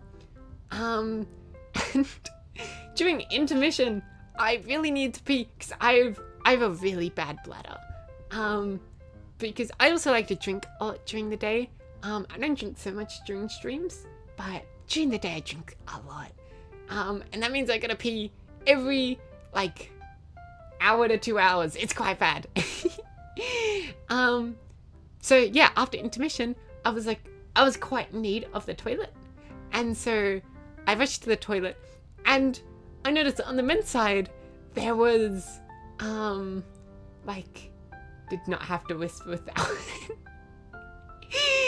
on the men's side, there was, like, it was completely, like, no line at all. And on the women's side, I was like, oh, why is the staircase closed off? But it's because to get to the toilets, there's a staircase, and then there's a second staircase to get to the top floor. And the line was queued all the way from the toilet, up the staircase, into the top floor, and then back down the staircase. And I was like, this is gonna take all of intermission. Women's toilets, the lines can be horrible. I remember back at school, a lot of people, like, a lot of girls would just stay in the toilets and, like, talk with each other. And so there would be about half the stalls they're supposed to be because people would just be talking. So that kind of sucks as well. But, you know, I guess it's the price we pay for cleanliness. Yeah, I would accept the price anytime. But, you know, at the concert, I thought, do you think I could sneak in? Do you think if I, like, you know, put on a hoodie and, like, just didn't speak, I could maybe sneak in to the toilet with the smaller line? Where you don't have to deal with fights over them in the men's restroom. I've heard of that! Men's restroom, I've heard of some of the horrors. Back at school, back when I was in school, apparently, there was a story where people just pooped on the floor. That was pretty bad. There were poop in other places in the toilet, but we don't need to discuss the other places. I think the floor is already bad enough. Yeah, a lot of, like, talking about, like, fights. Although, I don't think I hear too much about fights, but maybe people just don't like to talk about fights, you know? First rule about Fight Club, don't talk about Fight Club. Apparently, you don't... The rule is, you don't use the stalls in a men's bathroom. apparently you only use the urinals, because the toilets are just that genuinely bad that you don't use them. Apparently nowadays a lot of people like to vape in the toilet as well. I've never really seen someone vaping in a toilet, but apparently it's really common now. Yeah, I think I'm glad. Yeah, they do that a lot. Yeah, I've never really witnessed it. Feel like every time I've seen someone vaping, they've just gone outside to do it. Because you don't need to hide in a toilet too much, and vapes actually banned here. Oh, like the act of purchasing and distributing them? Damn, I know a lot of places want to do that. I think the UK banned disposable vapes, but they still have reusable ones. Australia, we still have them. Australia, if there's one bad thing to know about us, as I said, we're not great with obesity, but we're pretty okay. The two worst ones are our, it's not really drugs in general, our legal drug problem. When a drug is legal, people like to use it a hella bunch. Alcohol, we have so many people drink alcohol. It's just so expected here. You go to a party, you have to drink alcohol. If you're the designated driver, you still have to drink alcohol. You just have to keep yourself underneath the legal limit. If you, like, I don't know, if you're hanging out with mates and they suggest you go to a bar, you're not ordering milk or water, no, you're ordering alcohol. Yeah, it's so, it's a big thing here. And also, we're really bad with gambling. That's another thing. Australians, we love sport. I've talked about this in a previous stream, but we, like, in the Olympics, right? Take the Olympics, for example. Our population is, 25 million-ish. I think I looked it up last time. It's gone up by a couple million. It's about 27 million now. And yet we came third in the last Olympics, like, in terms of medals. Just behind, I think it was America and China. And America has, what, hundreds of millions of people? Does China have billions? Like a billion people? That's a lot. And yet we beat all of them with our measly, 27 million people spread across the entire country, by the way. I think Tokyo in Japan has more than that in just one city. Yeah, it's pretty insane how insanely good at sports we are. But it also means we love sports. And we love gambling, which means we love sports gambling. I have a family member who likes to spend, like, on the sport he loves, like on the team he loves the most. He bets 100 AUD every time they play, and they are really bad at the game, so they don't. He doesn't really get his money back. Australian also love the pokies. Everywhere has the pokies. If I was talking about RSL clubs before, because I feel like RSL club is like very Australian. In an RSL club, you're bound to find three things: alcohol, palmers, and the pokies. Pokies are genuinely everywhere.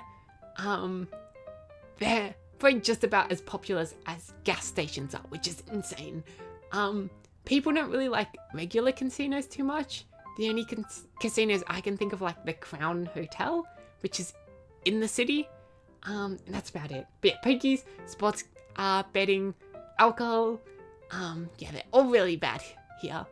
But also, it's sort of like that thing of like, at least they're bad things that only affect the people who do them. Because crime, like, there's not much crime here. I was thinking about the other day, and I was like, I don't think there's any organized gangs in Australia. Like, there's definitely, like, I feel like everywhere has like a bunch of teenagers get together and like do crime or something. But there's nothing like organized, like, how America has like the Italian mafia, and Japan has like what are they called, the Yakuza or something? I'm sure I said that wrong. But yeah, no, we're pretty safe in that regard. There sure are a lot of e-gangsters on the internet instead. I don't know what an e-gangster is. Is it just someone who likes to like act like they're all tough on the internet? We have a lot of people who like to act tough here. There's Australia is like, it's got quite like, if you're a man, you have to be like masculine, you know? They're like, you know, there are quite a few people now, especially like nowadays in like the Gen Z generation and whatnot, who are, you know, a lot like they are a lot more open of like just not trying to fill standards of like trying to be super masculine, but definitely there are still quite a lot of guys here who feel like they have to act all tough, who feel like they have to, you know, be jacked and be fighting people. They can't let their muscles go to waste. They have to be playing sport. Once again, sport very big in Australia. So if you're one of those guys, you have to be playing a sport. And you have to be like drinking underage and like smoking tobacco. Yeah, it's quite a big thing here. You usually, when they're young and they do that, you usually call them eshays. And they're also obviously like female eshays, but the guys quite outnumber the girls. And if they're older, you kind of just call them bogans. It's meant to be more term for like just an Aussie that lives in the outback, or like, you know, doesn't live in a city, they live a bit more rural. But it's kind of more just a term for like an Aussie who, you know, sort of tries to uphold their like masculinity by just causing trouble and, you know, trying to act all tough and whatnot. Yeah, we have a lot of people trying to act tough, and that's where, like, as I said, a lot of like youth crime comes from. But a lot of people, I don't know, they sort of just put on the act, but don't really do much about it. Yeah. Yeah, that's pretty common in Australia, especially like really young people. There's like people who are 12 and they're sort of like join that eshe life already.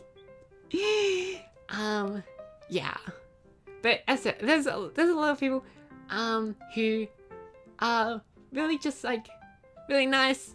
A lot of people who don't really care about upholding their masculinity, and they like to, you know, they like to do whatever they think is fun.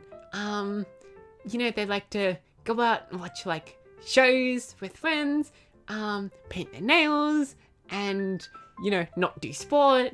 Yeah. It's really nice.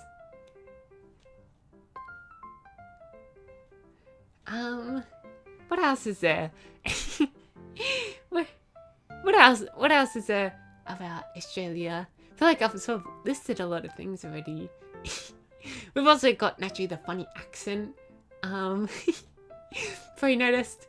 I would say the biggest things are Australians don't really pronounce ER much. Just like you know, Irish and British people, we don't pronounce it ER. We just pronounce it as an A. We don't like pronouncing our T's either. A lot of the time, we pronounce a T as a D. Not all the time. If the T is like important enough, like at the start of a word or something, we'll pronounce it. But in the word like better, we use a D. Other things about a funny accent, I can really think, because I know, what am I trying to say? I've lived here for my whole life, and so it's kind of hard to pick out things that are weird about our accent. At first I thought you were British because I had a British friend that pronounces the same way you do. Really? we do sort of sound British. There's actually like three different like dialects, 3 different variants of Australian accents. There's cultivated English, which is genuinely just a British person. There's no other way to put it. Cultivated English is just someone speaking like a British person. And it's not very popular anymore. I think it's like only 5 to 10% of people speak it nowadays. But yeah, it's just a British accent. It used to be very popular because Australia was still trying to like sort of live up to their British ancestry. If you don't know, we were colonized by the Brits. And yeah, that's sort of, we've been that way. We're still a part of the Commonwealth. We still live under their, what's now a king, not a queen anymore. Most Australians don't care anymore. After the Queen died, Australians gave up. And then there's general Aussie accent, which is the one I speak with. And then there's broad Aussie accent, which is when they're like, oh yeah, mate. Oh yeah. My mate the other day, I can't think of anything to say. I obviously don't have the broad accent. But there's more like rural Australia. And like, I said, like the very, like men trying to act very masculine. A lot of them have it. A lot of tradies have it, which are people, like blue collar workers, you know, so people who work on building or electrical work or plumbing, they're all known as tradies. One thing I have that most Australians don't have is, and I assume it's because I, you know, never have to pronounce my R's a lot of the time. I can't pronounce my R's regularly.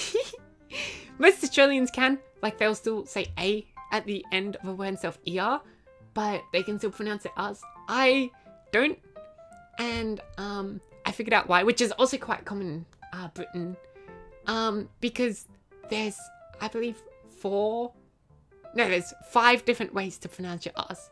You can do it with your tongue, like just in your mouth by sort of curling up and going you can do it by like doing it a bit like an L sound, like that. And this is very common in a lot of foreign people who learn English, because they don't have the R sound when they're learning, or like, you know, their native language doesn't have the R sound, so they try to mimic it, and a lot of languages have the L sound. So that's one of the most common ways to pronounce an L. You can pronounce it by rolling your tongue, and that's common in a lot of places that speak Spanish, like have Spanish as a first language. You can roll it at the back of your mouth, which is common in German and I believe French, so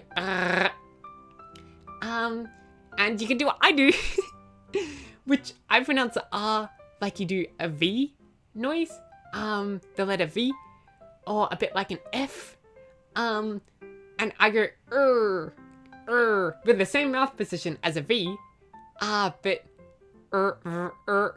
I guess my mouth doesn't rumble when I do the R, and most people can't differentiate between that, and so they think I'm saying a W or a V or an F, and it's a little bit annoying at times.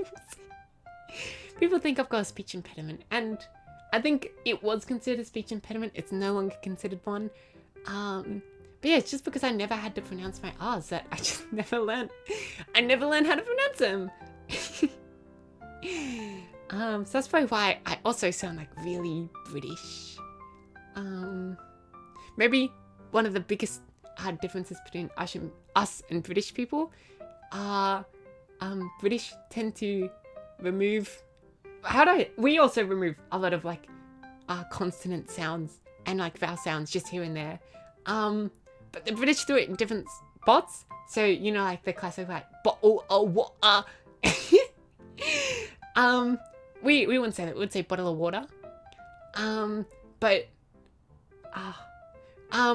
like the word battle, I often say it like that, battle instead of battle. I sort of, it's maybe about 50-50 split between the two. But yeah, I also remove some of my consonant and vowel sounds. Classic way to break a British accent. Yeah, even Australians like to laugh at the British accent, despite the fact that our accent is very similar to the British accent. It's too fun. I would say the biggest thing we like to laugh at though is French people. We have nothing against them. It's just they've sort of become a meme.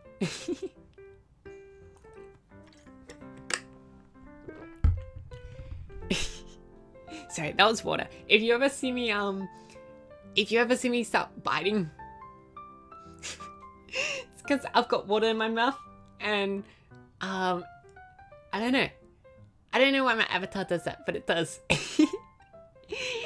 Fun for entertainment. Yeah, it's always fun to make fun of people on the other side of the world. Because actually, no, what am I trying to say?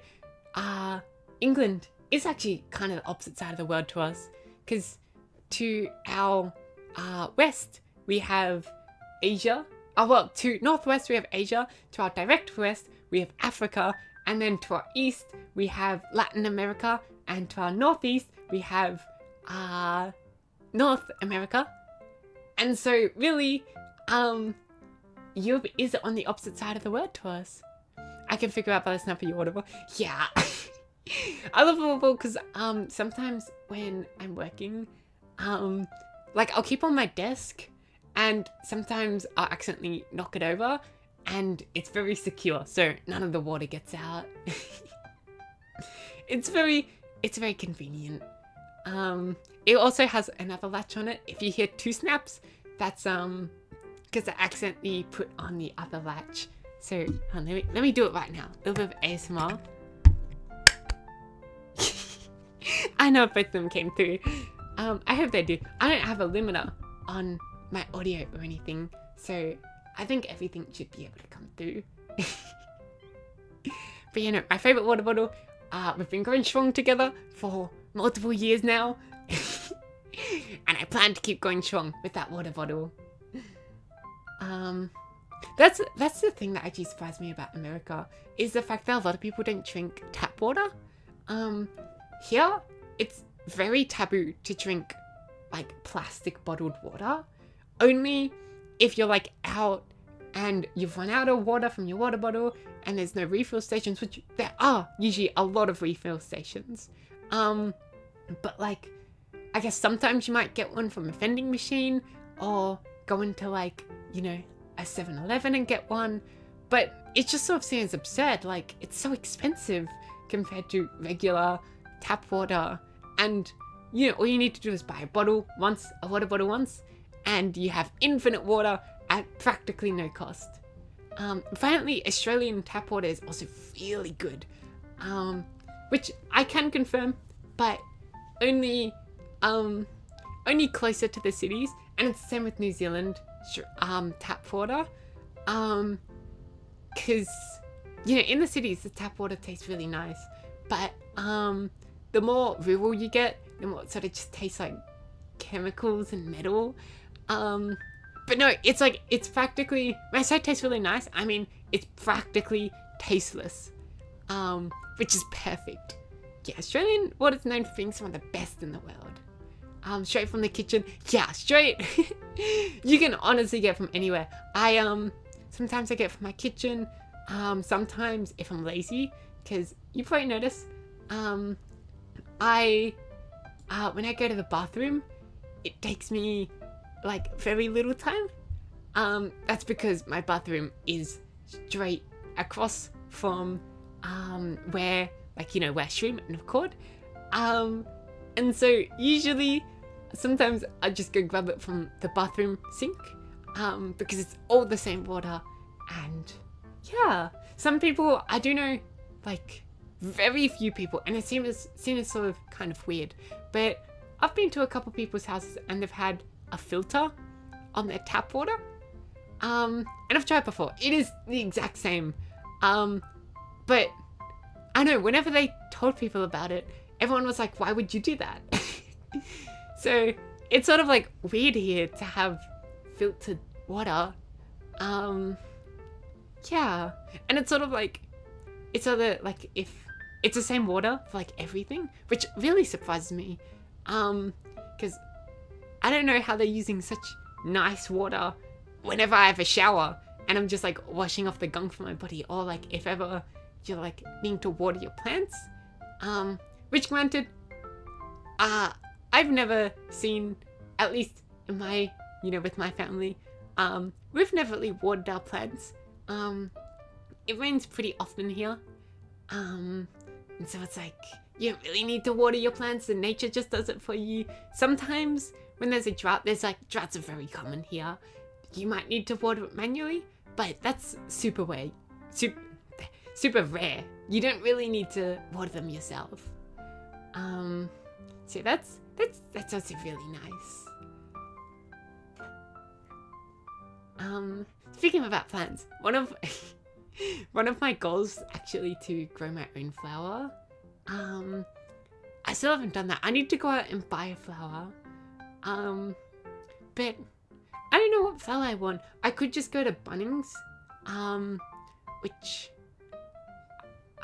I think Bunnings is in America. I'm not sure which places have Bunnings. Bunnings is a hardware store, and it's like massive.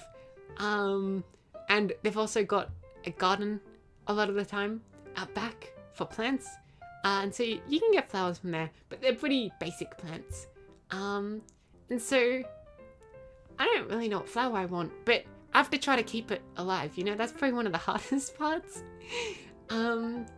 Because I've had a couple plants before. None that were like I actually cared about. It was sort of like, oh, I got given it as a gift or something. And they didn't last too long. Kind of water them properly. Maybe that's a problem. I do. One time I was watering my plant. My mom was like, "You're drowning it," and I was like, "You can drown a plant?" She was like, "Yeah," and I was like, "I didn't know that." So, whoops, my bad. I have like obviously also got like flowers, like cut at the stem as like, you know, gifts for like a birthday or something, and you just put them in water and like they're meant to die. But I'm talking about like I want to try to keep a potted plant in soil alive. New knowledge acknowledged. There we go. New tongue twister. Hold on, add that to the list. New knowledge acknowledged. There we go. Yeah, no, I did not know you could, what's the word? You could drown plants. I thought the more water the better. Because it's all like under soil. I thought they get their air from, you know, above ground, but I guess not. So, you know, you live and you learn.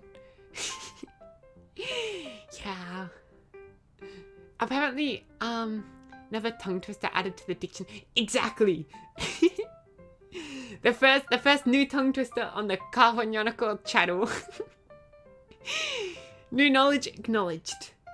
It sort of sounds like a catchline you would like get from a character from like a game.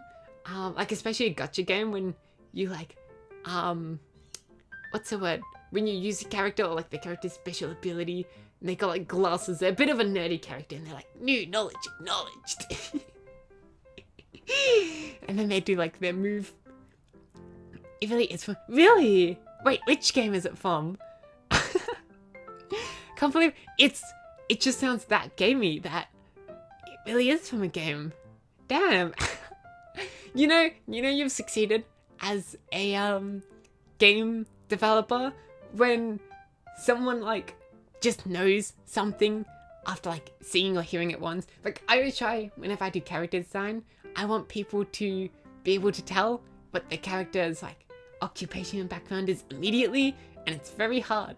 And so I give props to whoever wrote that line. And you know, it's just super. It's Sticker Bronya from Honkai Impact Third. Kind of a meme. Damn, really? I've never played Honkai Impact. I've known a couple people who played Honkai Star Rail. But not Honkai Impact. That's kind of funny, you know. Is wait on. I know Bronya from Honkai Star Rail. Does she look very similar and act very similar in Honkai Impact? Okay, Impact. Bronya. Oh no, she is so young. Huh? Yeah, I don't. She's so young in this one, because in Honkai Star Rail, Bronya. She's much older, right? If I'm not getting this wrong. Yeah, she looks to be like an adult in Star Rail. But in Honkai Impact, she's so young. I guess it makes sense why she would say new knowledge acknowledged when she's so young. But there's a normal Bronya and a Bunny Hacksaw Honkai Impact third. Oh wait, so the other is the normal Bronya from Honkai Star Rail, or is normal Bronya also in Honkai Impact third? I do see she's got a couple different outfits. I was sort of looking at the one where she has her hair in like the curled up pigtail sort of things. Twin tails, whatever they're called. But no, I see. She has like a white outfit. She looks a little more mature in the white outfit. She has a blue outfit and like an aqua blue outfit and a darker blue outfit. She still looks way younger in her outfits than, Star Rail Bronya.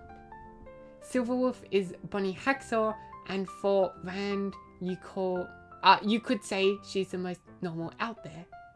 Oh, I see, without the crippling addiction for gaming. I would say crippling addiction for gaming is normal. Not trying to justify my own gaming decisions, but I would say a crippling addiction to gaming isn't too bad. If someone had a crippling addiction to another hobby, like someone was really into sport or really into, I don't know, studying. I know someone who's really into studying. You can call that crippling addiction. I think it's totally normal to love video games. There's another one, but that one is even older than the one in Honkai Impact third. Wait, but is Star Rail not older than the HI3 one? Or are you saying like even older than Star Rail and Honkai Impact? Oh, here we go. Welcome to the Bronya multiverse. Is this by Hoyo Lab itself or just in their forums? Okay, so we got original, upgraded, max setting, Discord mod, hacker, another hacker, AI, and boomer. Wait, but the AI, hold on. Star Rail came out in 2023 and Honkai Impact there was around 2016, 2017. Okay, that makes sense. One thing, I know you mentioned Silverwolf before. I thought Silverwolf was another character, but I know Silverwolf's splash art and what she looks like. And in the Bronya multiverse, Starwolf is in there. as well as like the other Bronyas. Huh? Why is what's the name? Silverwolf also a Bronya? Wait. Silverwolf Bronya. Wait. Huh?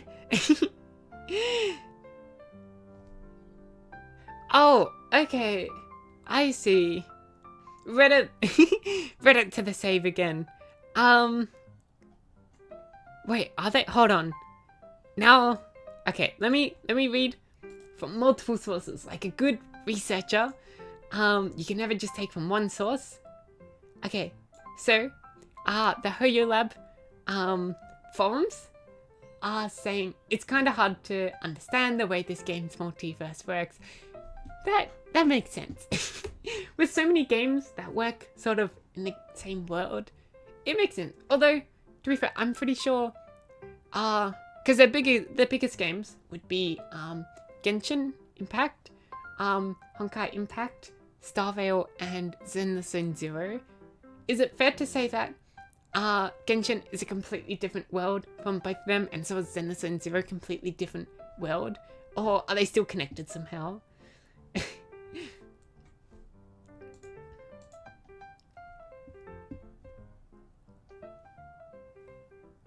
Also, Oh, actually, I do have a little bit of time. I shouldn't stay on too late. I am meeting with someone later in the day. And so I still want to like eat and whatnot.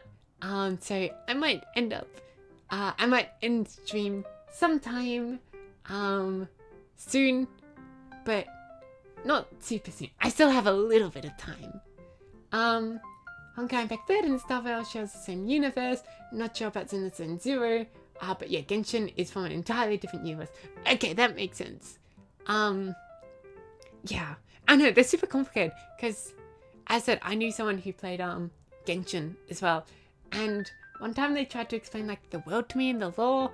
And apparently there's, like, a tree that holds everything's existence. And if you cut the branch off from the tree, then the people's existence disappear. And the traveler can travel between multiple worlds. And I'm like, what? The games I play, you know, so far we've had the train game, the car game, and the apocalypse game. They're not very complicated. But multiple universes and all that's complicated. I also, I've watched quite a few Marvel movies, but not too many Marvel movies. But there's some people who are really big into Marvel, and yeah, all of the lore things behind that, it sounds just as complicated. You know, with like all the multiverses and different universes, like, you know, Spider-Man and all that. And that one, I remember watching, what's that movie with Doctor Who, Spider-Man, and all of Spider-Man's villains from different worlds appear or something, and then the different Spider-Mans are also there. Yeah, that one I was like, wow, this is complicated. Yeah, No Way Home. I was like, this is complicated. But it's fine, because he ended that by, what did he do? He saved the universe by erasing everyone's memory of him, or something like that. Pretty crazy way to leave us on a cliffhanger. But, yeah, no, I don't really watch Marvel movies in sequence. I sort of just watch, like, whatever, someone else, like, wants to, you know, whatever a friend wants to watch, or, whatever, like, is new, sort of. Like, I watched, what's it called, Endgame as well, when that came out. I watched that in cinemas. Although, it's sort of just when someone invites me. Like, I'm not planning to watch Fantastic 4? Is there a Fantastic 5? I'm not really planning to watch that unless someone invites me out to watch it, you know? Because, I know, it's sort of just, it would feel awkward going to a cinema alone. I'd feel a little bit embarrassed. Yeah, so I kind of just gotta see if someone invites me. Although it's not like I'm especially hoping for them to invite me. Like, I would be happy to go watch any movie. It really is, yeah. One time, so I love restaurant food, but I really only ever go with other people, because if not, it's sort of like, sometimes it's hard to make the monetary excuse, like, oh, you know, it's $20 for a meal when I can just cook at home and it be $5. By the way, I'm talking Australian dollars. I don't know how much or little that sounds compared to other currencies. Like, if I said that in euros, if someone was thinking euros, 20 euros is a lot of money. In yen, for example, 20 yen is nothing. But yeah, no, 20 AUD when I could just cook it for 5 AUD. And one time I went to a restaurant alone, cause actually I went there, like, a friend took me there and, like, showed me the restaurant, but they had to leave, and I was like, oh, are there any good restaurants around, cause I'm kind of hungry, and, it'll still be like another solid hour or something before I get home. And they're like, oh yeah, and they walked me to the restaurant and they're like, I recommend this meal. So I was like, I'll get that meal. Thank you. Bye bye. And so I went into the restaurant and they sort of looked at me with a perplexed look in their face. And they're like, oh, are you like with someone or alone? And I was like, no, it's just me. And like, okay, I'll show you to your table. And I'm like, thank you. And then I like looked at the menu. I was trying to find out which one it was. Because I couldn't remember the name, just the picture. But I found it. And I pointed to her and I was like, can I please get this? And they still looked at me and they're like, yeah, sure.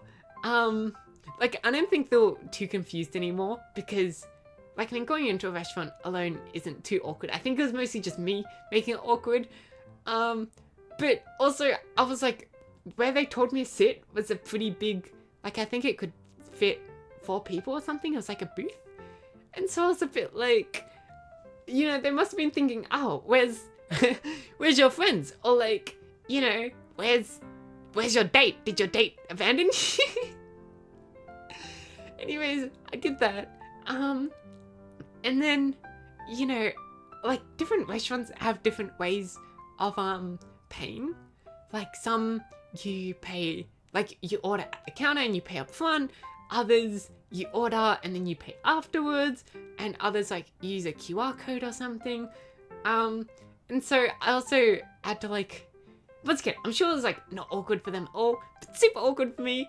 I had to go, you know, I had to like put my hand up, and be like, hey, how do I pay? How do you want me to pay? Cause the tables, they didn't have table numbers.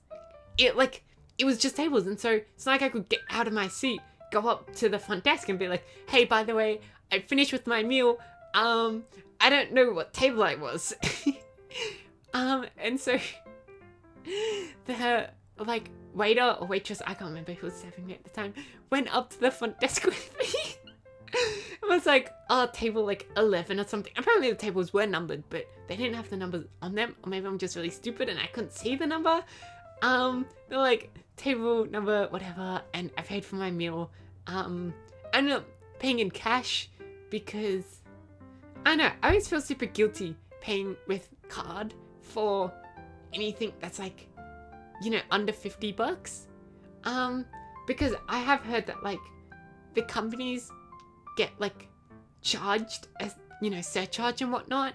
And unless they push that surcharge into you, which a lot of places do here. A lot of places are like, oh, if you pay by card, extra, you know, 20 cents or extra 10% or something.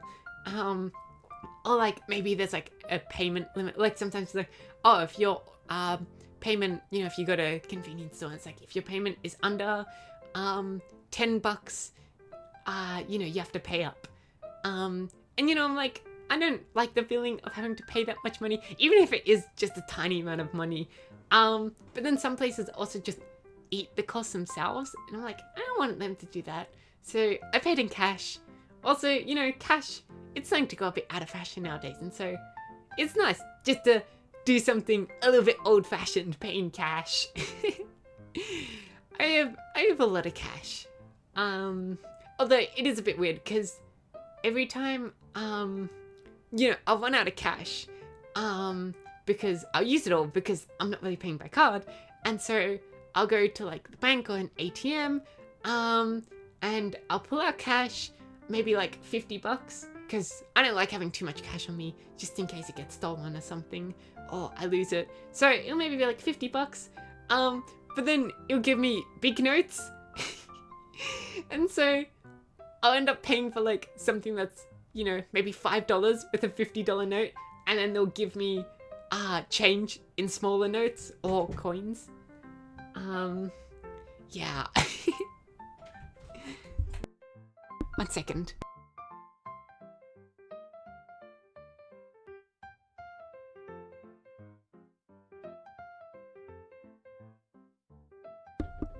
Sorry, someone just walked in. just saying good morning. But you know, and then I always have to like awkwardly pay using such a big denomination of cash for something so tiny. But then when I get my change, it's fine because I can like sort of sort it out. Although I'm not too bad. Like I'm not one of those people who turn up and like start counting out my 5-cent coins. That's our smallest denomination of cash, by the way. 5-cent coins. It goes 5 cent, 10 cent, 20 cent, 50 cent, $1, $2, and those are the coins. And then it goes $5 in notes, $5, $10, $20, $50, and $100. And the coins, they get progressively. We've got some pretty special things going on with our coins. So 5-cent coin is really small, and then it gets bigger for the 10, and then bigger for the 20, and then bigger for the 50. And the 50-cent coin is the biggest coin. And it's not actually a circle, the 50-cent coin, it's an octagon for some strange reason. And then the $1 coin it goes back down in size. It's the same size as a 10-cent coin, and then a $2 coin is even smaller for some reason. So the more money you have, the smaller the coins are. Which is actually really convenient because no one really carries around cents anymore. It's only like dollars. And so to have these tiny $2 coins is actually quite nice. And then, yeah, the notes just get slightly bigger. $5 slightly smaller than $10, although they're all basically the same size. It's just, I've been told it's for anyone who's blind. They can fill out the size of the note. Yeah. Although no one really pays in $100 notes because it's always a bit too suspicious. And so a lot of places will be like, I'll be back in a second and take your $100 note and make sure it's real. Or, they'll sort of just be like, oh, sorry, we won't accept a $100 note. But yeah.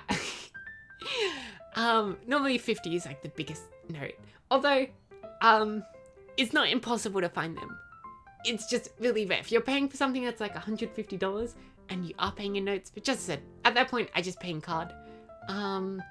You pay using 50s instead of 100 and a 50. Or even smaller denominations if you so desire. But yeah, no one uses cents anymore. It's a little bit sad, but it makes sense. Because inflation's reached a point where everything is in dollars. Like you'll still see, if you go to like a milk bar, or if you go to just like a regular supermarket and you're trying to buy just a small whatever, lolly, candy, whatever. In Australia, I know in America they call it candy. In Australia we call them lollies. Couldn't tell you why, but that's what we call sweets in Australia. And it might be like, $1.50, for example. Yeah, but most people would just take change, and then you take your change to the bank, and then they put it all in the bank account, and then when you withdraw it, it's a bigger, it's the word lolly. It's got two. It's L-O-L-L-I. Because I believe if you spell it with one L, it's like, it would refer more to like the Japanese Lolita sort of thing. And does it have an E at the end? Lolly, versus candy. I actually forget how to spell it. You never really... L-O-L-L-Y? Maybe... You never really, spell the word. You only ever say it. God, if it was lolly, it would have caused so much confusion. Yeah, but as I said, no one really, writes a word, because if you're writing it, you're putting in too much effort, and at that point, you may as well just be specific about what you're buying. You would say, oh yeah, I got, a Snickers or something. You wouldn't just be like, oh yeah, I got a lolly. I'm not going to tell you what the lolly is. I just got a lolly. Yeah, it is L-O-L-L-Y. Yeah, that's what we call... Okay, so apparently it is only Australia and New Zealand. Yeah, that's what we call sweets and candy and whatnot.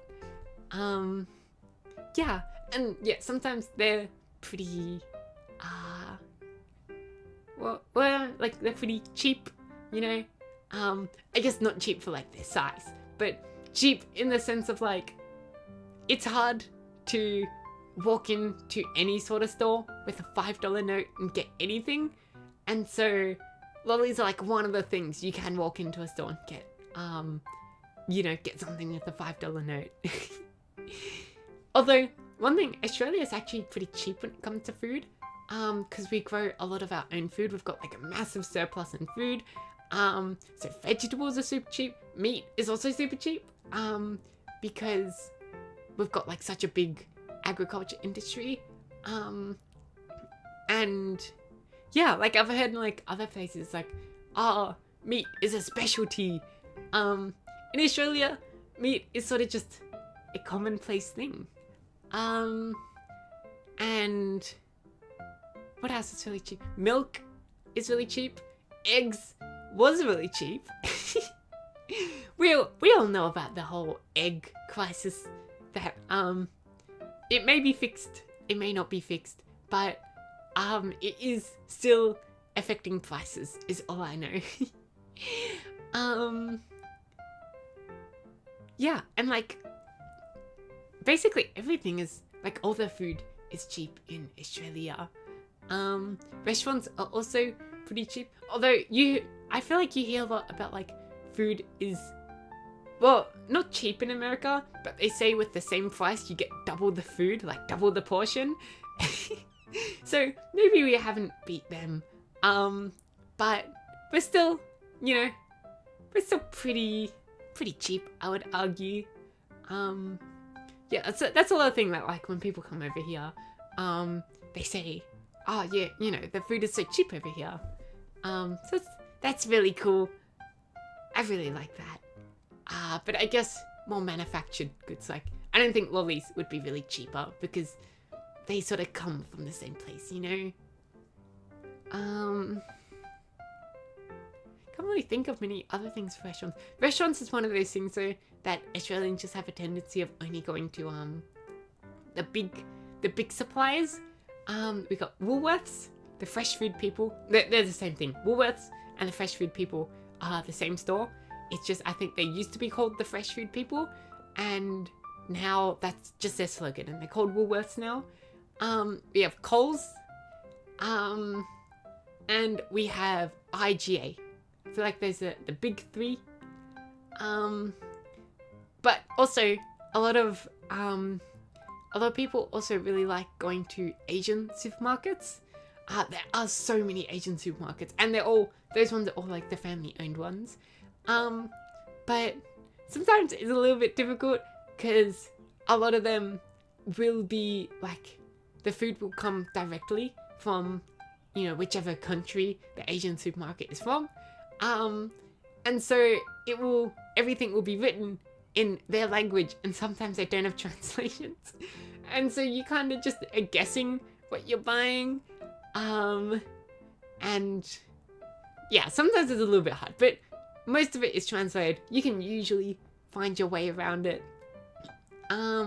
It's usually just because like the big chain restaurants have all like the food, like they have not all the food. What should I say? They have food, any food you could want, but they don't have all of it. They have like different aisles. So like you've got the pasta aisle, and you have like the baking goods aisle, and then you have like the Mexican aisle. Did I already say that? I can't remember if I already said that. And then they have a couple aisles just like dedicated to Asian foods. Usually they're quite grouped together because it's like rice, they're not gonna have like restock the same rice for like China, and then the Japanese food, and then the like Vietnamese food and all of that. They just have the rice all together, and they do have all the different kinds of rice. It's not just rice as a general thing. They have like the long grain and the jasmine and all of that. But yeah, and they have all the Indian food, Indian food is also quite big here. That's one of the cultures I forgot to mention. A lot of really great Indian food here as well. But yeah, if you go to an Asian supermarket, you can't find like everything. It's a lot, well, naturally a lot to make like Asian food. But you know, it's like a lot of the time, sometimes I've been in there and you won't find milk, or you won't find like certain ingredients that are really common in the big chain restaurants. Yeah, so a lot of people do just go to the big chain restaurants, unless they've got like specific things on their mind. It's the same for, I was thinking about this, I forgot what the other thing is, but it's all big chain restaurants, but I forgot what I was gonna say. Oh well. I just remember another fast food place that I can relate to McDonald's and Hungry Jack's. But it is big chain, but it's not like, I think it might be Australian. Let me see. Yeah, we have this restaurant and it's really good. It's called Schnitz. Like, you know, schnitzel, but without the EL. Schnitz. And it is so, their chips, sorry, I should clarify. They're fries, I suppose. In Australia, we call fries chips and we call crisps chips. They're both called chips. But you know, their chips, they're so good. They are genuinely some of my favorite. I go there and order a family-sized chips just for myself sometimes. Yeah. But no, their whole thing is like, just like KFC's thing is all like fried chicken. Schnitz is all, schnitzel. Which is, I don't think it is fried chicken. It's chicken with like breadcrumbs on it and like kind of like French toast where it's got like the egg battering or something. I don't actually know what a schnitzel is. I know what it tastes like. I know what it looks like. I don't know what it's made of. But yeah. And, you know, obviously they got Palmer's, but they also have schnitzel burgers. Actually, that's about it. Schnitzel burgers and schnitzel without the rest of the burger. They do, I believe, beef as well, but they still cook it like a schnitzel, like they still put the toppings on. It's just, it's not chicken inside. And they've also got, I've had the vegetarian option before. That's really good. Yeah. Although, I'm trying to remember, because I've had quite a few vegetarian burgers. One of them was made of, when I was in New Zealand, I had one that was made of mushroom. But I can't remember which schnitzels were made out of. But no, they're really good. And I think it is pretty fair to say that they are like McDonald's and whatnot. Schnitz is so great. Yeah. I feel like I was saying something before, and then I totally lost my train of thought because Schnitz came up, and I love Schnitz.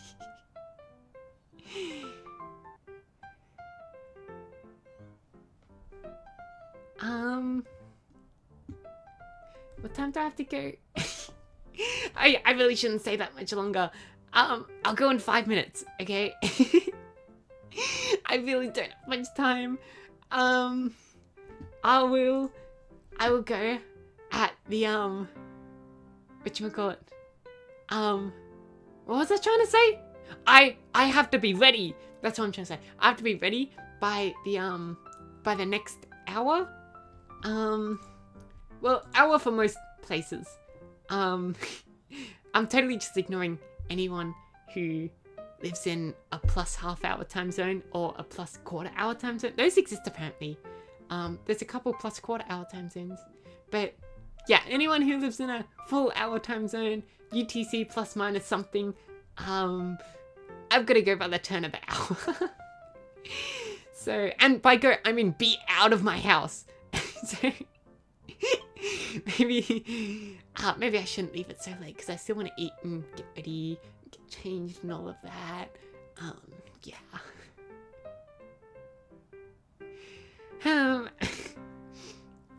No, it was fun chatting.